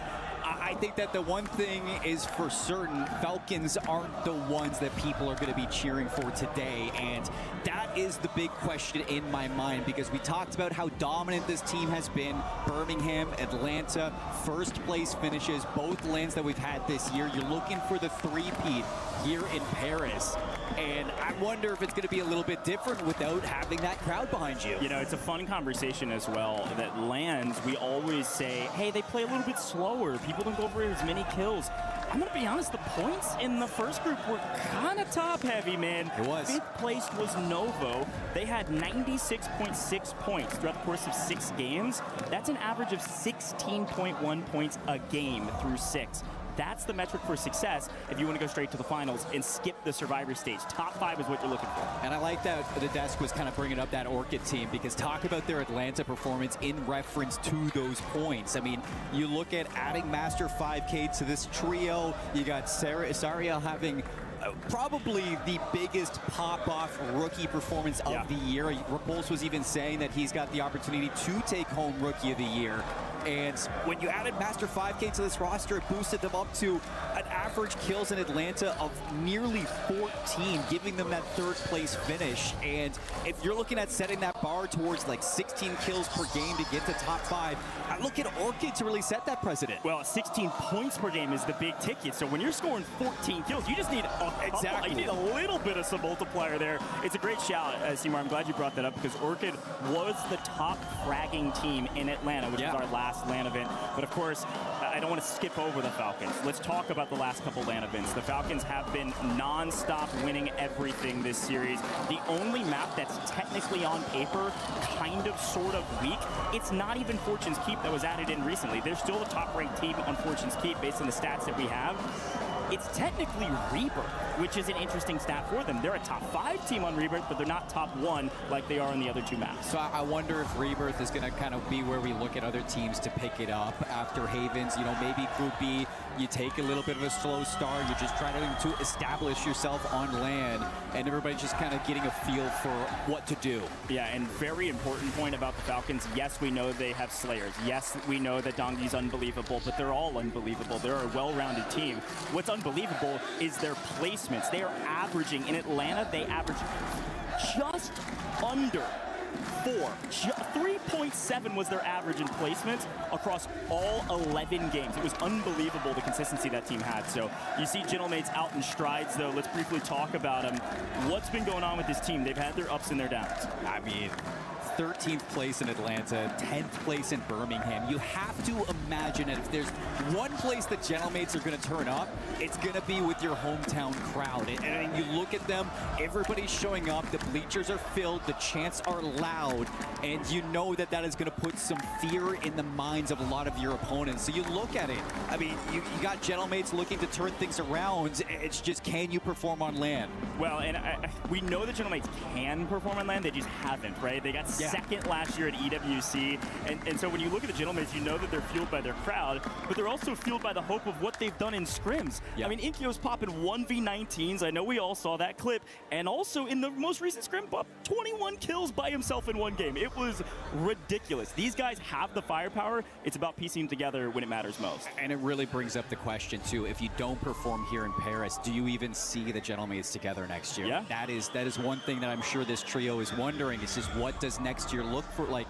for us if we don't turn up in this tournament right now, especially when you have a lot of rookies on the rise, not just Serial, but this Leviathan team with Criminal God. Well, there's a lot of folks we should talk about, and you're right, 100%. There's a lot of roster questions up in the air, but this is still day 1 of a multi-day series. We've got a couple days of group stages, then Gentlemen are going crazy. I love those guys. Green suits are insane. I got a lot of love for them, but again, you're right. This could blow apart at the end of this if they can't piece it all together. There's a runway, though. You don't have to be top 5 at the end of our 2 days of group stages. That's nice, but there is a survivor stage. You just can't be bottom 3. I would put my house up on the fact that they're not going to be bottom 3, but hey, I've been wrong in the past, and hopefully won't lose my house today. But you know what? Like, maybe you make it to the survival stage, and we just get to have the Gentlemates crowd just showing up on all days, not just the 3 days. That's exactly right. There's a lot more teams we can talk about in the Group B standings, though, because I think you brought up the point right when we swapped over, that this feels like there could be some big upsets. There feels like there's some room to move in Group B.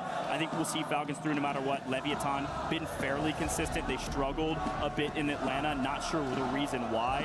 I can't imagine we won't see them at least in their survivor stage. But let's talk about some of these other teams that are a little bit more of a question mark. Miles brought up For Fun Esports, right? Let's talk about ups and downs.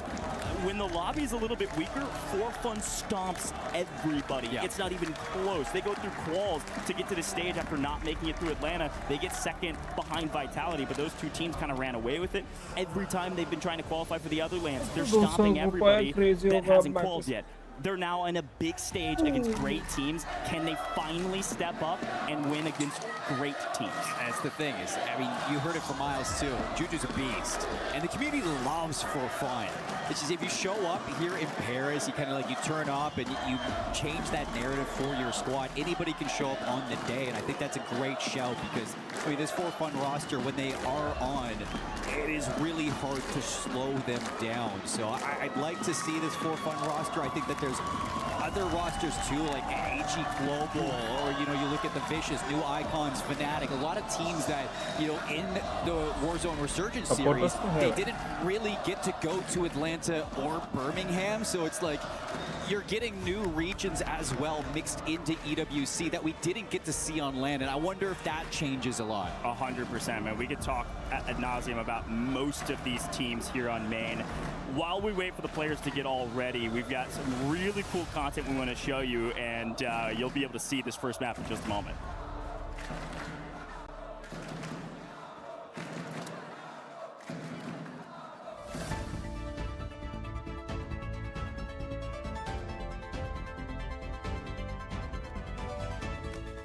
Special report. The Esports World Cup is here and अरे Warzone news has बोलने been वाला आ chaos गया in है the build-up. And if you're a little lost, don't worry, because we've got you covered in this episode of The Hot Drop. In today's news, the Falcons are still everyone's favourites, but with teams finally growing a pair and refusing to give them exactly what they want, we've never seen so much competition. Last year's winners Twisted Minds have changed not one, but two of their champions, with a mid-season drama that could rival any box office. They've ended up looking potentially worse. Other dog horses from North America include sides such as Virtus.pro, who have kissed and locked it in after their tiff threatened to destroy them. And G2, who finally grew up and got over their LAN anxieties in Atlanta. Gen G are actually on their 48th drop spot and role change of the year. And to top things off, it got worse when the Gen G general manager received a barrage of abuse from the Falcons coach Mutex. In solidarity, Vitality coach Ebates released a small statement saying, "I need time to heal." Gen G's Aiden also refused to take the comments lightly. My knees hurt just watching that. Fnatic bring 3 familiar faces to EWC, while FaZe are on their 3rd roster of the year.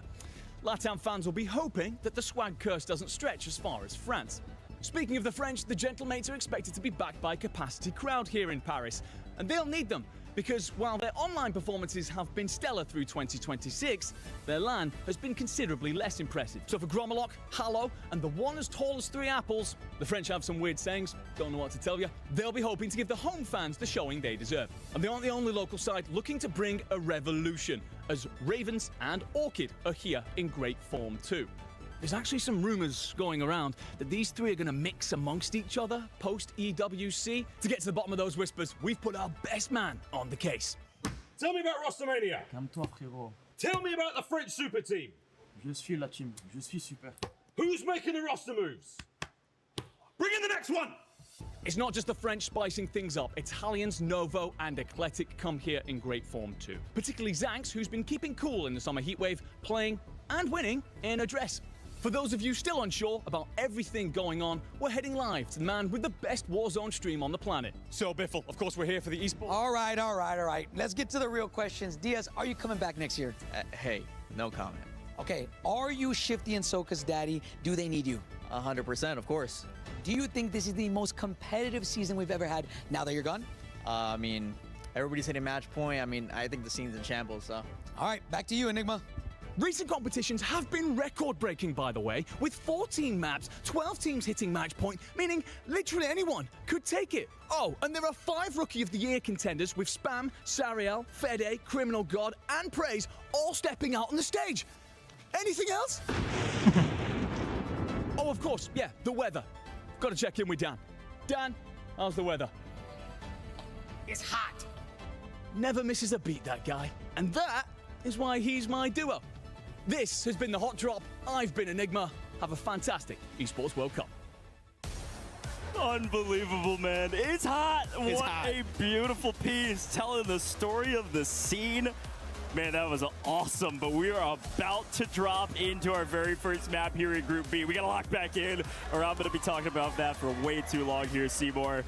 As we jump into map 1, Haven's Hollow.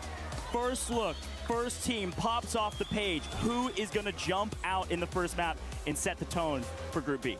I look at everybody other than the Falcons. I think you have an expectation for the Falcons to turn up. That's without a doubt. But, I mean, Enigma was talking about in his news report, G2 over their LAN anxieties. Does that carry over to EWC as well? Yeah. Orchid, Rookie of the Year conversation for Sariel. How does he look off this hot drop? It's just, how do you break out the gates playing playing at your best. I mean, obviously, we had the format change where it's like, where now you're just looking to be not in the bottom 3 of your group to get eliminated after day 2. You're just trying to get that consistency, and you want to make sure that you can buffer that out, that you don't have to play catch up later on. Big key factor as the players are loading in and about to drop out of the skies here in Havens Hollow. Big factor is, can you win your drop spots? Some of these are for free, some of them are not. Will we see some shakeups? Will we see some people casting spells, as Miles said? Let's get it. Havens Hollow, baby. Are we going to see cats? We're going to see bricks. That's the big question. Okay, already starting out hot as the Falcons changing things up. The Falcons are up in Mansion, hunting kills and dying in the meantime. Holy moly, folks. No boat today, not in Group B. The Falcons moving around the map without Twisted Minds around. Yeah, no opportunity to kind of get out the gates early if you're NIP looking for the Mansion. You gotta show up, you gotta take down the Kings, and it's not gonna be easy. You got Nemesis here as well, and these 3 are also looking to make some waves from across the pond. I gotta sit down with them. They feel loose, they feel good. I'm excited to see what Nemesis can bring this weekend. Man, I haven't watched Limax compete in a dang while here in Warzone. It's good to have him back. The Aussies really looking to represent. They're doing unbelievable in the APAC region with hardly any competition. Finding another floating in the sky. Noob's completely lost on what's going on and where Bray's at, somehow missing him. This is an interesting play. Again, all of the players, they all know where people usually drop and therefore wanted to change some things up. The Falcons have moved over to Mansion, causing a bit of chaos. They usually land boat on the south side of the map, but they know that 2 of the teams that dominate Mansion usually, Ravens, Twisted Minds, they're in the other group. Was it free, or did they just think it was free enough? We'll see what happens with that. We'll take a look at Leviathan over at Train Station. Mostly alone. We expected a bit of a contest, and it looks like they've actually got some early kills and pushed people out. Yeah, my big kind of look right now off the drop is Research. I mean, this is highly populated right now. You got Fnatic, Gamix, Orchid all here, and just above them, that's going to be the Vicious, who have potential third party if this gets a little bit messy in the Research. I mean, you're trying to stay a little bit loose right now. If you're Vicious, you don't want to dedicate yourself to a POI just yet. See what you can pick up on the outside. See if you can grab some exits and some early KP. Yeah, reminder, the Vicious came from the MENA region and they won by over 40 points against the competition over there. But this is a much more stout lobby, holistic lobby with a lot of skills. So a lot more to prove for a roster like that. Crushing their region and a chance to at least make it a survivor stage, if not further. But you're right, Research a bit mixy. We swing over to Chapel, which has been mostly cleared out here. It's actually the Terrain that's cleaned this out, and it looks like Leviathan are going to get active. Reminder, Leviathan over at Train win their early engagements. They win their POI. They keep their anchor there. You can see them just on the backside of this mini-map, and they send their 2 fraggers out to go get some kills, hopefully. Z-Dark, Criminal God, unbelievable rookie. We're moving up, but now it's just Z-Dark moving in, trying to find some early picks, and looks like immediately sniffed out Katrine from the top side, throwing some warning shots, saying this is not where you're going to find a free kill. You're going to find yourself back up into the skies here shortly. Yeah, this is where you're kind of walking into new icons as you move from station into the church. And Leviathan going to be feeling very comfortable at taking these 3 down. It's just weeding them out of these corners. That's going to be the issue, as New Icons are doing a fantastic job at just surviving, and they've actually drawn in some friends as well to come play. That's going to be For Fun Esports working in from the pond. You get caught there, you do have your anchor, so no big deal losing a couple of these fights, but we also got some stuff going down at Research, as it looks like AGAL are looking to get into the mix with, what is that, 6 other squads? Yeah, a ton of people on the north side of the map. You can see where our zone is beginning to pull here in just a moment. The big key factor, look at that little cyan blue at the bottom at boat. That's G2. Usually at Lumber, they rotated over to what felt like a free boat without the Falcons in the area. This could really open G2 up to having a fantastic map, not having to worry about the Falcons like they usually do. Here comes Scummin, swinging in, finding one. Adrenaline deeply in trouble, that entire roster. In a bit of a blender, as it looks like AG are actually having a pretty solid map. You got to remember, this AG roster is star-studded. FIFA Kills like top 10 earner in Warzone history. Scummin has found his way to top 3 positions on LAN over and over again, and this year, this roster has been struggling. Funny enough, though, Knight is one of those players that has found his way into competitive rosters recently and has had a mixed amount of success, but right now, things going well for the team. Yeah, it's going to be interesting how AGAL kind of figures this one out. You've had 3 tournaments on the year, and you've had 3 different thirds, starting off with Oki, Prodigy, and it's been a mix of bags here. Knight's going to get caught. You can put it into the rest of your team to see if they can clutch up and bring them back. You can see Scummin will be able to redeploy. You're doing a great job of just staying alive right now.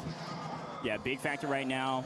The team that owns the South is G2. They're going to have to move out of boat here shortly, but they've got pretty much the entirety of the South side of the map. This is the big North battle to try to stay alive. Barely still up. No, gets cut down, but I believe the teammates still being able to spawn back in. That's not all of AGL, but they are in a bit of blender as AGAL try to find a new position on the map to regain and recoup, and it may be Mansion, where they're going to be in for a rude awakening as the Falcons are still holding out on the top side of Mansion. But we swing over to JDG. Melvin's actually got 6 right now, playing around mid-map through Main Street.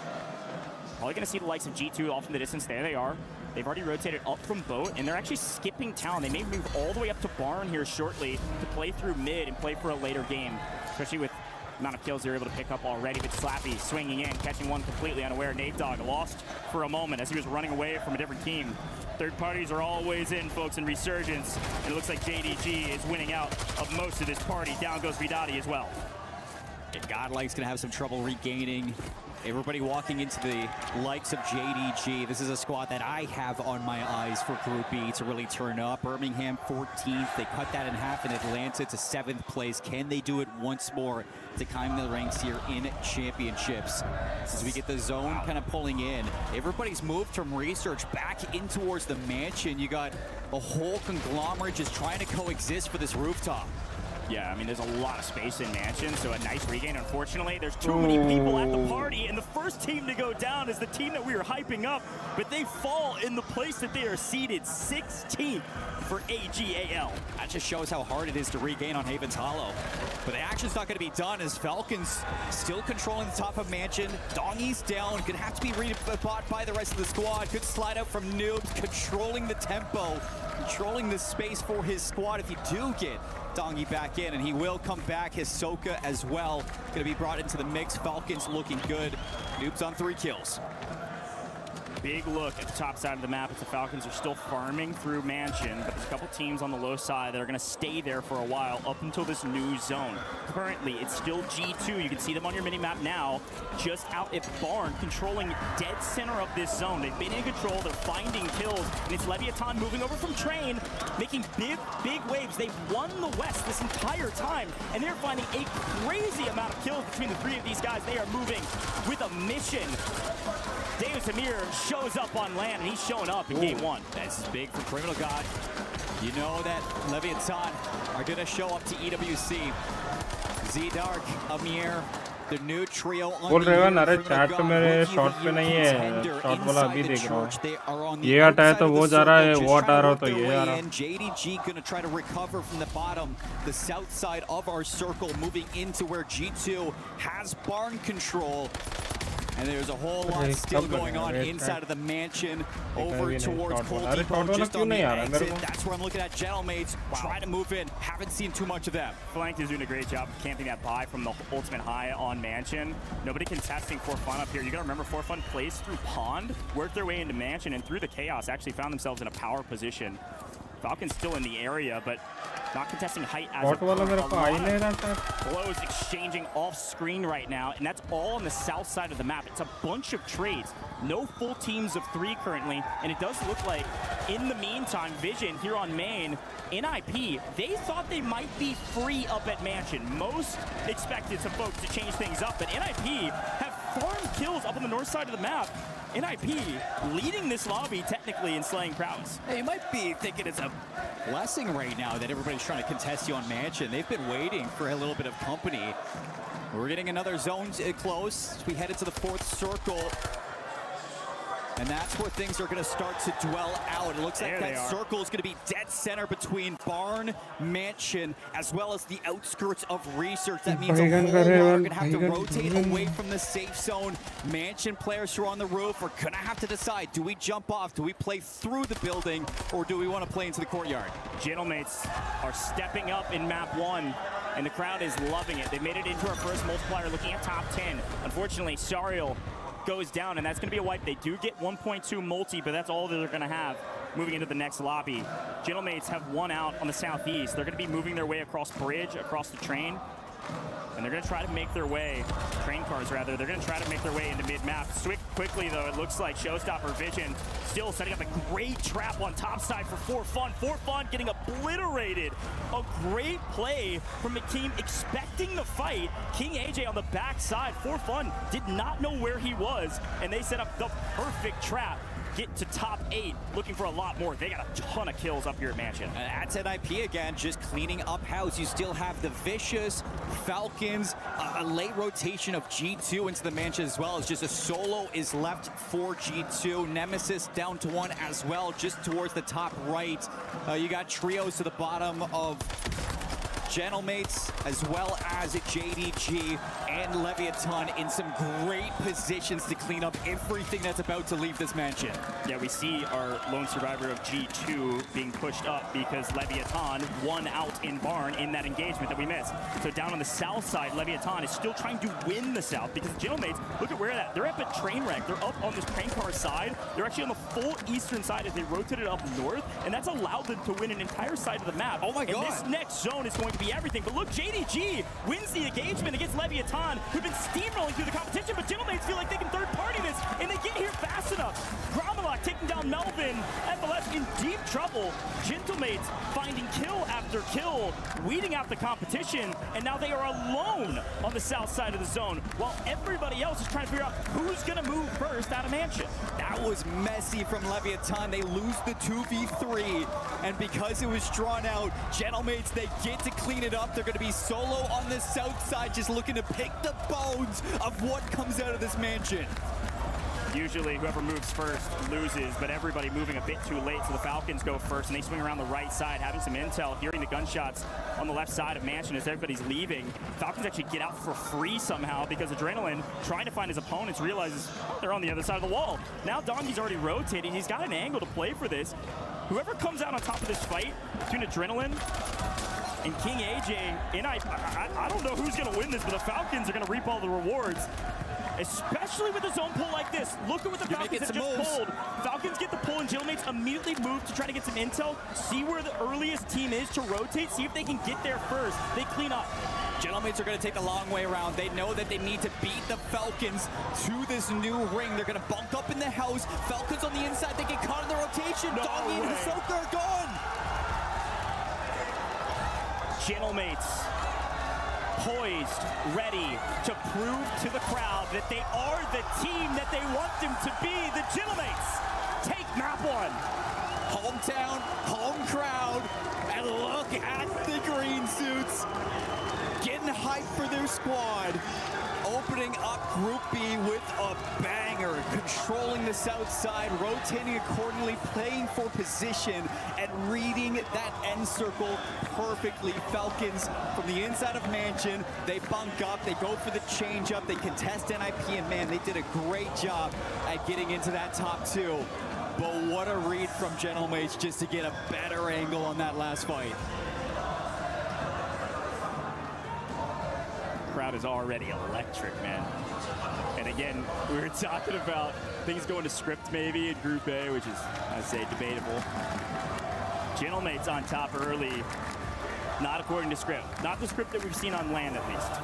But it is according to the script that we've seen online. Gentlemates, very strong team, playing very well. Let's take a look back on what they were able to do. We see them early rotate. You called it out well. They go long, deep into the gas to try to beat the Falcons, who actually rotated first. The Falcons were so a bit disorganized in this rotation because they were so focused on the other fight across the way coming out of Mansion. They thought they could pick up a crazy amount of kills and then get shot in the back, and then they're down in player advantage, and the Gentlemates were able to clean up. It's crazy, too, because 2 more seconds, and that could have been NIP in that that position instead of the Falcons.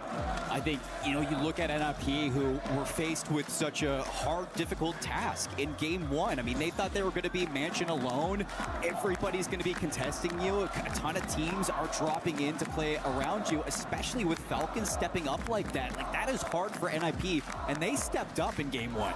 I mean, there's a even much larger macro conversation we can have about the Falcons playing north side of the map in general. You got to remember, Gentlemen play usually. G2 down in Lumber, they usually could engage because the Falcons are a stone wall, but the Falcons weren't there, so G2 rotated out, and Gentlemates had everything for free. Crazy stuff, so much fun here in game one. We got a lot more for you in game two in just a moment. Can the Gentlemates maybe go back-to-back on Haven's Hollow? Woo, we got some cool stuff here in just a moment. We'll be right back.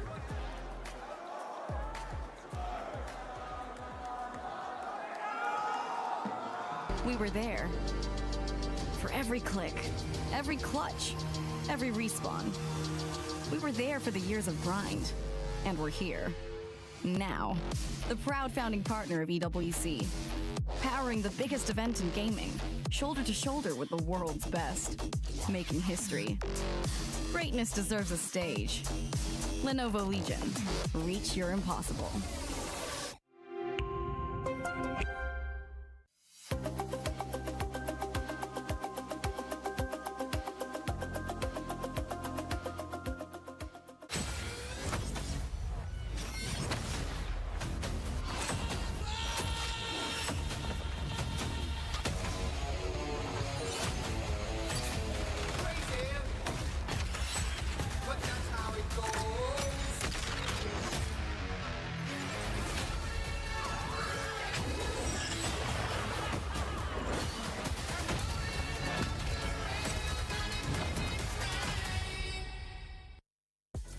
We've decided to hop on over to Allianz Vault and check in with Trav because we have Street Fighter going on here and we want to see how things are going so far.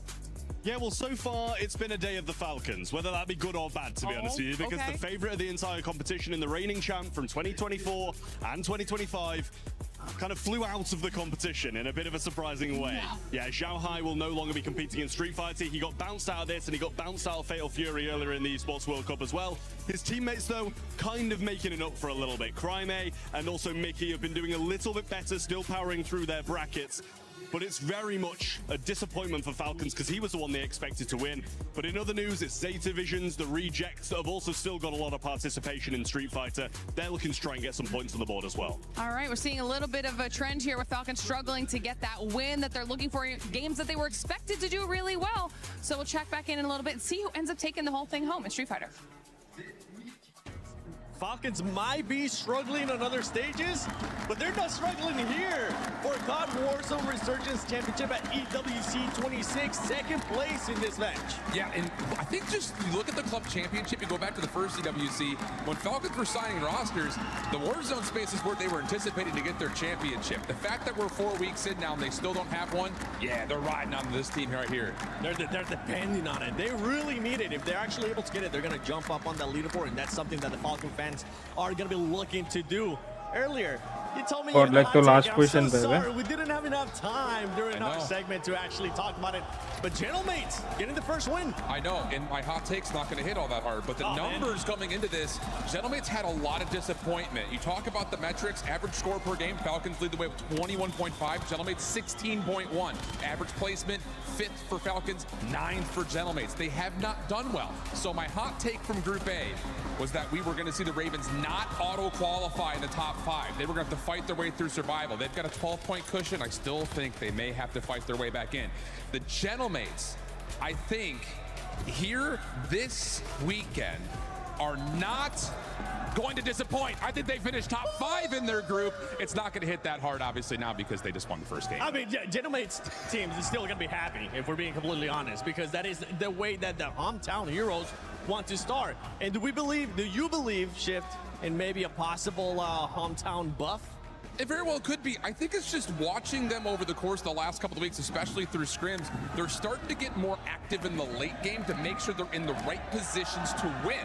We saw that perfectly, chipping away down train, making their way back over to the bottom side of the zone where it's free. They're making the right reads, the right moves, and they're ripping teams apart on the way. Great news for G-Mate fans. And it's going to be great news for G-Mates, and honestly, great news for Falcons, for some of the other squads here as well. I'm looking at AGAL for this squad. This is a squad that we're going to talk about the club championship. Yep. They have started to slow down in regards to other stages, but here they need to start performing as well. I mean, that's a really tough opening finish for them. They start to get a lot of kills off the get-go, but everyone's staying alive. No one's falling off that leaderboard, and all of a sudden you finish 16th. So I think they got to trust their slaying, got to find the survivability. And I want you to be the coach right now. Going to put you on the spot. You got to be the coach of AGAL.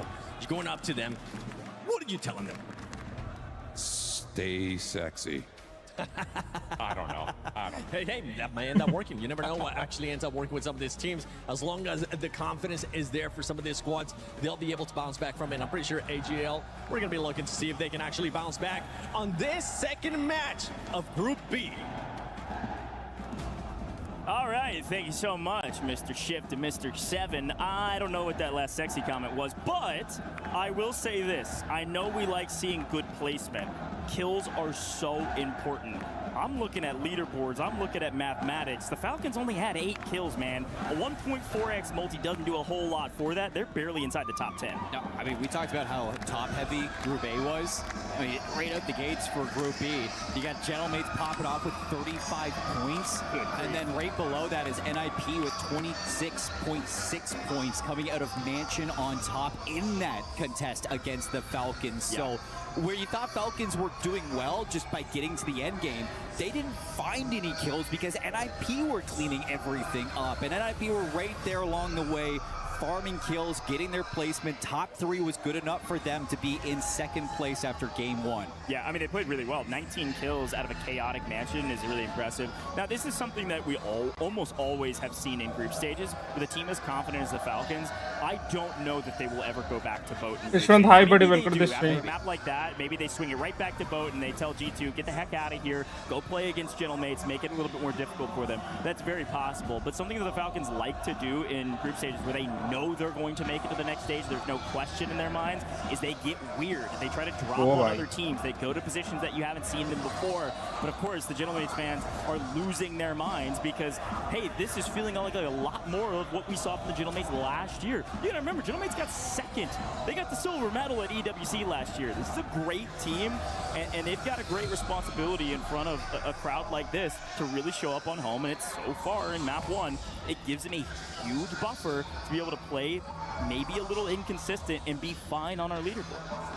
This game number 2 is going to be really determined on what our initial zone is going to be looking like. You know, if the Falcons want to go to Mansion again, you talked about how big of a macro change that was for Gentlemates, his having pure freedom of the South, being able to pick and choose which fights they wanted to take. You just had to play Leviathan, you had to play JDG, you win both of those initial fights. That third party was perfect with that really contested match between JDG and Leviathan. So I think that I look at the map going into game number 2. I want to see where this circle is going. I want to see where these drops are looking like. Yeah, 100%. I mean, you even can bring up the same conversation with Orchid, right? They're a northern map team. They play in No Name. They play just outside of Research, and they really couldn't get anything going because there is like 15 teams all around Research and into the mix around those train cars on the north side. AGAL was up there just getting weird, and it just caught everybody by surprise. Some of these teams playing a little bit different than they have in scrims or otherwise, which is the name of the game in group stages, especially here at EWC. You got 12 games, folks. There's a little bit of a room for error, but we told you the map through Group A. You need 16 points on average a game. Gentlemates just scored 35, folks. We are dropping into game 2 here shortly, and I'm pumped to see where this zone goes because this is going to dictate where some of these teams drop. I like the idea of just having like weeks and weeks of scrims, being like, yeah, this is what we're going to do, guys. This is what you can do. Day 1 group stage, you're like, nah, let's change it up. Let's be weird, and let's make everybody else panic. That's like what the Falcons are thinking. Well, let's get into it, folks. Our second Havens Hollow map. Everybody flying in, ready to rock and roll. Quick look at the map, and woo, Woo! Things have changed dramatically as we swing, yes, to the north, but this time to research. Half our first circle is out of bounds, folks. Look at G2. They have Boat and Lumber, both of them off rip. The entire south is G2. Completely alone down there. It did look like the Falcons went back up to Mansion. But other than that, all teams trying to figure out how the heck do we get to research and when do we get to research. Yeah, you got 5 teams just lingering around research, 3 teams inside Mansion. Alone on the left side is going to be Nemesis, having to make that long rotation from train station into the circle at some point, and while they do it, they're going to have to cross paths with JDG, which gave them an issue in the last time, and out the gates for a lot of these drops, just trying to fight for position. We're starting off with AGAL in the barn. Yeah, and this is where they traditionally land, Barn Chapel area, and so it's a big win this time to actually win against Fnatic and therefore not have to scramble about where to go and where to regain. They did a pretty good job of doing that for a little while and then get last. So a lot of eyes on this team, and it does look like we're down to 15 out of 16 already. We'll try to get a read on which team is already out of here. But if that's true, at least they're doing a little bit better than last time. We take a look at what's going on up at Mansion. It looks quiet just because this POI is big. The Falcons are here. Leviathan here as well, electing to abandon train station, immediately rotate up or land up here at Mansion and be able to play with NIP, who, like you mentioned, look at the scores on the right-hand side. NIP put up a banger map at 19 kills, so they picked up 2 in this one.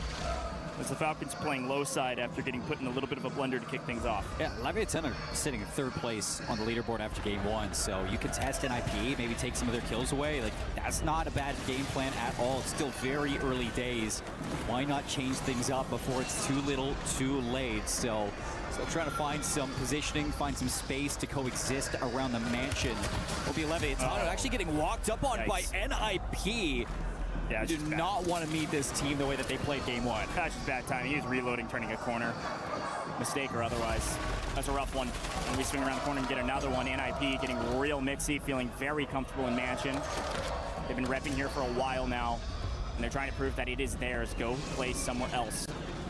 G2, like I said, they had the entire south side of the map to work with. They've moved all the way up from Boat and Lumber, and they're moving back up to central position. This is the same rotation they did last time, moving up towards Mansion. They played up at Barn, played through Barn, and unfortunately got pushed out of Barn. This time, they're going to play a little bit lower in Trainwreck, trying to prepare for some of these teams that are rotating in from the west. It's an earlier rotation, too. I think because of that, they're getting that space, that positioning first, and they're actually going to beat JDG here. If they can win this battle versus JDG, that's going to be a big change from game 1.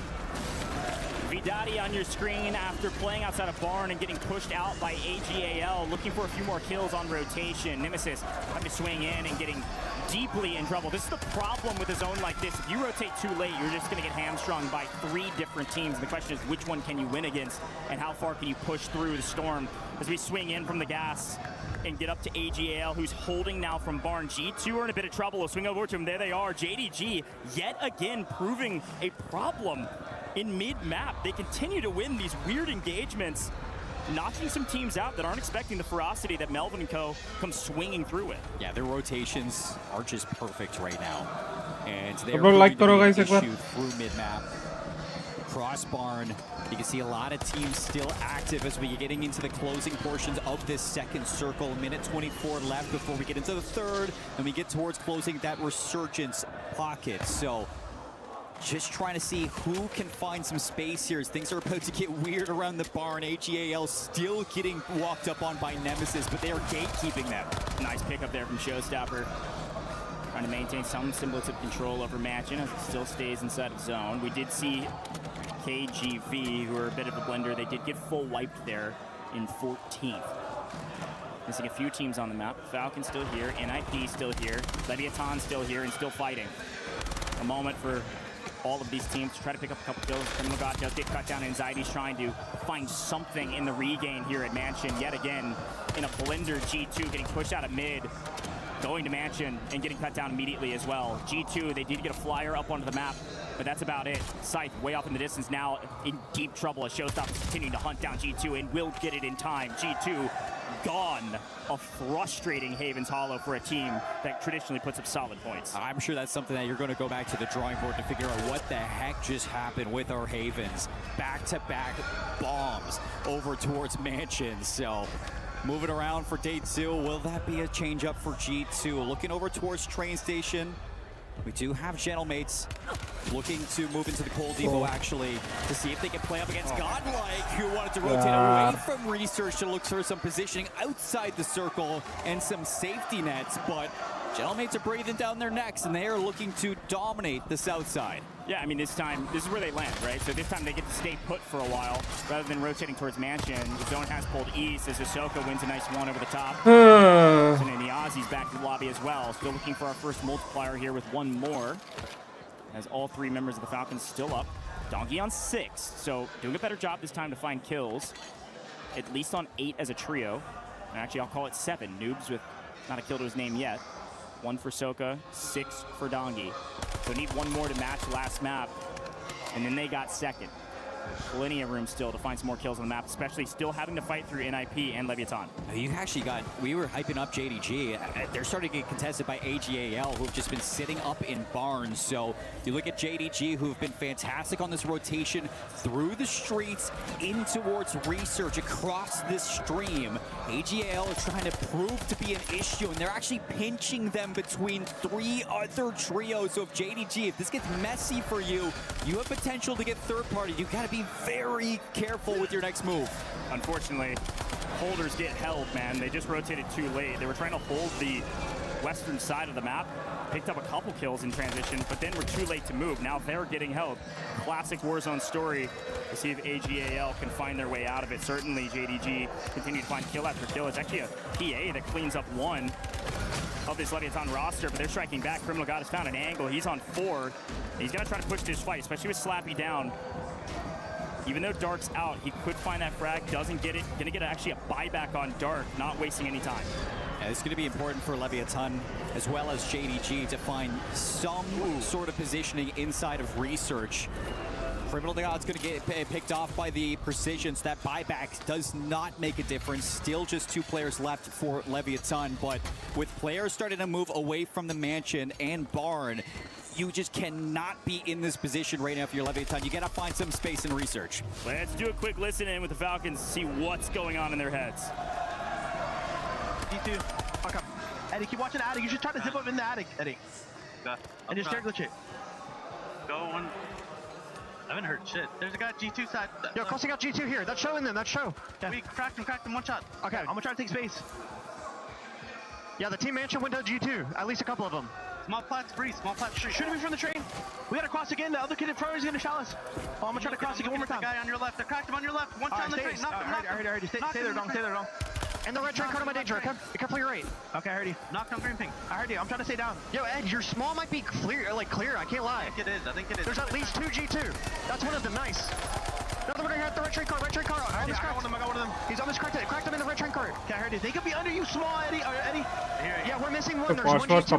What did we hear from the comms? A ton of intel pointing out where do we go, how do we get there, which teams are crossing, and which ones can we pick up in transition. Through all of those comms, they got a ton of intel and 2 kills to boot, and we can actually see that they are the only team now on the north side outside of Research, so they're going to be outside looking in. Look at this zone pull. They're actually going to be in zone playing for multi now. The question is, can they pick up more kills? Yeah, you can choose whether or not to play towards the waterfall, play towards the back trains. You got a lot of people going to be walking in front of you with AG Global still trying to vie for some position over towards the top shack. They're going to walk right into Gentlemates, actually still fighting for the south side. This is something that they did back in game 1. They're doing it once again. FIFA kill brings it into a 2-on-2 for this battle.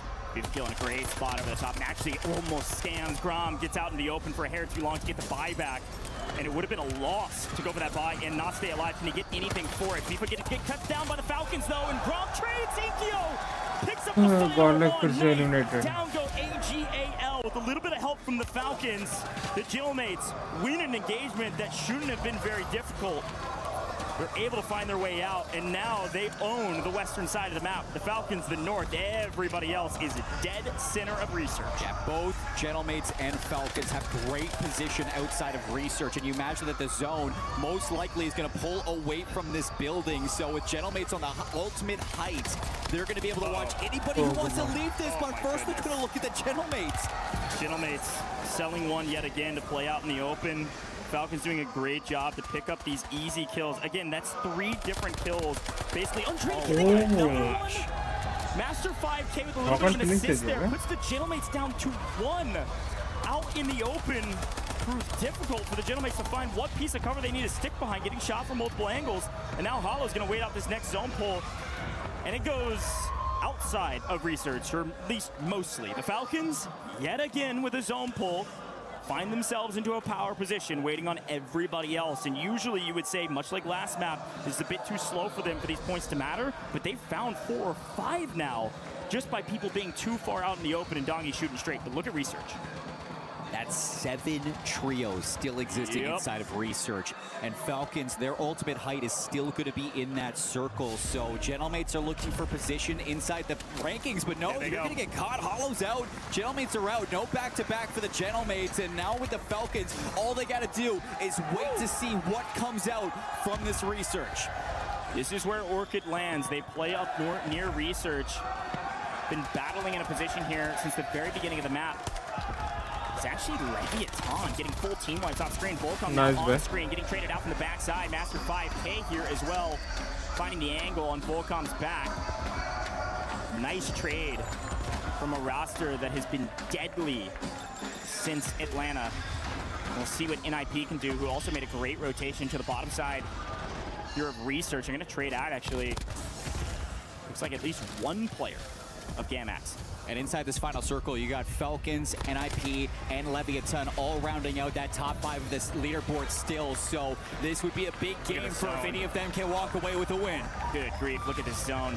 Falcons actually lose 1 in transition. A great find over the top from Orchid. Again, they've had this height position on Research that gives them a bunch of intel over the top. And actually just going to go for the kill. Swizzen full sends this. Picks up 1, should pick up 2, no problem. The third, though, Showstopper makes a big play on Swizzen. Orchid at least lose 1 with a very aggressive play. We say you got to play for kills, but look at the placements. You cannot fall in 6th here. You need the multiplier. And Sario's running straight into danger. Swizzen barely alive and barely breathing, but finding kills. He's still alive. As NIP also on 1 HP to Dream. Showstopper using all of his stims to stay up for a moment, and then finally goes down. JDG striking, and all of a sudden we went from 6 teams to 2, and the Falcons have their prey in their talents. The Falcons win game 2 after a 2nd place game 1. That was a cluster of energy that went into that last final circle. You can't say that for the Falcons. They're chilling everybody down. But Research was busy, and you had teams fighting for that win to see if they can get themselves through that top 3 into that #1 pole position, exiting Haven's Hollow. JDG with a 2nd place finish. That is going to be big for them as they were sitting in 3rd place going into that 2nd game. And with Leviathan as well, looking to knock down Gentlemates, looking to knock down NIP. I can't wait to see what this does to our standings. Yeah, that's gotta feel good if you're the Falcons. Play through Mansion, play up at a just diabolical Research zone. That was free. And then they get the pulls again. There's something about this Falcons team, man. They get the pulls every single time. Now, traditionally speaking, when we see the zone pull up towards Research, you don't see a Research building ending it. It does usually pull out. And I mean, I have to say this. I'm gonna get made fun of in the green room because I use this every broadcast. But the layer cake that is Research Center is truly the best way to describe what happened.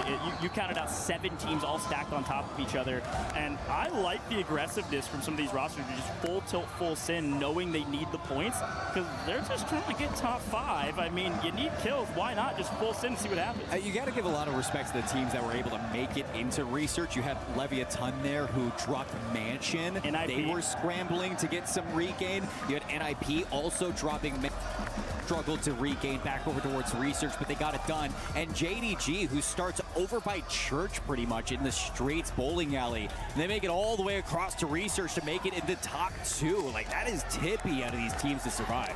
Well, listen into the celebrations at the end of this one. Good shot. That's it. Come on. It's tough though. Come on. Good shot. Textbook.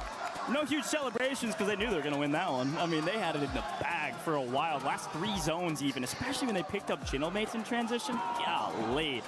That's got to be a brutal one for the Gentlemates, who desperately wanted to go back-to-back, but they still put up a couple kills. Everything was mostly fine. I think the biggest question mark is G2 coming out of Haven's Hollow, probably near bottom of the leaderboard.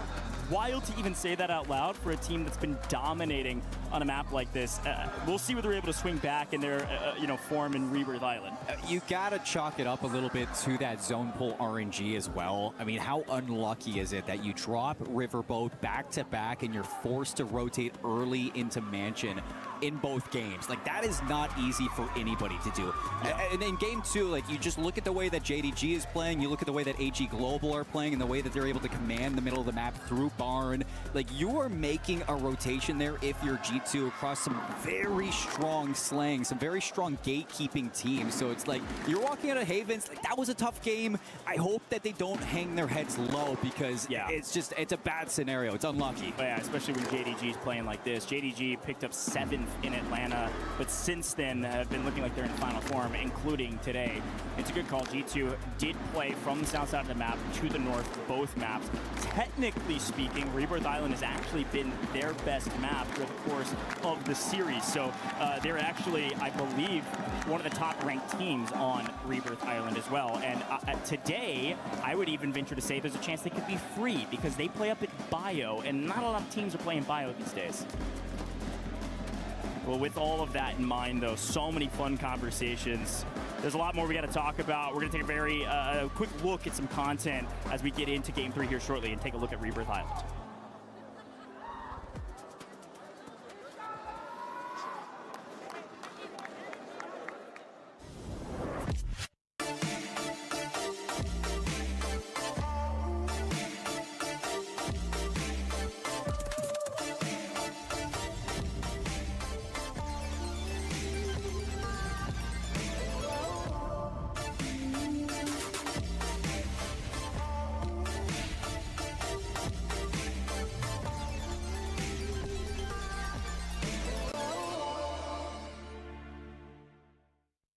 He can come in here and play my game.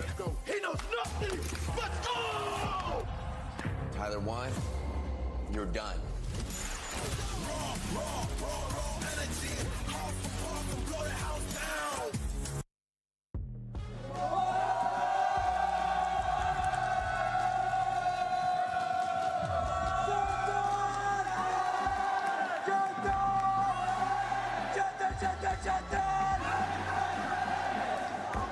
Welcome back, everyone, to the Esports World Cup 26. Miles and Enigma here.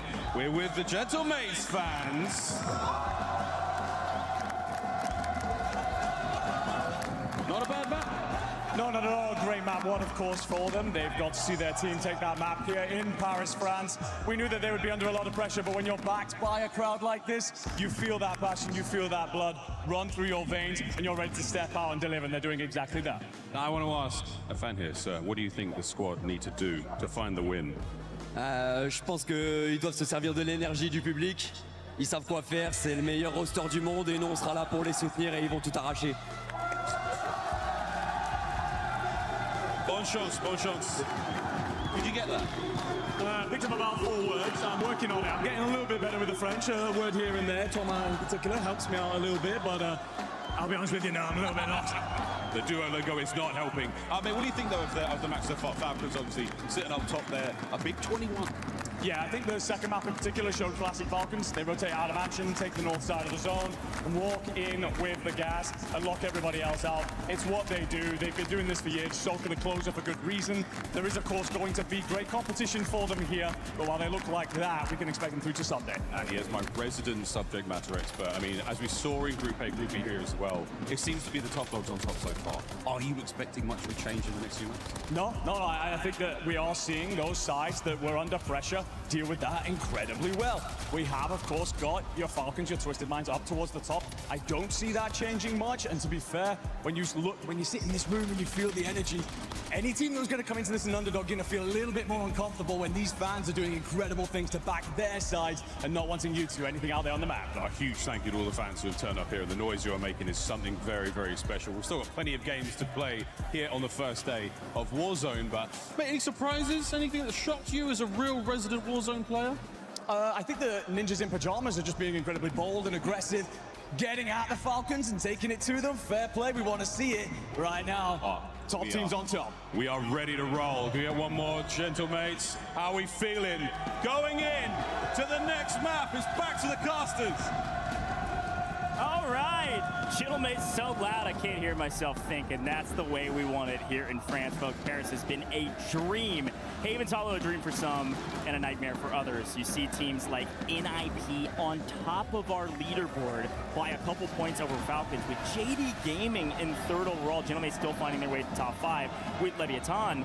But, I mean, we got godlike new icons down at the bottom of the leaderboard trying to turn things around going into Rebirth Island. I think that we knew that a couple of these rosters coming out from regions that may be a little bit less practiced than, you know, NA and EU who've been at WRS for, you know, Birmingham and Atlanta. Like, it would be a little bit of talk. Godlike's a big surprise. You didn't get to see too much of Nate Dogg or Intex really kick off. They were just scrambling off the gates yet again back on Rebirth, or on Haven's Hollow. But now we go to Rebirth Island and we see if a lot of these teams can maybe bounce back after those first 2 maps. Maybe it was a little bit unlucky zone pulls. You guys struggled to get those rotations going. We talked about that with G2, and I think a lot of people will be looking at going into the second wave with a different mindset. All right, biggest question in my mind is where the heck are the Falcons dropping? They usually drop Kim alone. Nobody likes to contest them, but did they change things up just to put everybody on their heels? Rebirth Island is here, folks. We've seen it 1,000 times, and likely we'll see it 1,000 more, but today, only twice. We get into the first map. Will G2 be alone up at Bio? Will the gentlemates be alone in living quarters? And will the Falcons land right on top of the gentlemates' head just to throw them off balance? Let's drop in to our first Rebirth Island map of Group B. It does look like the Falcons are returning to form up at Kim all alone. Yeah, they're going to have Fnatic just below them in Harbor, and Orchid maybe giving them a look from top of Prison. G2 back to basics over at Bio. A lot of teams just kind of sitting down looking for their drop spots. The big thing's going to be Stronghold for me, because you look at Gentlemates who had a fantastic Haven's Hollow. They drop living quarters and they're already contesting Lev down low and strong. And we'll swing over there when we get the chance, but of course we got to take a look at Control Center. It's hotly contested in both groups. And even in this one, Trick Empathy, we talked about Godlike, we talked about a team at the bottom of the leaderboard. Trick Empathy is one of an individual basis, one that usually is at the top. As an individual, has been a hero for this team, and a lot of folks have been chattering about what he could be able to do even with a different roster. Today, that roster's struggling on the chaos of Haven's Hollow. We take a look, though, at maybe what they could do from boat. Here's a look at the factory side as we take a look at, looks like maybe VC could get active here and go play for somebody else. The problem is they're getting stabbed in the back just repeatedly by the Falcons who are bored. So do need to be careful about this factory play. When the Falcons get comfortable, they do swing up on JDG and win an engagement, a 3v1 with one more outside. JDG do need to stay alive if they can, and they're actually in deep trouble. They're third up, floating in the skies. Yeah, he's just going to float his way on down, let everybody else research, just get back into the flow of things. JDG had a fantastic map 1 and map 2. Don't expect them to fall so early on Rebirth. All 16 teams still alive. Everybody's looking for their loadouts, and for VC, they're going to be primed and ready to go in the docks of Factory. Leviathan, who are out in Stronghold. Yeah, it went up against Mates. It looks like they're going to go up against Mates yet again. Yeah, I mean, this is classic, right? Gentlemates up in living quarters. Leviathan down in Stronghold. Striking first, Criminal God, the Fragger, coming up to get busy. Their anchor nice and safe in Stronghold with no one within a country mile. So let's send the rookie out to go make some big plays. Doing great today. Let's see if they can keep up that momentum. This is feeling a lot more like Birmingham for this roster and a lot less like Atlanta.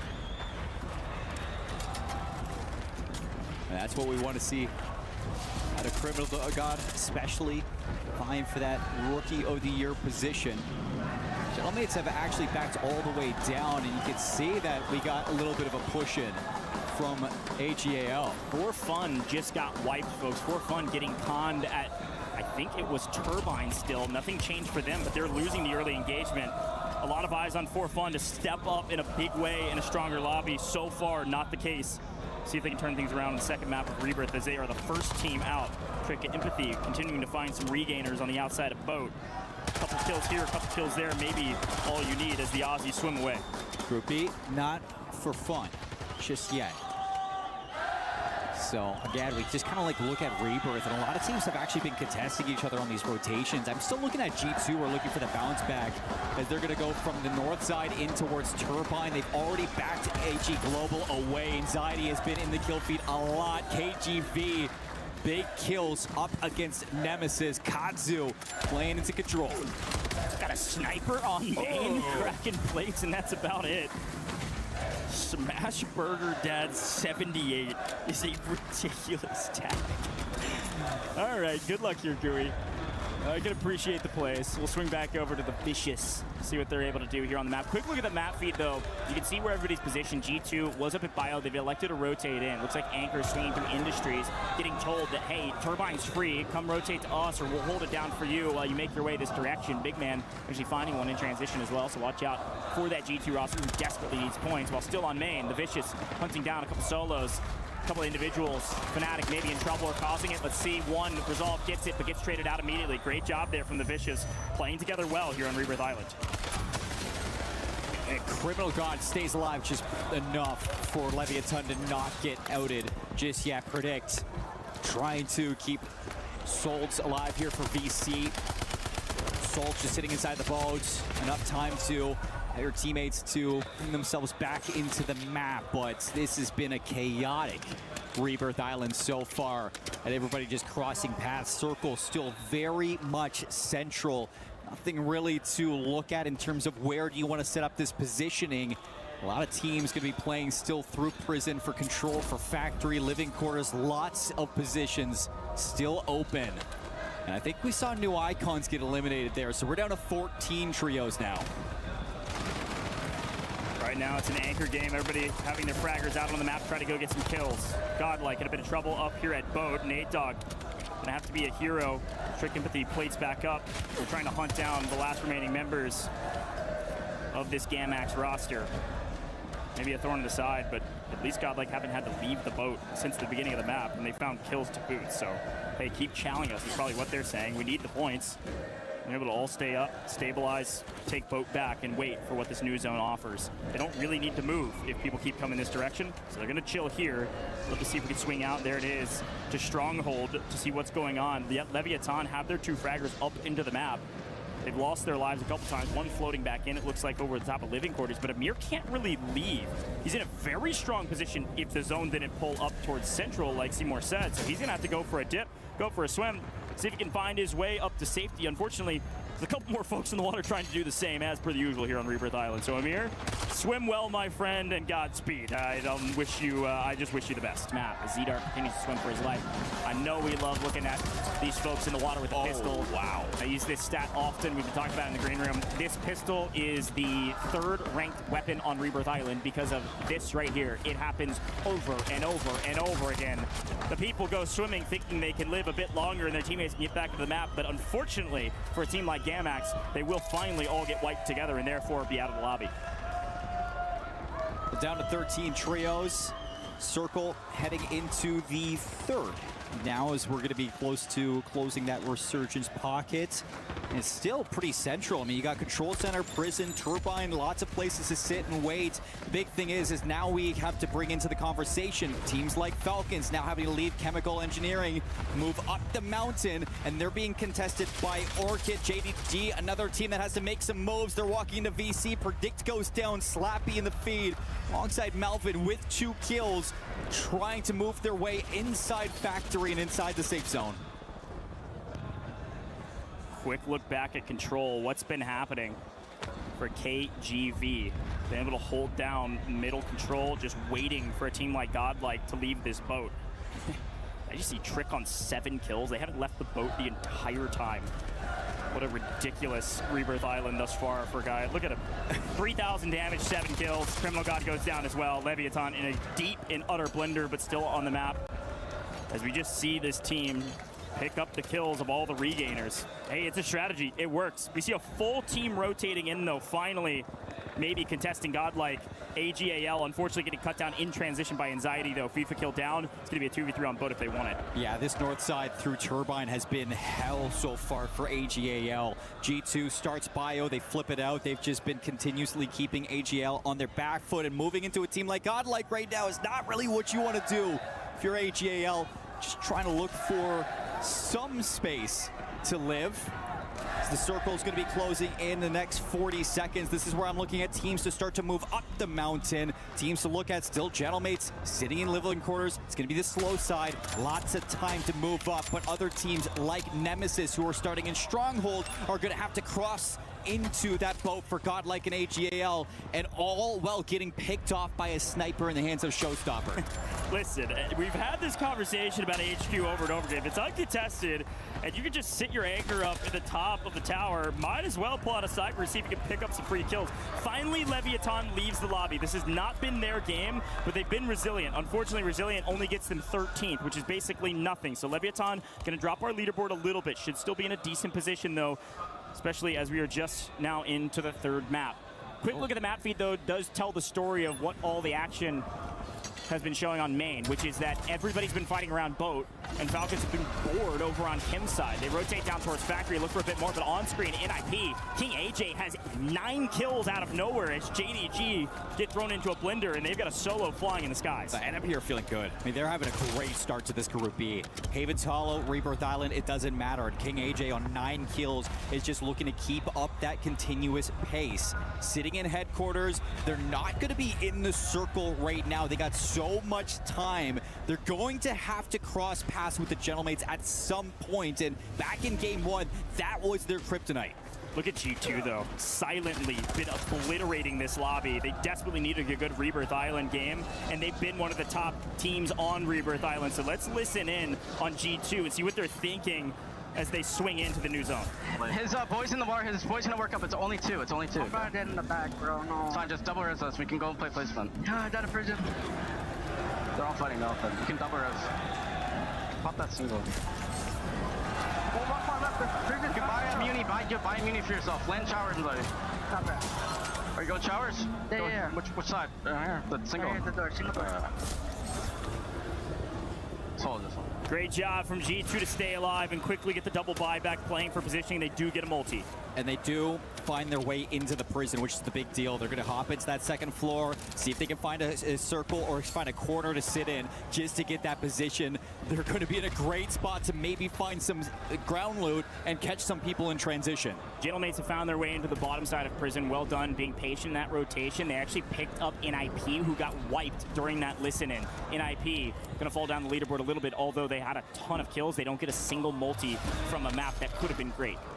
Falcons, I mean, they have to be just whispering in the ear of the circle pull gods, because they get another pull down the mountain. As you see, G2 have not just regained, but they have turned it into lemonade now with what they got. Holy moly, G2 are fragging right now. We got to see what Orchid could do, though, is actually take one member of G2 down. AGAL and G2 fighting, while Orchid maintains a position on top prison. It's a pretty strong position. I think, unfortunately for them, this new zone is going to dictate whether or not this is the right decision or maybe the wrong one. As the Falcons down on the low side, Godlike, they've been reaping through the boat, but unfortunately as they make their way to prison, they get obliterated. Down go Intex and Nate Dogg. A decent game for them, but they needed a great one. We swing into a top 7 position, need top 5 for the next multiplier, and yet again, the Falcons pulled the zone, and the Falcons are easily in the best position on the map. Look at the situation that you're seeing from Gentlemates, though. I think they're going to try to swing this all the way down the mountain, get behind the Falcons. So this has got to be where you see the Falcons make a move, but as they do, Sariel's going to catch them. The rookie's showing up.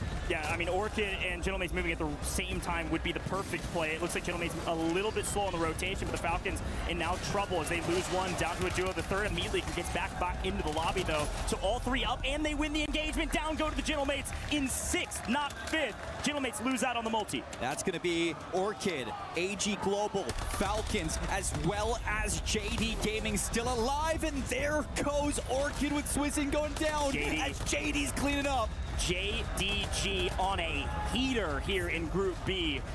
And it's now down to the Falcons and JDG, and the Falcons go back to back, making it look easy with a great zone pull.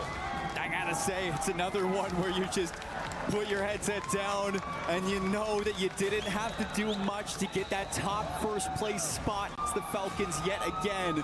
Get it done on Rebirth Island this time. An easy pull towards Chemical Engineering. They maybe had to walk like 5 minutes away from their initial drop spots. And as soon as it goes down the mountain, as soon as they contest Gentlemates on leaving prison, they keep everything north of them, everything ahead of them up that hill.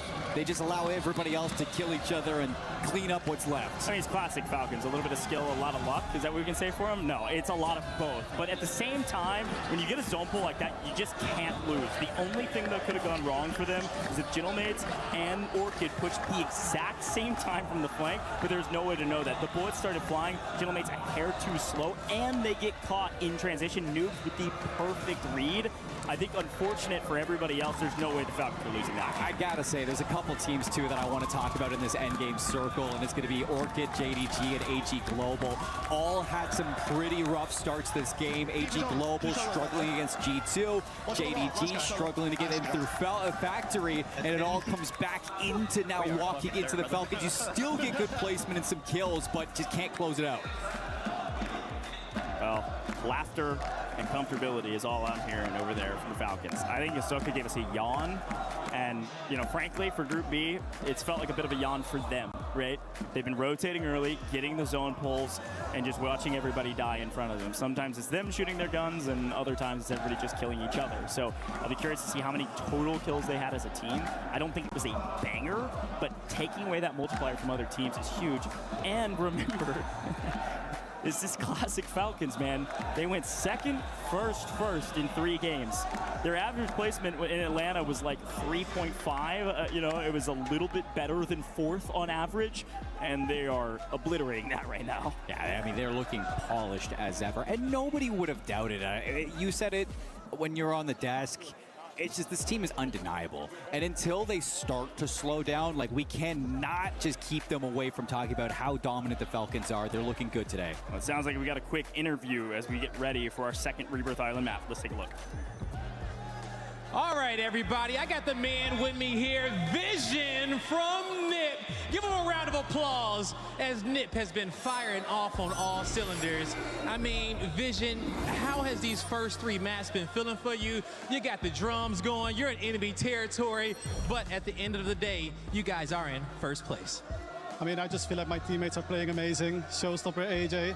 But just, I feel like our communication is just on point. Yeah. And yeah. I'm confident we got first today. Hey, you should be confident, okay? You are, I want to say you are a kill leader throughout these first 3, but you're definitely the kill leader on your team. Just talk to me about, like, how does it feel? You know, you're playing in these lobbies and you got Falcons going second, first, but you guys are still in first place, mainly because of you. You are the kill leader in these lobbies. I know you had 16 throughout the first 2 maps. I don't know how many you got in the third, but how are you finding that much consistency? Is it just the communication, or what are you doing? I mean, I just feel like me and AJ are just running around together all the time, so it's just easy. My teammate, he's always supporting me. I support him. Well, I think we have the same amount of kills, by the way. I think we both have 19. Okay. So, you know, we just have good chemistry. Great chemistry. Now, we saw the chemistry on Rebirth Island with your pacing. What did you learn on Rebirth Island that you're going to keep continuing on into Haven's Hollow in the last map as well? What was the question again? I said, when it comes down to your pacing that you guys found on the Haven's Hollow, how are you guys going to take that into the next maps? What did you learn in those first 2 maps that you can take on over to the rest of the maps? I mean, I think at the moment we don't really have to change that much. Our communication is on point, as I said. The chemistry is on point, and yeah, just a shout out to my teammates. And let's go to the next game. You heard it here, folks, okay? Shout out to his teammates. Shout out to Nip. They're in first place. Let's see if they can keep it.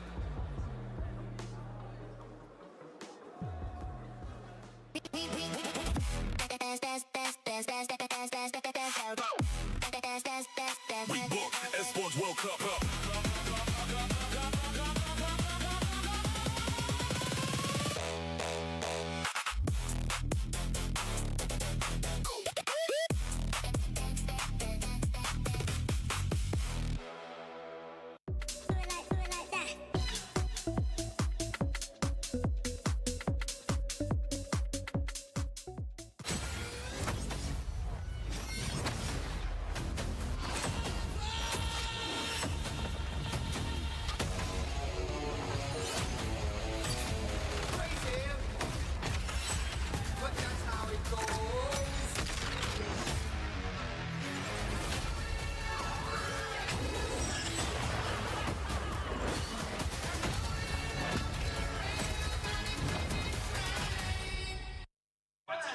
mesdames et messieurs, avec les fans de Gentleman. Bon, comment ça se va la troisième game? Pour l'instant, ça se passe pas mal. Ça se passe super bien. On fait le top 1 la première, magnifique.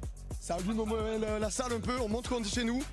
La deuxième, ça se passe un peu moins bien et là, on est en place, j'ai l'impression. Donc, ça va, yeah, so we're really happy because we have one top 1 on the first game, so it was magnificent. Everybody's just chilling out and everybody's so happy about it. And now the second game was not that good, but we feel kind of good now, so everybody's just sending. So, tu peux chanter évidemment, mais je vais te laisser chanter avec eux. Mais comment est-ce que tu te sens? Un peu moins stressé? Faut être quand même top 5 du groupe, ça va être chaud. On va y aller. Je veux pas me porter l'œil, mais on va y aller, c'est sûr. Ils sont dans leur match. On y va. Il n'y a même pas de question qui se pose. On y va. I know you want to sing with them, so you can sing, bro. I asked him, like, of course you want to sing with them, but I guess in one point you just really want them to get the top 5. Do you think it? You believe it? It's like, I don't want to jinx it, but of course I believe it. Like, they're looking right good now, and we're gonna do it. We're gonna make to the big finals, and we're here for that, whatever. This is group stage. We are more interested in the finals. If we believe, they believe, we're gonna make it. Basically, they are ready. God luck, Daniel. On va tout casser ce soir. Je crois pas que vous connaissez. On sort de nulle part. Un roster de bâtard. On va tout casser ce soir. Oh, les mecs. Je crois pas que vous connaissez. Foutez-moi le bordel. On sort de nulle part. Roster de bâtard. On va tout casser ce soir.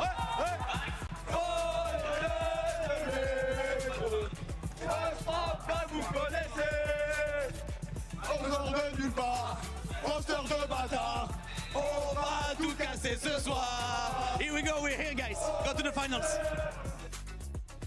Thank you, Luti. I love the energy of the crowd, not only from them, but also the crowd we have seen. Falcons have been performing as well.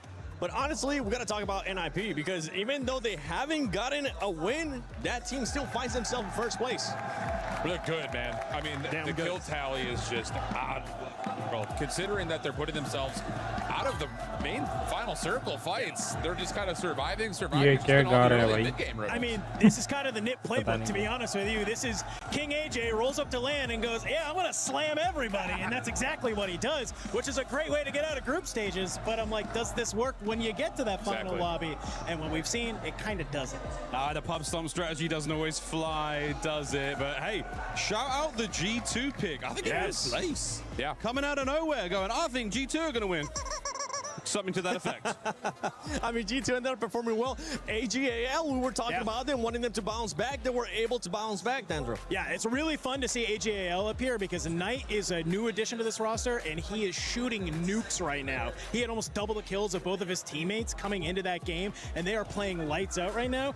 Kind of questions from the community of would they even make it out of this group stage after a very lackluster Atlanta. But here, I think they now maybe had a lot of those learnings, and now are making sure that they are getting at least out of the survival stage. And I think the in-game calling just really shows up on this map that obviously has been around for a lot longer than Haven's Hollow, where, again, in the first 2-3 circles on Haven's Hollow, they're finding kills, they're just not surviving to get the multipliers. Now, all of a sudden, you go back to what we've been playing for the last 3 years, and they're like, okay, we know where we're dropping, we know how we're rotating, and if, like you mentioned, Knight, if he keeps shooting like this, these guys have a real solid chance to make it not just out of their group, but potentially top 5 if they can place well. And on this last match, we saw Godlike being able to just hold that boat for the longest time, and it was none other than let me actually see if I get this. Trick.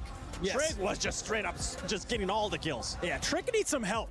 He needs some help, man. I mean, it's has been the story all year long is that Trick is going huge, but I'm waiting for those games where Nate Dogg and Intex can start to get into the mix because that's when the team's having success. It's not enough just for Trick to be going sicko mode. He needs both of the teammates to help him on out as well. Dan, as the long-term resident Warzone expert, are you seeing anything in this stage so far, or at least in this group, that's a shock to you? I think what's shocking, this is going to sound like an oxymoron, what's shocking is how, like, expected it is. It's like, we're all like, I think this team should do well, but, you know, you kind of come in, land, you look at Group A, you had some teams who you're like, hey, I'm cool, they're up at the top. But for Group B, I think we're kind of like, all right, yes, check. Okay, Leviathan's right on the outside, AGL's right on the outside. Oh, okay, cool. This is kind of going maybe how we expected just a little bit. So I think that's what's the most surprising to me, which is weird to say, like, it's surprising that it's going as expected. We all said it would go this way, and it is. I mean, that's not to say, again, you got to believe. At this point of a tournament, anyone can still win it. But right now, the heavy hitters are hitting the hardest. Yes. I mean, let's even talk about Leviathan because they started off hot. They have slowed down a little bit in this last match, but if we go back to the first games, I mean, they ended up in 7th place with 14 kills. Then follow it up with the 3rd place, 10 kills. But after that, this last match, it wasn't up to par. Yeah, they're floating, but there hasn't been anything that you look at, whether they've been on screen or you just watch them on the map, that says, oh, they're dominating. Yeah. Like, it's just been kind of okay, which is fine for now. They're going to avoid being in the bottom 3, but in terms of making it not just through this group, but also possibly through survival, they need to find a moment. And anyway, I think just first part of the map, mid part of the map, end of the game, whatever it happens to be, they just need a moment. Yeah, I think what people forget is this Leviathan roster looked really good at Birmingham, right? That's how they got here. They qualified through Birmingham. They showed up to Atlanta, and they didn't even make it out of the group stage, right? Yeah. So that's just the kind of thing. I think they're kind of getting their feet back underneath them for being on a LAN together. You got a young gun and Criminal God who's absolutely insane, but you got to wonder, is this maybe some of those LAN jitters coming back? You have Atlanta kind of sitting in the back of your head. You got to kind of beat the boogeyman, maybe, if you want to try and start to get back into the game. I mean, again, looking at this top 8 so far, still very, very close in terms of the score line. So plenty still to change there on that first page. No worries for many, many of those for a fan of hope. And I think the only other thing to kind of point to, and I know there's been some, whoa, JD Gaming up there, but this is what they do. They kill, they slay. I think the big kind of interesting point as we finish off the back half of this group is what's going to happen with Team Orchid. I also feel like they have not necessarily had a convincing moment. They had high ground in that last little fight at the end, but weren't able to survive through it. So it just, again, feels like they need a moment as well. And as we go towards the second page, you can see new icons there with just 9 points. Godlike, honestly, luckily, they had a good match in this last one. If not, it would have been looking terrible, just like new icons right now. Yeah, and I think they just need to kind of pick it up. I'm also surprised to see For Fun at the bottom as well. Like, I think this is a For Fun. Their biggest competitor is themselves. I think they need to do a little bit better. Looking for a bit more. They were my pick coming into this one. I mean, I saw the social media posts. I'm excited to see a turnaround, but mate, it's not too late. It's not too late. There's plenty of time. Not over yet. It's only 3 matches too, right? Yeah. We only start waving. When was it earlier that we actually started waving some flags? I wanted to start like really waving some flags. You were just like, it's okay, let's just a little bit. I mean, still the full day. Yeah. But at the point of, if you find yourself in the bottom half of that second page after day 1, you're scrambling. So need to step it up if you're one of those bottom 3 teams in particular, especially if you only have 9 points. What are we doing? Yeah. You gotta hit the VOD review. That's all I say. Spend your night. Don't wallow. Hit the VOD review. Hit the firing range. Fire your gun. Please do something. Or they're gonna be hoping that they can do something here in River Island coming up. If not in the last 2 games on Fortune's Keep as well, they could be looking to maybe see their fortune change a bit. Hey, hopefully. I mean, Fortune's Keep. As far as maps go, again, I love how each map really does have a different flavor. Some teams looking a little nicer on them than others, but at a competition like this, you have to have a deep pool. 3 doesn't seem like a lot, but you have to be consistent across all 3. Well, that's what's so exciting with the Esports World Cup is because like every LAN, we've added a map to the map pool. And before coming into this, when you looked at, like Atlanta and even just in the community, it was teams were either really good at Havens Hollow and dog water at Rebirth, or they were the flip. Now that we have Fortune's Keep here, there's actually like some opportunity where if you're not good at one of those maps, you say, okay, we just have that 3rd map in our back pocket. We can get some stuff. And especially where Fortune's Keep, it's very defensive. You saw it in Group A. We had that map where you have resurgence get disabled. We still have 13 teams in the lobby, right? Everybody is just trying to do what they can to stay alive. I love that we have this new edition of the map. The only bad news is Falcons are currently the best team on Fortune's Keep as well, I think. So you had a chance. So we're expecting another 2 wins? Is that what we're saying? I don't know about 2 wins, but top 5s for sure. I mean, they already gave us 2 wins out of 3 matches. I think it's maybe possible and doable for them. We saw Soki just go, calm down. All right, just calm down. He wasn't wrong. Everybody, calm down. They ended up winning those 2 matches back to back as well. Going into the second half here for Group B, which team are you going to be looking at, Dander, to maybe either step it up or just continue on that consistency? I mean, it's a couple of those teams that we mentioned, right? I think I am looking at Godlike and For Fun, who we know can be, a much, much better team. I am looking at teams like Leviathan, who we're got a lot of fans here. I think they need that energy. Hopefully the break helped a little bit. It's just a couple of those squads that you really expect to do super well that aren't right now, that I'm like, okay, this is your opportunity. You had your break, you went to the bathroom, get some water, recenter as a team. Now play like you know you can. I'm looking at Team Orchid. I think with just the recent buzz and the trend that they've been able to put together, I'm going to see if they can actually convincingly win a moment. Just have any sort of a moment as we finish off Rebirth and go to Fortune. I'm not going to be biased whatsoever, Miles. I think I'm going to be picking Leviathan because I want to see it again. Not biased whatsoever. I'm hoping that they'll end up performing well. And I know across them that we do have Team Falcons, which Lace is currently with them. Well, I found myself with the Falcons fans, and this is just after 2 back-to-back wins. Now, obviously, you're going for the Team Falcons, and them to have 2 wins in a row. Is there anything you want to say to the Falcons players?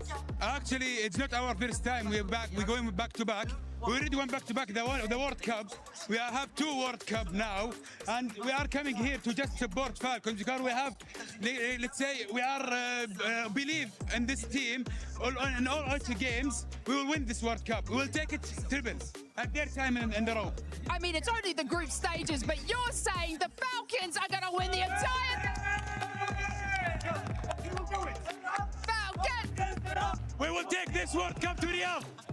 It's an arm. بطول بالعرض فالكون هز الارض بطول بالعرض فالكون هز الارض بطول بالعرض فالكون هز الارض. We will take this cup to Riyadh. I mean, you can feel the energy, you can hear it here for the Falcons, and of course, these guys are going to be rooting for them for the whole thing. Let's go Falcons! Let's go Falcons! Listen, man, I love LAN events. Like, audiences like that, crowds, teams cheering themselves on. It's so dang cool to see folks cheering on their favorite team and saying, no worries, we're going to win everything. And right now, I think Falcons fans are probably the most confident for good reason. Coming to Paris, I thought the Green Swedes would have their hands full with vitality in terms of crowd presence.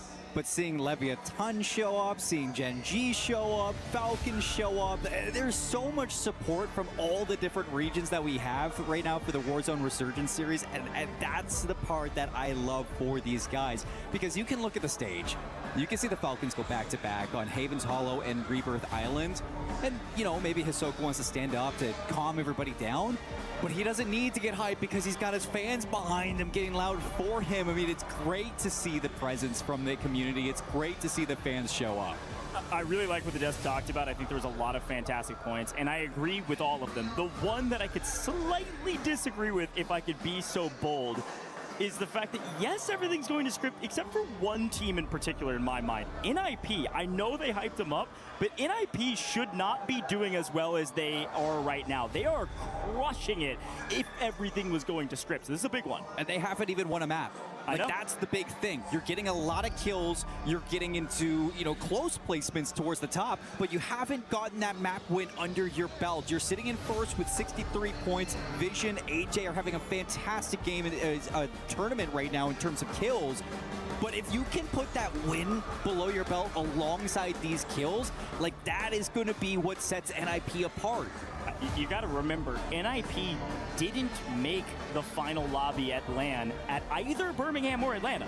This is not going to script for NIP. They got 6th in EU finals, missing LAN. They got 9th in EU finals, missing LAN on Birmingham. Like, they are crushing it right now, and they have the firepower to do it. Wars moved off this roster to coach them because things weren't working.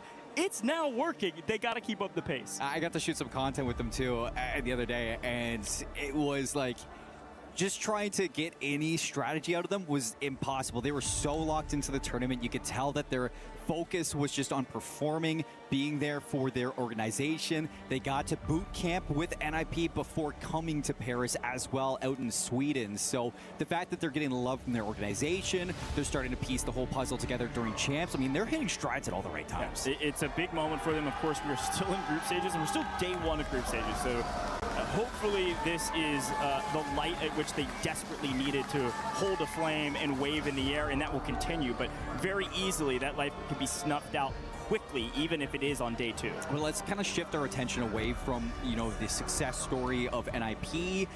We saw the bounce back from G2 as well, but we had Gentlemate start off the day with a win, and now they're caught in a little bit of a stalemate on Rebirth Island between both NIP and Leviathan. And I think that that's something that we got to talk about, because the desk made that precedent of, okay, what's going on with Leviathan, because they were like top 4 coming out of Haven's Hollow. You go to Rebirth Island and you're just playing the regain over and over again. They were struggling in their drop towards Stronghold against Gentlemates and NIP holding them. Well, good news for Gentlemates fans is that they are a strong Fortune's Keep team. Currently on our rankings, they're 3rd overall in just raw points. There's not as much data for Fortune's Keep, but they actually have a pretty strong position on Keep once we get there. If things don't go catastrophically, papers in the air, everybody throw their strategies out the window and land on some of the top teams. So with that in mind, I think you just want another solid passable game from the Gentlemates here.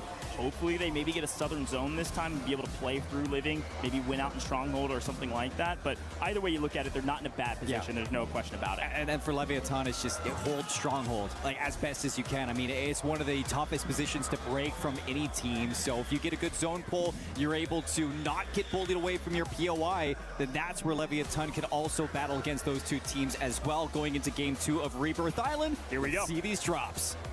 Exact opposite story for Leviathan. They need to get back online soon. Fortune's Keep has not been favorable to them. Let's see how things change. Second map of Rebirth Island. A lot of things to talk about, but the first one is we see Leviathan landing Prison. They're in showers right now, trying to figure out if Stronghold's not the game plan. Let's get active. And it's because the zone pull right away does not lead Stronghold's side. They leave Gentlemates alone. We don't want to deal with you. Let's just make sure that we get some good position and some early KP. Here's NIP already getting some of those kills that they need. Put some points on the board early. They've been doing this every single game and finding decent multis. Looks like NI not going to go down without a fight. Quick look at the scores on the right-hand side. Continues to tell the story that we've been telling. Gentlemates, Falcons, NIP, and JDG, who, yes, have been doing what they did in Atlanta, but even a little bit better, averaging over 14 kills a game right now through the first 3. JDG on a heater. Let's see if they can keep it up. Yeah, they're technically the 2nd highest in kills right now. And that's 5 off of NIP, and they were regaining all game Rebirth Island. What? Watch out. Leviathan are eliminated. Leviathan first team out, confirmed. Do not see them on the map. They change things up and they go deep into the blender. They're going to be on the second half of that leaderboard going into Fortune's Keep. They desperately need to turn the tides. But back to the action for fun. Another team now bottom of the leaderboard trying to work their way up. They're trying to win out in control. A little bit different play from them, and they swing through and immediately get the trades. Well done to put KGV on their heels. Weren't expecting this aggressive of a push from For Fun, who believes they can win this fight. And so far, they're 100% correct. And it's exciting to see what's going on in Control, because Godlike is in the docks, and they had such a good game on Rebirth Island. Trick was firing away. So you look at Control Center to see who can battle against Godlike and what's going to go on down there as we kind of bounce around, see what's going on. There's actually been some movement over towards Stronghold, and Gentlemates down there now playing up against a team contesting them. That's going to be Nemesis. You can see that happening in the kill feed. Pause of current For Fun, still trying to win out of Control. Vidati's actually on 4 up on the north side, the top side rather, of Control. So doing a good job of picking up some freebies, but For Fun feeling like they hunt one down, and they're able to do just that. A 3v1 is quite easy for Fun, but they desperately need some kills, and they need a banger. Not a good game, a banger, because they are way down at the bottom of the leaderboard. Quick check-in, though, at Factory. Let's see what F&C are doing. Only a couple kills to boot across the board, and trying to figure out if they have control over Factory and can go hunting, or need to play defensive and hold this POI. For now, nice and easy. Predict's already on 4 kills as well, so that is big for VC. Down towards the bottom of Factory. And they're also a team that's going to look to give Fnatic a little bit of a tough time. You can see Predict is farming right now. 6 kills off the bat in Factory. He's going to move Fnatic elsewhere as they try to regain. Oh, man, that's a bummer. Look, we all have broken legs. Everything's fine, but 2 down means you need to desperately run for your lives. More action on screen here. Well, our team continues to hunt down JDG. JDG do slap back. Slappy on 5 currently. Get the heck off our boat here over the Factory side. Unfortunately, gets put in too much of a blender this time around. A little too cracked for his own good. FLS floating in the water, trying to keep his team up and not get full wiped. As somehow, the Vicious has 7 kills playing through Factory. And He's on 17 for the group so far for his team. So big out of predict. What a challenge. JDG FLS smoked. And it's not even going to be done. You can see that JDG are still trying to recover back over towards the factory because you went over and tried to take JDG out of the game. Gentlemates are going to humble you. Well, I mean, good news, bad news for the Gentlemates. The anchor was out in Stronghold and gets obliterated. Living Quarters out of the zone as well. And so, yes, you hunt down a kill, but now Inkyo's last alive for your team, and you got to slow yourself back down. And look at the map. You got to still rotate through Living to even get to the zone. A fairly identical zone to the last map. This one, a hair more north, should pull up onto the control side for the late part of this game.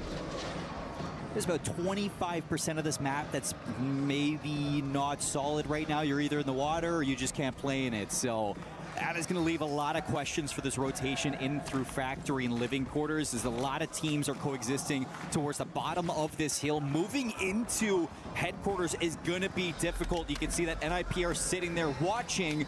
And we look towards the north side. You see that AG Global, again, good map 1 on Rebirth.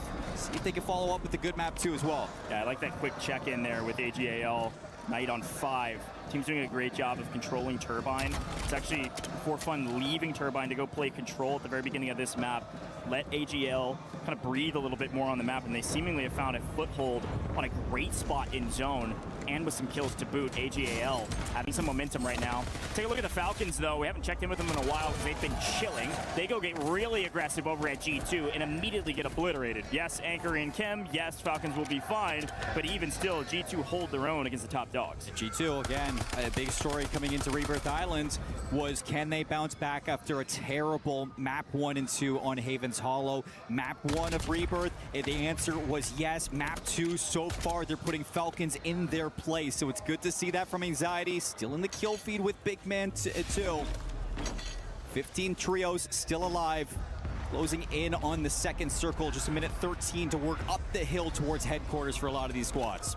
And again, NIP getting Headquarters for free gives them so much flexibility on this map where their fraggers can go get kills, whether they're playing defensive and teams try to chow them after they've established their foothold, or if they're just picking up freebies up at the top of the tower. Either way you look at it, NIP, a great spot here in Rebirth Island. I'm not sure they're going to have things like this for free in the next later stages, but for now, take it while you got it.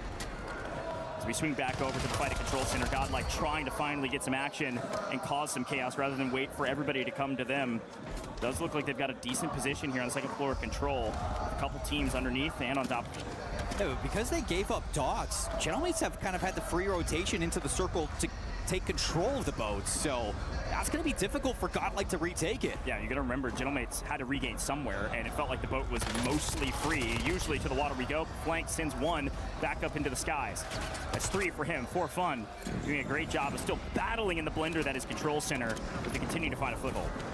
Now everybody's going to be moving over towards the docks. This is where, for fun, if you really wanted to, can third-party a couple of these teams. It's about to get pretty messy down there. Yeah, kind of. Sometimes it's tough to leave Control Center, though, because this is such a power position in the current zone. If you leave to go get kills, great, but you have to be able to come back and retake it. It's a risky play, and it looks like For Fun gonna try to stick into Control while the fight happening at Boat continues on. We take a look at the Falcons. They are gonna have to rotate.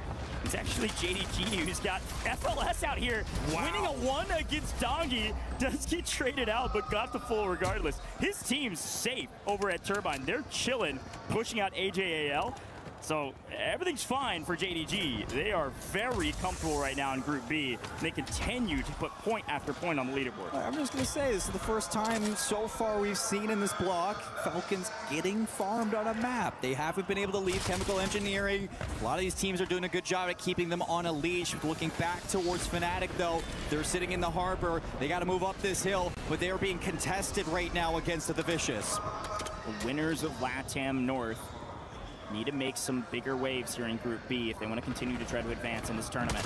So far, fairly sleepy. Volcom wins 1, though, sending Solds back to the skies. Our Resurgence timer is about to close. That player will come back on timer, but everybody else will not in about 60 seconds. Oh, no. Gentlemates go down. In the meantime, a big fight outside of the map, out in the water. The Gentlemates get wiped trying to regain. Bad news for the Gentlemates fans. That's 14.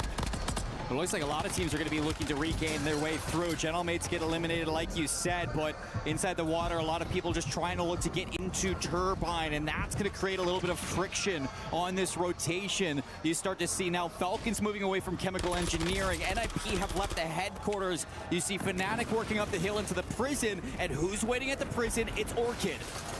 I've seen AGAL in the kill feed holding the line at Turbine. I told you it was a fantastic spot on the map, and they've done a great job just holding the line while For Fun try to hold out in boat, but no, they go down in 12. What could have been a solid game for them turns into another disaster as the Aussies strike while the iron's hot and now get swung on by Godlike.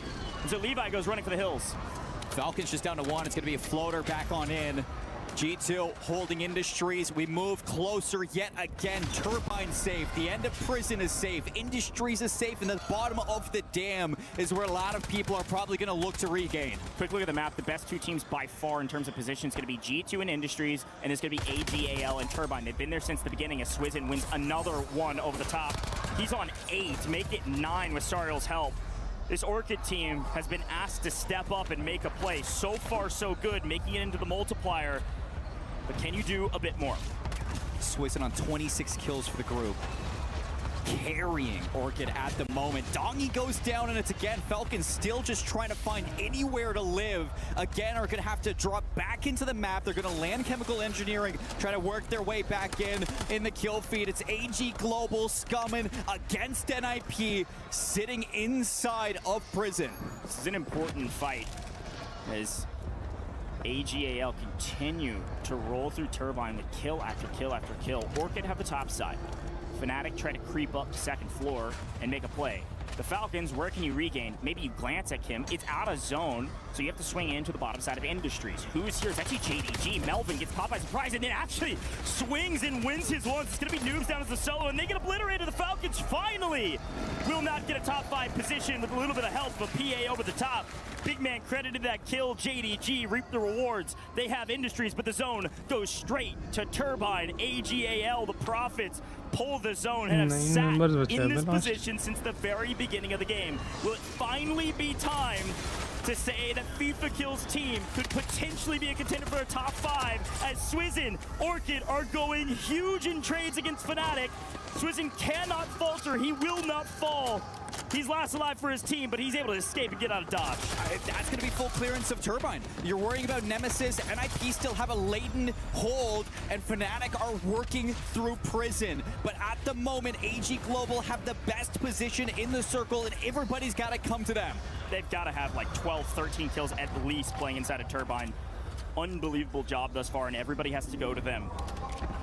The only 3 trios left is going to be Nemesis. You still got AG Global all 3 up, G2 all 3 up, JDG all 3 up, and well, I was going to say the Vicious, but they actually lose in transition. That's going to be VC contesting.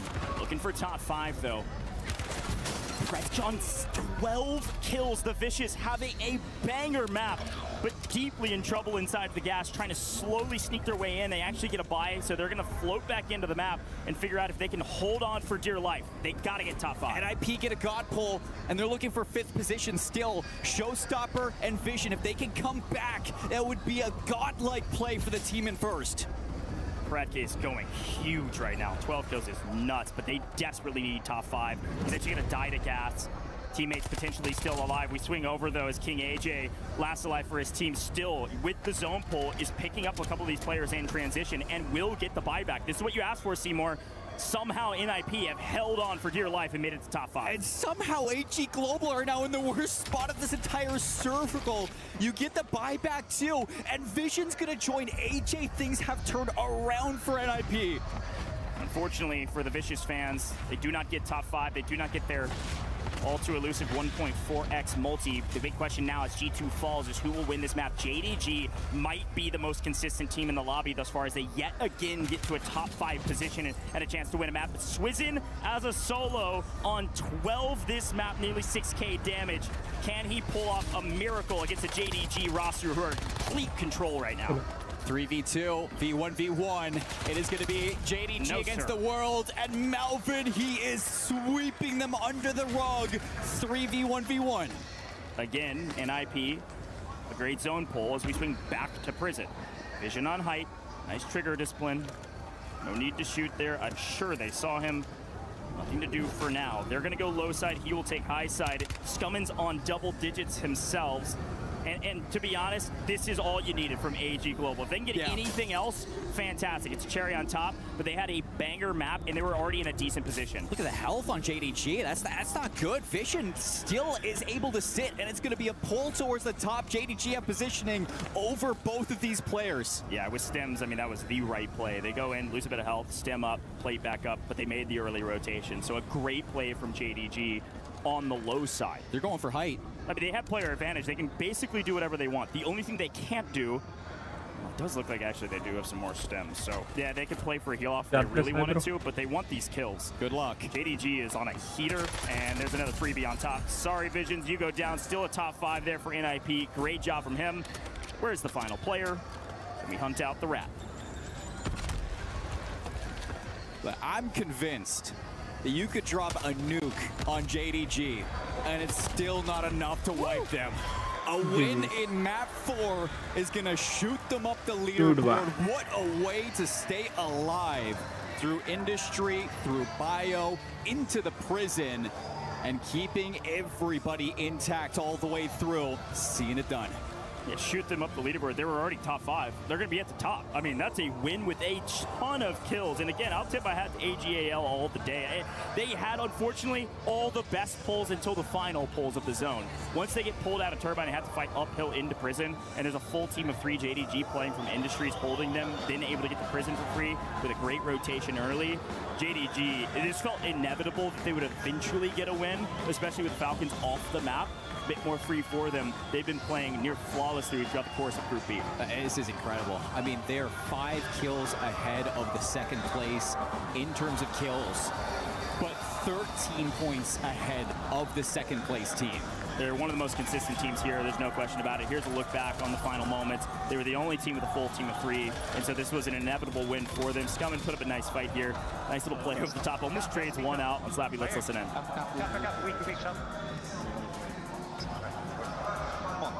Good though. Light work. Fuck out the sound is, bro. Nice work. It was clinical. JDG all too comfortable here in the group stages. And I gotta say, I mean, this is a team that going into EWC, we knew that they're consistent in just staying alive, getting to those end circles. If they can start kind of putting together the puzzle pieces of kills to go alongside it, that's where JDG levels up. And talk about a performance in Group B, a performance on day 1. Melvin's got 27 kills, Slappy's sitting on 21 kills, and FLS 19. So everybody's pulling their weight. To add emphasis to the dominance of JDG, Rebirth Island traditionally has been their weakest map, actually by a country mile. On the other maps, on Rebirth Island, Fortune's Keep, they've been a very strong team. Rebirth Island, they've been fairly weak. Now, of recent, they've been getting into final form, but still, to see them this consistent across the board in a group that's still fairly strong, really impressive stuff from JDG. But again, I know our AG Global fans are going crazy for a banger map like that. The big question mark in my mind, how many kills did the whole team pick up? I saw FIFA Kills name in the kill feed at least 5 or 6 times. It's going to have double digits as well. Folks, we got some content, we got some interviews, we got a ton of stuff to take a look at before we get into Fortune's Keep. 2 more maps today. For every click, every clutch, every EWC Play is your all-in-one platform to compete in fantasy, pick'em, and quests.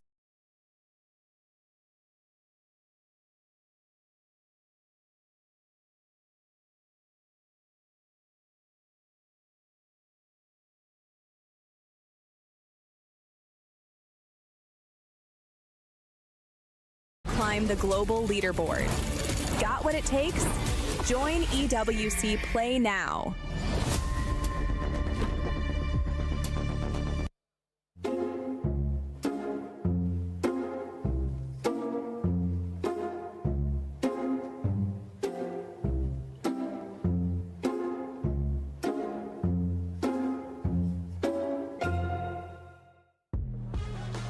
JD Gaming, our winners of match number 4. I kind of feel like this is a bit of a sleeper team. We've been talking about the Falcons, we've been talking about Gentlemates, but JD Gaming have just come out of nowhere to reach that top Enigma. Yeah, they certainly have. They're led by a fantastic leader called FLS. He's a Swede, he comes in. He's known as a bit of a brutal player. He's very critical of his teammates and will chop them if they don't perform. So stepping out here and delivering for them. He's making those comms, putting them in the right positions, and the boys are flying. So yeah, lovely to see them up there towards the top of the board. We all knew they could do it. It was whether they would do it, and they certainly are. I mean, sometimes, you know, it comes down to the pressure of a LAN event, but it seems like they have just brushed that off their shoulders. Now, I want to move your attention maybe more to the middle of that leaderboard. And I was talking about G2 at the start and saying that, you know, these may be the underdogs and underdogs of Falcons, but it looks like they're not really being cohesive as a team. Do you have, like, any input or insight as to why they're probably not performing as, you know, best as Falcons? We've talked about them for a long time as a squad that is fantastic online, less impressive when we get to LAN.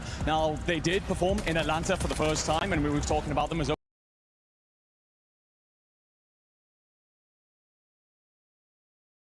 some of those jitters are returning. We will give them time yet, but they have to start to figure things out because the questions don't just come from us, they'll come from inside the team too. Yeah, I mean... For every click, every clutch, every respawn, we were there. Now, the proud founding partner of EWC, powering the biggest event in gaming, shoulder to shoulder with the world's best. Greatness deserves a stage. Lenovo Legion, reach your impossible.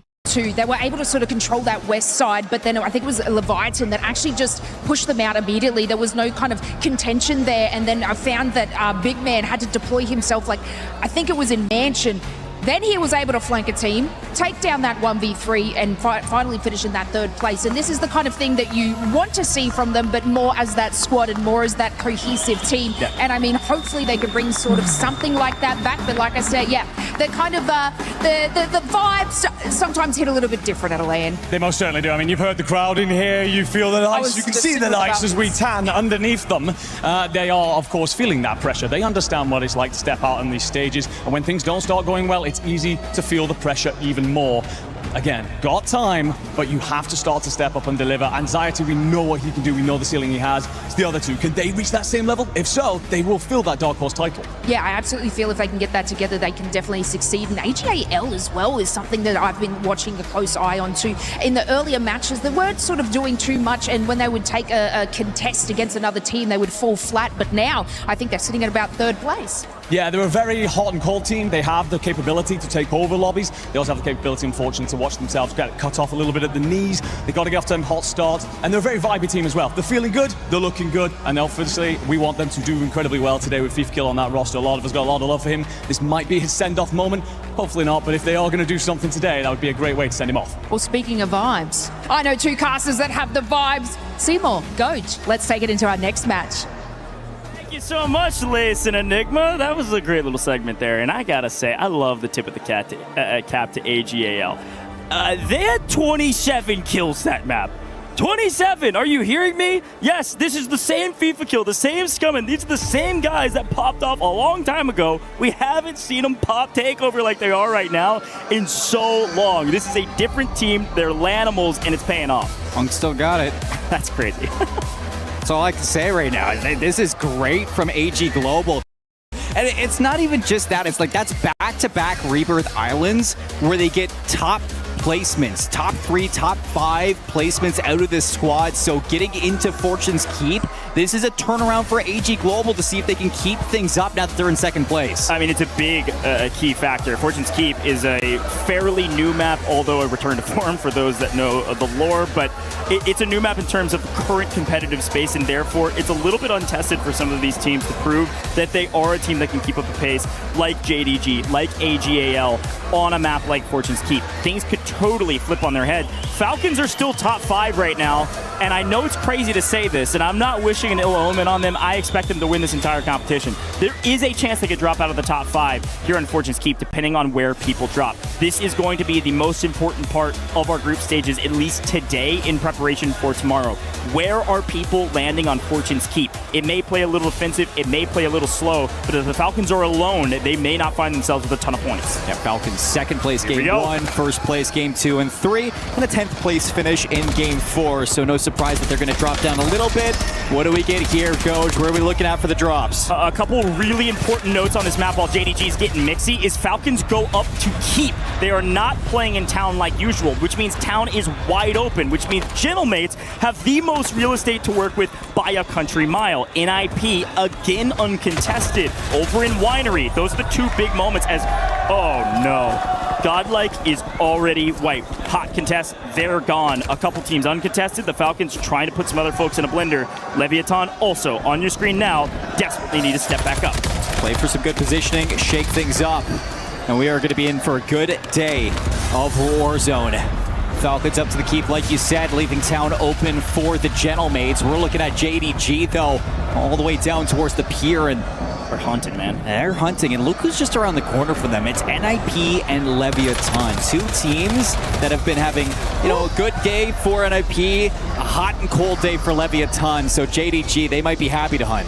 Yeah, I mean, it's just Slappy hunting, and he took down two of them. Almost could have played a 1v3 on Lighthouse. A little bit of help with the cluster over the top, just pushed Leviathan out, but we swing over to another fight. KGV been in a blender today, and unfortunately, doesn't look like they're getting out of it. Fnatic causing that blender for now. So it looks like Gooey's gonna try to, actually does land the molly and the wall bang. Gonna show up for one. Can he show up for two? Yes, he can. A nice reach out there to pick up two right in their faces and say, come again another time, my friends. Gooey, a two-piece, but more in the area. Very centralized circle. Hello? On Fortune's Keep. Amir shut down by Gooey. 3 kills for Gooey. Already down a trio. And lots of Fortune's Keep to have for our first drop in right away. So what are we going to be seeing for a lot of rotations? It looks like Falcons have actually pushed everybody outside of the keep. So that's going to force the rotation down through mid, out towards the terraces, and creates a lot of traffic for teams that are going to now rotate through the middle of this map. And I think that's going to create some issues for teams that wanted to drop towards Smuggler's Cove. Gatehouse might have to move up the hill. So far, a sleepy Cove. Gonna be hanging out. Not much going on. Waiting for somebody to make a move. Where is everybody? We swing over to Gamax. They found some people in their sights. Looking for one. A nice trade over the cross. Nice hold for the teammate to stay alive. But back to VC we go as the Vicious had a banger last map, but they need a lot more. And unfortunately, they're fighting just outside of Keep at bay against G2. So they're going to try to regain in the water just like Rebirth Island. And I think G2 saw them hit the water, and they're going to at least send their anchor back to take a look while the other two go pushing up and play a little bit more aggressive around Keep. They're going to find the Falcons alone in Keep, pushing everybody out like you said, Seymour. You can actually see just off the distance, barely on the edge of the minimap. That's AGAL. This is where they drop up at terraces. They've been hanging out there since the beginning, waiting on the new zones and just finding any kills that come their way. As AGAL and Orchid, that's a fun one. But we got for fun in through Gatehouse. They're going to be catching a couple players out. They actually get caught, Juju. And here we go for the circle closing in once more. Circle 2 is going to be kind of falling in towards Winery and down towards Smuggler's Cove. That's going to force town rotations out from both Gentlemates and Nemesis. Yeah, we are going to pull to the east. On screen, though, this roster has been battling for points on the map. They desperately need them still. A long way to go on the leaderboard as they try to hunt down any last remnants around them, one below, a couple teams in the area. But for now, shooting at distance while we wait on some of these rotations for some of the other teams. Gamax, also a team, been in the blender, still looking for a lot more. We swing over and see that for fun, near bottom of the leaderboard is causing some of that chaos we saw in IN. Now, as we swing back over towards the Keep area, you can see that AGAL have sent Scummin out to go try to find something. They're safe in terraces. They're actually leaving 2 back in terraces, and they've been getting pestered by the roster nearby. Swizz and Orchid right next to them, and Scummin's actually able to strike for 1. So with the Thorn in the side plucked, they've got to figure out, where is Orchid holding? Is their anchor inside a spiral? Yes. Can we make a play for that? But back to JDG. Yeah, back to JDG, who just continue to farm Leviathan. You can see that things don't get any better for Lev. and it's just going to try to regain once more. I'm looking at the space around the map and seeing what's going on. I think that AGAL has started to figure out exactly where Orchid want to play, and the question, do you want to push Spiral? It was a yes. They pushed Orchid out of Spiral and flipped the map. Yeah, really well done there from AGAL to sniff him out inside of Spiral, push out 5K, and go try to find the others. The rest have regained, but they're up in the skies and don't have their home. So Orchid trying to find some footing while Scummin continues to try to throw them overboard. One in the window, though, did not notice some Scummin. A little bit frustrated about that one, but AGAL still very comfortable unless they get ratted on from one down below. Do they know he's here? Could he make a play up this Spiral and make the angle? FIFA actually able to find the knock-through window. Oh, see Sariel down below. Yellow. Bye. Uh-oh. AGAL, nice trade there from Knight, but he is last alive. There's one floating in the skies. Overall, this has been a trading of blows between two deadly teams on our leaderboard right now. For Fun actually top fragging in the chaos that is around the keep area and otherwise. That's exactly what you pick up Knight for at EWC. Just a guy who's not afraid to take a risk, take that height and get active. Cleans up some kills against Orchid, keeping AG Global in, and we get to see where Circle 3 is going to close in, and it's actually going to be further down towards the southeast. Lighthouse still safe. The edge of Gatehouse, Grotto, a lot of teams still moving over. Gentlemates, they can't catch a break on this rotation. Circle is not pulling towards them, neither with the Falcons or AG Global. Max pick up one in transition. Down go New Icons. They're out of the map. We've lost 4 teams thus far. Don't worry, Gentlemates fans. Your team is still alive. They're in Grotto. They've been slowly crawling their way from town over to these new zones. Not much to write home about from them thus far because there was nobody in town, so they haven't found much action. Here's a look at them. Down in Grotto, they're finally in an engagement, playing kind of low side here, working their way into the new zone. AK was actually on 5 kills, so he found a bit more than maybe we were expecting as JDG does put Leviathan back into the blender off screen. The big question mark is where do the Falcons go out of keep? They're gonna have to go to For Fun in Spiral. They're gonna have to go through G2, who's holding them out on the wall, but for now, Gentlemates got a wall of their own to work through. Stone wall and the crevices that Fortune's Keep offers sometimes offers safety down below, but oftentimes it's like shooting fish in a barrel over here at Grotto, and Hollow, unfortunately, is the fish.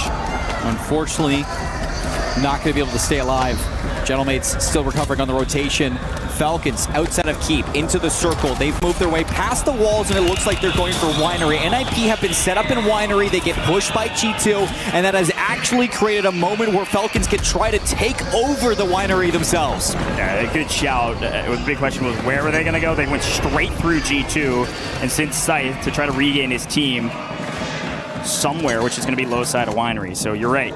Here's the big fight. NIP, Falcons, 2 top 5 teams battling for position in Winery. This is where NIP started. They were completely uncontested here. They've been holding for a while, but now getting hunted by Dongi is a scary place to be. Showstopper has high ground, unfortunately gets punished for it. Couldn't drop down fast enough, and Dongi shoots 2 straight. Cleaned up, no question about it.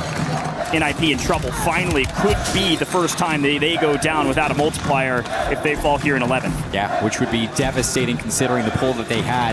Fortunately enough for Winery, there's a lot of escape that you can have, and it looks like NIP are just going to get the heck out of there, give it up towards the Falcons, and we see the circle close even more into no man's land around Winery. Outside of Lighthouse is going to, again, force the rotation out of players from the west side. Grotto from everywhere. Moving in. Everybody. AG Global's got to move. They're still in keep.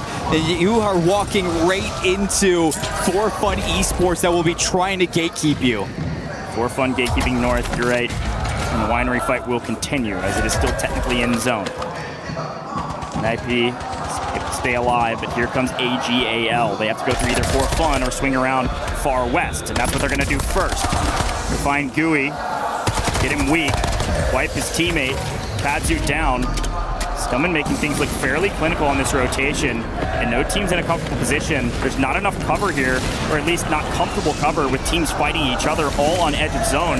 AGAL, if they can survive the PA, which they certainly do, they can rotate in mostly for free, pending this hold here from Team 11. Yeah, I was going to say, I mean, you got in front of you Gamex and For Fun. Two teams that you've just had their number all day long. You just had a 27-kill game. If you can cut them down here and move into the circle, this is going to be major value for AGL. Let's listen in with AGAL. They're banging one out. Let's see it. Anything, I'm in. They jump down. They jump down. Close running at us. Close running at us. Okay, look at me. Get inside. Get inside. I can't. Okay. I'm throwing him in. Throwing him in on me. That backside. Backside. Close the door. Wait, we get shot for across. I'm down. Fuck. Can you smoke and res? No. Dead. Just chill. They're on the roof of the building next to you. They're pushing front door right now. Okay. Front door a little weak. Got a plate. You're good. You're good. Just chill. He's still on your front door. We can drop down if you want. Jump down where? There's kids down there. Jump down, you're dead. I think they're coming up. Chow this. 3. Nice, get on. Nice, watch out to loot. Watch out to loot. Chow that. Nice, good shit. Alright, you need top 5, okay? Close to the left. You're good right now. You're good right now. Go down. Go down. Do you have money? Oh, unlucky. Yeah, there's another one down there. That's okay. Oh, it was a great chow. Unfortunately, there was too much fire to handle, man. It was too hot in the kitchen and too many teams swarming around them. A great effort. They get top 10. In the meantime, we do see, yes, AGL go down. We also saw the Falcons go down with only the 1.2x multi. They did pick up 10th place overall, and I don't think they had a ton of kills. As dominant as they were at the very beginning, they're starting to fall behind on this leaderboard. Still some paths, bottom wineries, still some positioning, bottom caves through the grotto. You can see that's being held by Gentlemage trying to gatekeep Leviathan, and that actually blows up in their face with some beautiful shots from Criminal God. Right now, best team in the circle is going to be JDG, looking to go back-to-back. JDG could go back-to-back to Ultimate 3, and unfortunately, Gentlemates get cut down. For Fun get cut down, missing their top 5 that they desperately needed. Again, it is NIP and JDG, and Vision's got to pick a target. Finally gets FLS, but can he get the help as Melvin just clears a full squad off screen? Top 5 for both of the top 2 teams today, and they're going to maintain a position at the top of the leaderboard as Leviathan goes down. This could be NIP's moment. They've been waiting for a win all day long. They've been at the top. They've been slaying. Can they close? They got G2 and JDG. That's it. Couldn't get the reses either, so FLS is just battling for his life to get the zone and does get caught up in transition. It's going to be a solo for JDG if they have enough stems. In the meantime, what's the main fight? There really isn't one. If these guys can sneak their way in and replay back up, maybe. But NIP completely have them pegged on the backside of Lighthouse here, working their way into a winery on the south side. Immediately, Melvin down. The only player left is a solo for G2, and one solo still alive for JDG. This is an NIP win, unless it's the most generational throw of all time. FLS is going to be able to self-res. There goes G2, and it is all FLS. He's into the circle. This would be magical. 1v3, NIP looking for their first win of the day. FLS is him, but I don't know if he could pull off a 1v3 against an NIP that's moving this different right now. They pick him up, they've got the intel, they've got the zone. Just a question of when, not what. Taking the high ground position, could he at least trade one? No sirree. NIP consistent all day today, but finally get their first win in map 5 of Group B. Woo, these guys are moving different. And this is what could really cut down the difference between top 3 and outside of that right now for NIP. They looked for that win, they got it. They got the placement, they got the kills, and they're looking to skyrocket their stocks into the last map of the day. Big win for the boys, big win for the program. And a moment that these guys, they don't want to let go of. And this is a roster that had a lot to prove coming into LAN, and they're proving it on day 1 of group stages. Quick look back at the finals here. Really nothing to write home about. Anxiety tried to at least play Spoiler to 1. Could have made things a little bit more feasible. Let's listen in. Try to jump up. Jump into the Smith. He's on the top. Good shot, boys. Nice play. That's what I'm fucking talking about. Come on. Let him right through. And I've been saying, it's been kind of anticlimactic finals for a lot of these end circles, but you really just got to love these teams playing ahead for their positioning and not giving up these moments in the end game circles. For NIP, they started at Winery, they finish at Winery. They had a little bit of a fight against both the Falcons and G2, but they come up on top, and that is huge for these guys. Good news, bad news here if you're the Falcons fans, okay? You've got a team that you know can win games. You've got a team that's probably still in contest of around a top 5 position to go straight to the finals, pending how tomorrow goes. That's maybe kind of good news, bad news in one form or fashion. The other good news, bad news for them is that the same teams are winning over and over again. The same teams are doing well, which means you're really not being contested behind you on the leaderboard. I mean, gentlemates are kind of sniffing at your backside, chomping at your heels a little bit. Other than that, though, I know the Falcons didn't have a great game, but they're still going to be probably top 5 or very close, even though that's another, barely top 10 finish and hardly a kill. Crazy. Got a lot to look at here before we move into the final map of the day, folks. Don't go anywhere. It's about to be crazy on the last drop.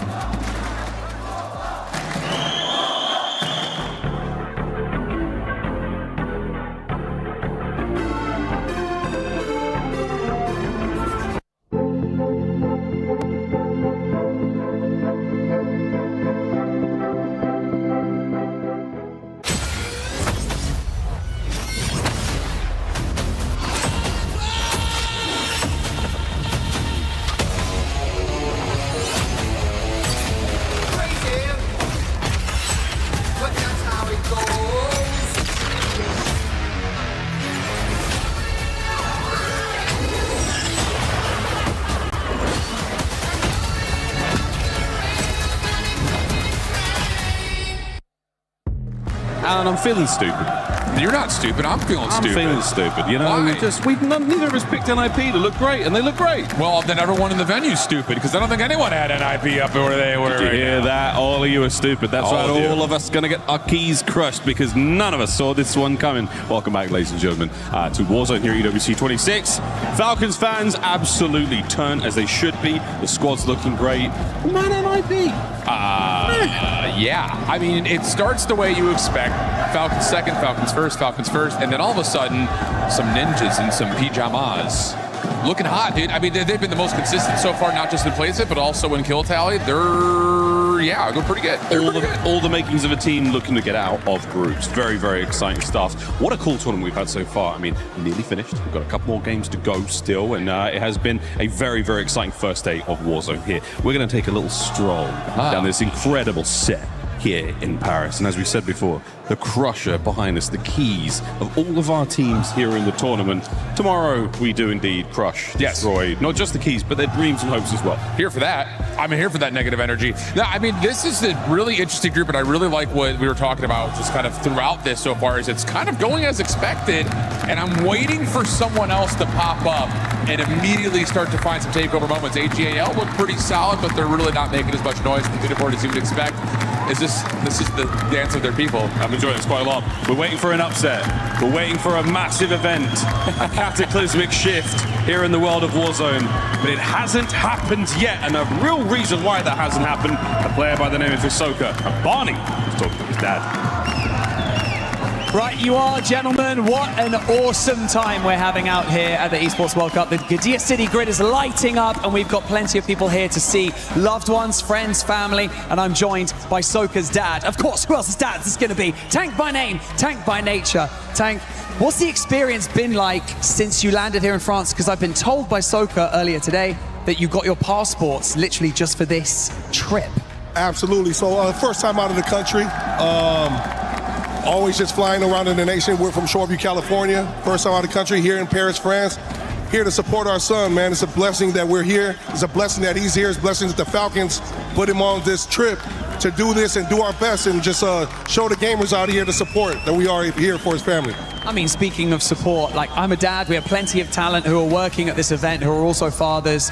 Tell us what it's like to actually be here in an environment like this, seeing your kid thrive on a stage and, you know, arguably be the best player in a game and in an event like this. What's it like as the dad? It's surreal because coming from our background as Polynesians, we don't play games for a living. We like to play football, play rugby, you know, do something physical. But this is a different avenue to show our people back home that we can do this. We can hang with all these cool kids over here that, you know, wear glasses and all that. You know what I mean? We're about to close out the group stage. So if you could say anything to Soko right now, leading into these final games, and you know the group stage, he seems like a relaxed guy. You can see him on the screen right now. He's really calm, cool, collected. What kind of words of encouragement would you give him? Hey, just know back home, man, you got plenty of family here, plenty of family back home. We got your back no matter what. Win or lose or draw, we're here. God bless everybody. Inshallah. Falcons on top. Thank you. I'd love him to be backing me up. I thought I went to the gym, but holy smokes. Right, we're going to go into our next game of the group stage. It's time to close it out. Casters, over to you. Thank you, Barney, and a great interview, as always, with my man, Tank. Dude, I've known that guy for years, and he has been nothing but supportive for his son and, frankly, the whole community. It's been really cool to see him. I mean, I think he, like, tore down the bars at ATL when Falcons won and just, like, sprinted into the player area to go hug his son. Like, it is that level of support that can drive a player like this to be truly great. I don't think I've ever seen a Warzone event where he hasn't been here for Hisoka. Yeah. That is, like everybody knows that, everybody can see that, and I think it's always great to see that he's got that support. Yeah, 100%. Well, folks, we're moving into the last map of the day. This is it. Not for group stages, mind you, but the last map of the day. This will put us to halfway point through our group stages as we do it again tomorrow. We move into Fortune's Keep, and NIP is on top, man. This is crazy. Well, we got JDG leading the leaderboard at first place, 121 points below that for Ninjas in Pajamas after a win in Game 5, 108 points. They are trailing JDG, but still in position to qualify pending tomorrow. AGAL as well, just below that in third place, 95 points. Gentlemates and Falcons rounding out that top 5. So what a crazy day it's been for this group. And again, I know the Falcons have been playing well. They did win 2 maps in a row and get second on the first map. But the last couple of maps, they've basically done nothing. And unfortunately for the Falcons, that's too many maps where nobody else is striking that's underneath them. The Gentlemates doing well, top 5 now, but they're still a top 5 team after 2 dud maps. It can't happen. The Falcons are too good. You have to take advantage. But it's also been because of some teams overperforming and contesting them on these rotations. Here we NIP go. shuts them out in game number 5. They get shut down in Rebirth Island for a 10th place finish. And now in game 6, everything's on the mind of what can the Falcons bring, and can NIP keep it going? Take a look at Gentlemates, number 7, bottom left. Again, alone, overlooking town is theirs completely, but they do have to rotate again. We pull further to the east, and so we'll take a look, of course, the Falcons up at Keep, but JDG leading the lobby right now. That's that leaderboard Seymour just broke down on the right. This is the top team today. They have been shooting nukes. They were fantastic in Atlanta. They were the top fragging team, and they're doing it again, and this time by even bigger strides. 86 kills thus far. We are going to keep our eyes on, obviously, teams that are qualifying, but look at the bottom 3 in the leaderboard. Nemesis, Godlike, New Icons. Nemesis still have a chance to overtake Gamix, Leviathan, and Fnatic. How the heck is Slappy? Finally, he goes down. Again, JDG doing a great job with a single fragger out on the map while the other 2 play together. And they're out actually by Winery, going to be contesting NIP here shortly. But take a look at Keep. Again, the Falcons in group stages changing things up. They want to put people a little uncomfortable. They want to put some of this land inexperience on display and in the forefront of many people's minds.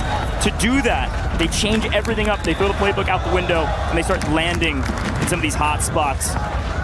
And maybe this is a nod, like the Mansion drop was, a nod at a team like Twisted Minds of what they could expect into the future. Can you really predict where the Falcons will land on any map, on any given day? For now, Vicious trying to figure out where they are. It's a good strategy. I mean, you expect yourself to make it, whether it's the survival stage or just auto-qualifying for the finals. I mean, you expect to be there on Sunday. Just make it a little bit harder for other teams to qualify, and I think that's what the Falcons are really going to be looking to vie for. Hisoka, he gets caught on the rooftop by Adrenaline. But Adrenaline's not going to be safe and sound. He does get some help, and ladies and gentlemen, bodies being shot.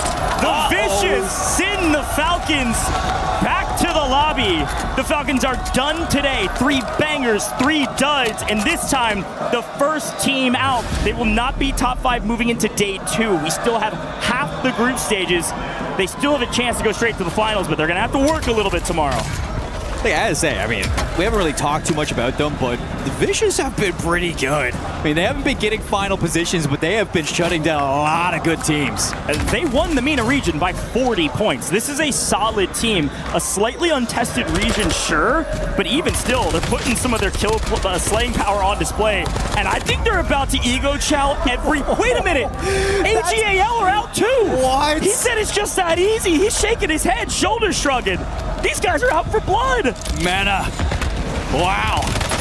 What Go over towards happening? Amir and the rest of Leviathan that are looking for a pick-me-up, and they got JDG in their sights. Amir's going to get traded out.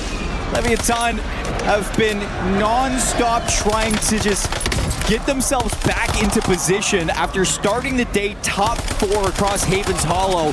Rebirth Island and Fortune's Keep has been a nightmare for them. To set the tone for tomorrow, Vicious's kills there were very important. AGAL was in 3rd place overall. Falcons were in 5th, and they're both the first 2 teams out of the map at the Vicious's hands. This is going to open up the leaderboard a bit to prep for tomorrow. Here we go. To the water we go, as it looks like Godlike's still in a bit of a blender, trying to hunt down the last remnants of Leviathan with a little bit of help over the top. We're into the second circle, minute 30 left, still for it. You can start to see things centralizing once again. Very similar to what we had back in game number 5. It's going to force some rotations out of town, going to force some rotations up from the south, and everything's going to be pushing away. Here we go. Looks like new icons are trying to find some freebies in the water. For fun, wiped, confirmed. For fun, not their day. Gonna have to turn things around tomorrow. Go to the VOD review, figure out where people are landing. Why did it not go their way? Were they just not winning their fights? Or was there something else they could fix? Looks like Leviathan will live true to their icon and be a Leviathan literally in the water, consuming all, trying to regain. Amir has like 4 from the water, as we do see another team go down, and that's going to be Fnatic. I'm liking that we're on Orchid right now, because who's gone in this game right now? Falcons and AG Global. Those are 2 teams that made Orchid's life a living nightmare back in the last game, so this could be a big game for this squad. Nemesis on main, frankly, have been fairly quiet. This is a game that won the APAC quals by like a billion. They had like 450 points in 11 games. And really, they just need a good game here, and that's going to get them out of that elimination spot. All they need is one good game to boost them up the leaderboard. King AJ, nice one. Again, NIP have had Winery for free. And so their anchor is sitting in Winery while the 2 fraggers go out onto the map and can do whatever they want. There's nobody within a country mile of Winery, while up in Keep, things are a little bit different for G2. Again, Fortune's Keep is a map that they've actually done quite well on in the past. Fairly quiet in comparison, but there's still a team that is near top 5 of the leaderboard and can make a play for it right now with 2 of the teams, like we've mentioned, out of it. They're in 7th overall at 80 points going into this map, and they've got a nice power position inside of Keep. This next couple zones will dictate how they rotate and how long they can last in this game, but things moving very quickly in Fortune Keep standards. We're already down to 10 teams, and we're not even into the 3rd zone. This is extremely quick. People are getting risky, and it looks like Gentlemen's are starting to make some moves. Top Spiral is Orchid's going to get dropped down just to 1 player, forcing some quick movements away from both them and Nemesis. You got Spiral still if you're Orchid, Nemesis hot in your trail, and Gentlemates are starting to move down to the grotto. Big fight here, Godlike and Gamax. Fairly unconsequential in terms of the leaderboard, but both desperately need it. Trick Empathy on 6. Dandra said it already. I'm not trying to beat a dead horse, but Trick Empathy needs some help right now. Nice nade all the way through. Will force one in. Unfortunately, loses the chow, gets barrel stuffed, and sent back up into the skies. The team's still alive, but barely, because they've got a swimmer. JDG overlooking the rocks like hawks, looking for some freebies down below. JDG need a decent game at most to maintain the top position on the leaderboard, as unfortunately Godlike goes back to the lobby, and again, left hit the VODs. I mean, it was kind of a God wipe right there from Melvin. Nice shots from the perch. Hawks feasting. JDG in control of Lighthouse, in control of the coast. And looking just at the rest of the circle as we're closing in on the 3rd one. It's going to pull us into the center of the gatehouse, forcing the rotations out of Keep into the grotto, where that's where Gentlemates are. And this is a bit of a repeat of history, but finally they're the ones that are the victors of that history. They've hunted down Kadzu, and they've won out in Grotto, whereas otherwise they lost last time. Big question right now is, can they wipe? Yes. Now, can they get the heck out of here? This low ground can't be quite dangerous unless they want to play for late game here. I don't love the position, and I'm not sure the Gentlemates do either. They're going to head to the coast and look for some more kills. There's a couple of strong battles going on right now. It's NIP versus G2 and Orchid versus Nemesis. Both of them looking for high ground control in the rotation of the final circle. Play from Spiral here. On the edge. Gatehouse, yes, the edge of Keep. Nemesis, a team desperately needing some more points. JDG finding their points actually on the Gentlemates. Grom able to trade one. Can he get two? Slappy extremely low. Unfortunately, Grom plays around the edge of that pillar, but can't dance the pole as well as he would like to. Goes down, and Gentlemates a solo, but an anchor hollow alive inside of Grotto. They're going to stay there. It's still deep inside of zone and a dangerous place for other people to push to, while off-screen NIP catching the wrong end of the barrel. The Fraggers, G2, able to win their engagement, but again, NIP's fine. They've got their anchor in Winery. They're likely going to have to move here with the new zone. This is a big zone. Where's it going to pull? If it goes north, it's great for G2 in the way that they're looking, but it doesn't. It pulls back south, and that's where JDG now has some great positioning on the coast. Nobody behind them, all eyes forward, and everybody's got to rotate through each other to get to JDG. And again, Gentlemates down in Grotto. They've full regained here. This is a nearly identical zone that we saw in the last map. Just a hair more east. JDG have been chilling in Cove since the beginning of the game. Just picking up free kills, doing their thing. Kind of been allowed to just kind of win day one. I mean, kind of regardless. NIP maybe could go get a win here, get the 1.6 with enough kills to make a difference on the leaderboard, but otherwise, JDG's got this in the bag, man. They're moving different. Let's see if they can clutch it up with the zone pulls that they're getting. I wonder who's going to make that first move. I mean, you can see that G2 are looking for space into the center of the circle, and IP will be watching that, but it's just trying to find that positioning. Showstopper, how did he find that? Anxiety goes down at the front of Keep. Yeah, G2 are actually on a heater right now. The timing. A lot of eyes on Big Man, and he will fall, but he was on 7 kills. G2 kind of safe inside of Spiral. It is truly dependent on how aggressive Orchid gets on the north side. You can see the regains coming in for G2 here. Scythe on 3, Big Man on 7, double digits without their Fragger Anxiety being shown. Ooh. There it is. They're on 16 right now. Could pick up a full team of 3. Anxiety just gonna full send. Ego Chow comes in, and Ego stands tall. G2 are swinging for the top of the leaderboard. They were in 7th going into this one. Where does it pull? Oh, it's gonna pull right for G2. So they don't have to go anywhere right now, and they have the ultimate height. Gentlemates has to move north. JDG has to move north, and Nemesis are still cowering behind these buildings, just trying to find some space. A big wipe on Team Orchid. Very consistent Team Orchid, but no crazy bangers. JDG gonna have to make a pretty tough rotation here.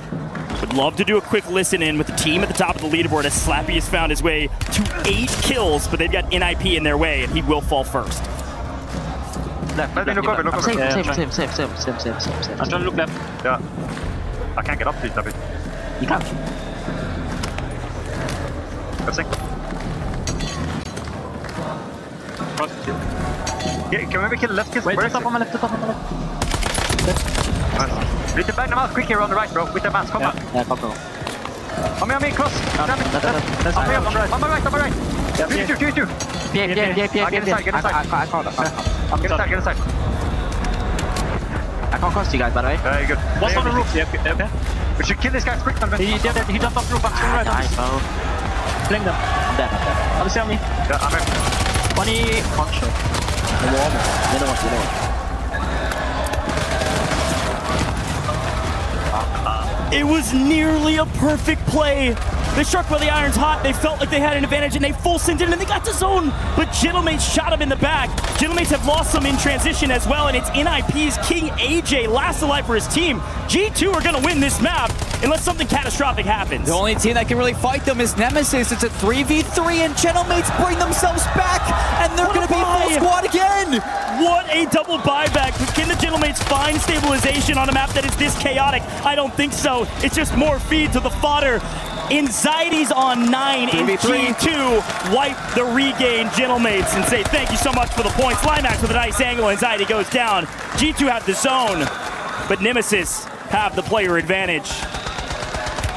Bottom 3 team versus a top 6 team. What a moment this would be for the APAC. As Big Man proved that he can compete on LAN. All eyes were on this man right here. Anxiety, top fragging for the roster, but Big Man right behind. Anxiety getting the help he needs to make G2 a top 5 team going into day 2 of groups. Now they got a chance to win. Can we get that all too elusive 1.6x multi with 1 going down? It's possible that res will pop through. They've got to get some advantage when they get 1 down and they don't get anything. The only thing they've gotten is a nice rotation. Look at Big Man. He's already played out far right side. I don't know that Nemesis have seen him yet. Gonna shoot first, maybe at Levi? He's got to find a kill. Uh-oh. Nemesis also sending 1 to early rotate, but they haven't seen each other yet. Bray right next to him. He hears the shots. He goes, oh, shoot. Levi's down. A 2v2. Big Man having to be a hero. Limax? Got a chance. Limax gets gunned as well. G2, are they going to win a 2v3? And they make it look easy. They've finally done it, folks. This is G2's first map win on LAN ever. And they do it with a crazy amount of kills. What happened to Limax? I mean, you just look over the side, he just bleeds out. 2v3 for G2, and look what it means to this squad. Atlanta, Anxiety, top of the fragging leaderboard. No map wins. They looked good, not good enough to take a win. But you go to champs, you go to EWC, and this G2 squad, although slow start to the group, they end on top. I know the big conversation with Group B is that everything's gone to script. And I think the only wrinkle in that idea is NIP, but G2 truly proving that. Everybody said it's finally G2's time to step up and step out. And that's exactly what's happened in day 1 of the group stages. What a win. Let's take a look back on their win and how it went down. Big Man found the angle on 1. We don't see the kill on Limax, but then Brave was just a sitting duck. Big Man made the early rotation. Let's listen in. I'm plating. One shot. Good shit! Let's go! Fucking shit, boy. Let's fucking go! Shit. Bro, it's only 2 of them. Bro, I think he was my guy, bro. Holy fuck. There's a celebration, finally, a well-earned one. Their first map victory, but it felt like clinical for them, frankly. What a banger map. And it started, remember where it started. They end up winning out in Keep. They just leapfrogged that leaderboard with a 1.6x. What a huge jump for a team that was knocking on the door of a top 5 position going into day 2. We got to talk about Nemesis too, because this squad has been on the back end the entire time. Bottom 3 going into game 6, second place finish. Surely that's going to put them in a spot that can actually contend to make it to maybe the survival stage on day 3. And everything in a comparison, they were side by side with Leviathan. I mean, they gotta be neck and neck going into tomorrow. I mean, it's actually a fairly good comparison between Leviathan and Nemesis. Leviathan started super hot and then slowed way down. Yeah. Nemesis started super slow and then ramped things up here at the very end. And again, it's about setting yourself up well for tomorrow. The road is going to be easy for some of the teams at the top of the leaderboard. Falcons will not find themselves in a top 5 position going into day 2. Will they be top 5 at the end of day 2? Maybe. But G2 have certainly moved up to the top 5 position. Folks, let's head down to Barney with a quick interview.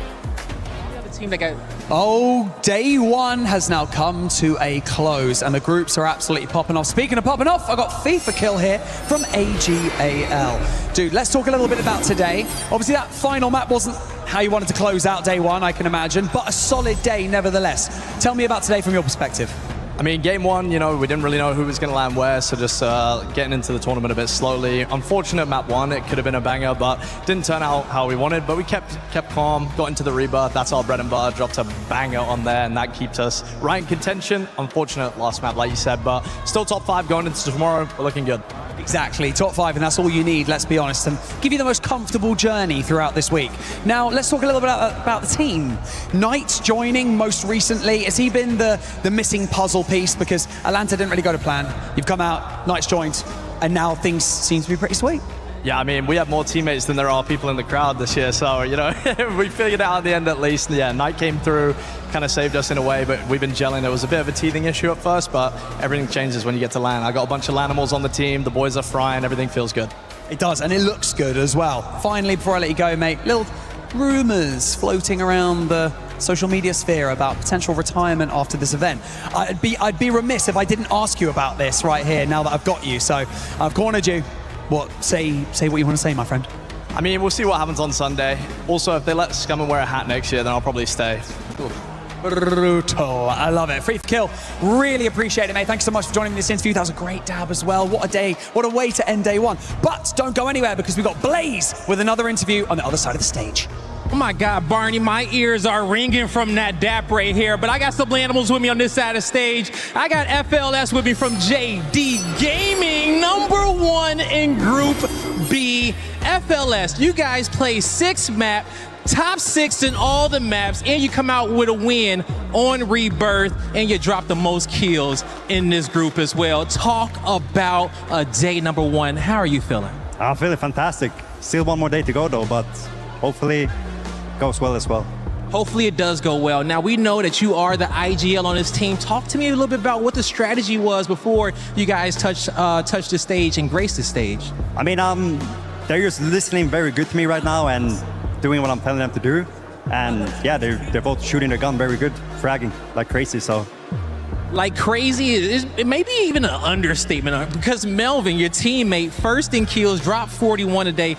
Talk to me about him a little bit and the effort in which he's been putting out and to be able to make these games easier for the team. I mean, Melvin is a fantastic player. I think he's the best teammate I've ever had, if I'm being honest, and very underrated. I would say I don't think people know how good Melvin is, and I'm just happy he's able to show how good he is. I mean, he showed us all today, and he made a statement on this stage that he is ready to play, and he is going to be firing off on all cylinders. Now, the job is not done just yet. Still a lot for you guys to get done, but as you know, you're elated with this performance, but what do you want the JD Gaming fans to know as you guys get ready for day #2? Thank you for all the support, and we're not done yet. They are not done yet. Still a lot of Warzone to be played at EWC, but that's going to do it for me at FLS. Studio, take it away. Job's not done, JD Gaming, even though you're currently in first place, because look what ended up happening with that was... You guys didn't hear it because nice. I didn't put the mic too close, but I heard It's a crispy dab. It wasn't great. It's crispy. You're just jealous. Yeah. We'll give it a Not try. really. We'll give ours a try tomorrow. But at the beginning of the day, actually halfway through Group B, we were talking about how Falcons was doing so good, right? Fortune's Keep was going to be coming. They were supposed to be performing well too, but it ended up backfiring for Falcons. Yeah, big fall off in those last 2 maps after the start. I mean, second, first doesn't get much better than that. But their kill tally today was not at the level that they would have expected it to be. And on the flip side of that, also that last map, 16th, no kills, really hurts them. They're outside the top 5 at the moment. Scary. And what do we ask for? I mean, in the worst, meanest way possible. We were like, we'd like an upset. We'd like something horrible to happen. We got one. There it is. Look at this one. Yeah, you might have been spot on with this one. That's actually great. Here you go. That's very creative. That's very creative. Especially halfway through that match. But I mean, honestly, let's talk about AGAL because that was a team that was able to bounce back too. They were able to get, I think, in game 4 is when they ended up getting 27 kill slays, and that's something that they needed because their first match they ended up in 16th place. Yeah, we were sort of having that conversation about them. Where were they for the first couple of games? Because I don't know, I wasn't watching and I didn't see it. But somewhere out of that gate, they obviously made it back. And this is a team that is obviously dangerous when they get the ball rolling. And I mean, placing in that top 5th, that's where you want to be. That's exactly where you want to be, especially if you want to go directly to match point finals. As you can see, Team Orchid as well, currently being outside, but it is close enough because of those top teams. JD Gaming there with 146 as well. NIP was very consistent today. Unbelievable. JD actually finishes top kills on the day and second best average placement on the day, just behind Twisted Minds. But Lace, G2. You called they were your pick. G2. I said they're going to finish top 3. Currently, we're both right. Let's go. Yeah, I mean, they were like super steady throughout the day, but they weren't doing anything, you know, groundbreaking. But obviously getting that win in that final match is thank you, G2. Good, They made my honest dreams work. come true. Yes, thank you. It's not all about me. But look, the consistency flowed through them. They were able to get those kills on the board. And I mean, yeah, to end in that position right at the last match, exceptional job from G2. I'm just happy to see For Fun out of the bottom 3 for now, but a shocker there for Leviathan. Of course, their fans have been behind us. They've been very wonderful. They're gone now. That's a tough one. That's a tough spot to be in. But hey, what a crazy, crazy day as well. I mean, outside of some major changes there, I think for the Falcons, game plan looked, I think there's going to be some adjustments going into tomorrow. But what I'm excited for is it's not the easiest journey. You know, getting back into that one. That's a solid 20 odd points they were down. Yeah, it's an interesting competition now. Everyone was talking about how easy and smooth and predictable it was. My ass, ready to rock and roll into tomorrow. It was starting to look like that, honestly, especially after those first 3 games. They ended up going back to back. We thought we're gonna end up rolling through it, but also going to tomorrow, don't forget, we will have Group A once again. The last 6 matches for that group, top 5 will get a chance to go directly to matchroom finals. Bottom 3, those keys will be crushed, and same thing with Group B. And right now, we're getting a lot of surprises with Group B. Anything that surprised you today, besides Falcons just kind of slowing down there on the second half? NIP? I mean, it's the easy one without question. JDG had some metrics that lead us to believe that they were going to be good, maybe not this good. So I think just in terms of where we would have expected this group to have laid out after the first opening, Falcons outside of the top 5 is a big surprise. NIP this high up, big surprise. Nailed it. Nailed it. Thank you. Honestly, you know what? Make sure you tune in tomorrow, because COD Warzone Resurgence Championship at EWC 26 continues with day 2 of group stages. Falcons maybe making it to the top 5. Will Twisted Minds just continue to dominate? All those questions will be answered tomorrow. Make sure you tune in. None other than Miles Ross, Lace, Whole Shift, and the 7WG. We'll see you guys tomorrow.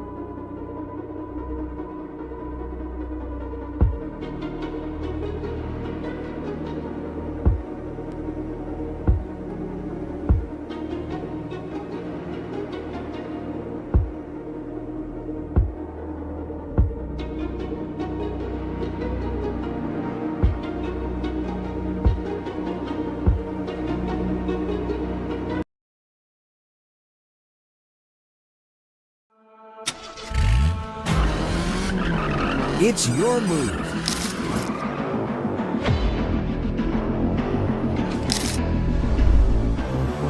One number. One chance. Everything comes down to this.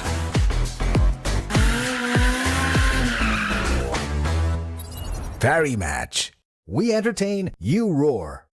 नहीं भाग रहा मार रहा है अटक बंदे घुसो अंदर भागो ना कोई अगर क्लियर हो जाए ओके भाई मिठो को दो ना कोई दो ना चोको दो ना दे दिया जोल्स भाई हैप्पी बर्थडे मैंने अपने thank you so much Vivaan भाई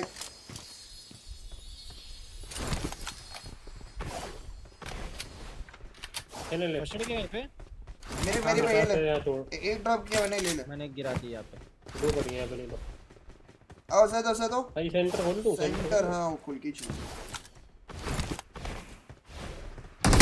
अरे वाह क्या मार इसको पता नहीं कैसे मारा थोड़ा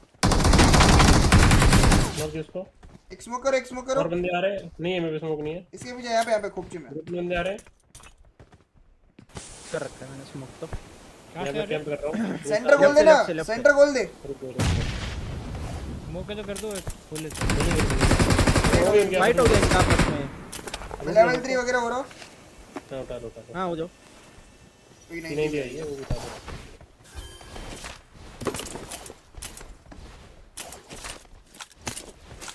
आओ ये रहा नीचे ही खड़ा है सामने ही आ रहा है देखो यहाँ पे यहाँ ना राइट आओ ना आ रहा चलो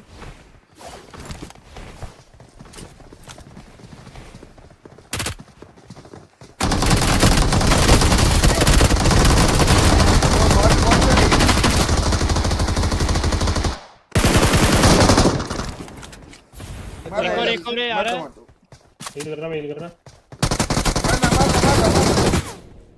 ए तेरे को ही मारे तेरा 4 निकले मार किया 4 पूरे 4 थे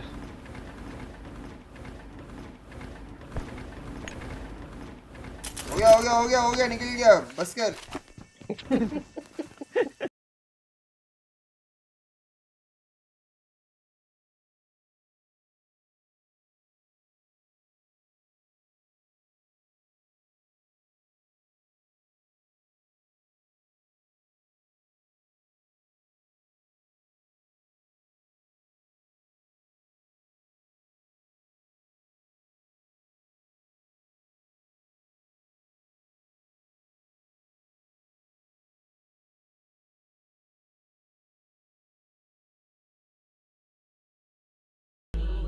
तेरे नाम ते अखियां बिछाई फिरदी तैनूं तेरे याद दे च मैं बसाई फिरदी हां कर दे मान दे आ वेखी ऐवें दिल ना तोड़ी तेरे ते पिघल गए जे असीं निकल गए नी फिर साबे दी हो जानी नशा तेरा हत्थ बन जूनी फिर लत्त बन जूनी सत काबू च नहीं आने ताने वाने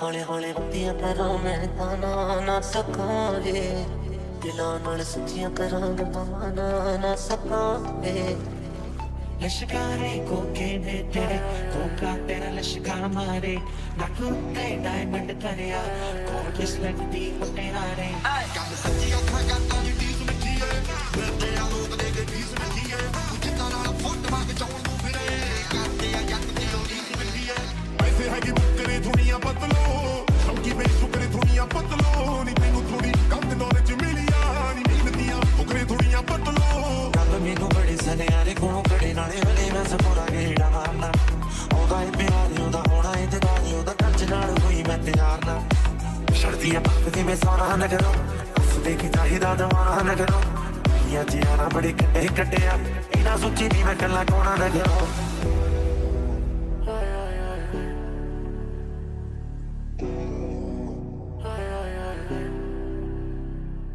जाने नाले जाने रहा बिच्चे आवी ते फिर टक्करां वे तू लगे खाने लगदी नाले जट नाल बिल्लो यारियां लावी गालियां जो बड़ी करे जागदी लंडुआ दे कालजे में पाना शेर ज्यादा हाड़ा बंदे सूली चाड़ा लाइक अ हिटमैन फुल्ली डोलियां दी नाना बैठका में मारा यारां दा अखाड़ा बॉडी लेट मैं तेरा नखरा नी तेरे को हार्डन पैरों विच पैर दी नख हत्थ विच फाड़ियां नी पप्पा लाल रंग दा सुख नाल हौली हौली कर दी सत्ता धियां नी तेरी दुनिया पतलो कागजां ते उतरी दुनिया पतलो नी तेनू थोड़ी कंध दौले जिमनिया नी नींदियां उतरी दुनिया पतलो दर्द हुआ दिल को थोड़ा दर्द हुआ मर्ज हुआ मेरे लिए तुम मर्ज हुआ करे आगे चक्की काली सीटी यारां ने पैसे तेले दा हाल नहीं हो रता रखिया उदे दी कुड़ी साडा हाल पुछदी ओ जिद्दे जट्टां दे किले दा रेट पता लगया तुद मैं बोरा बंगले सारी उंगलां च लग जाणू रंगले साडी जोड़ी तू मचदे आ बेबे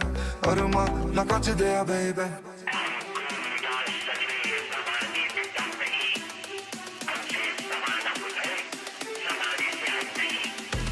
It's like I told you from the start that this ride was gonna be funny. I wondered if you survived the lives. I still love me, but it's funny, baby girl. Cause you right here by my side with like the hardest math equation that the world cannot divide.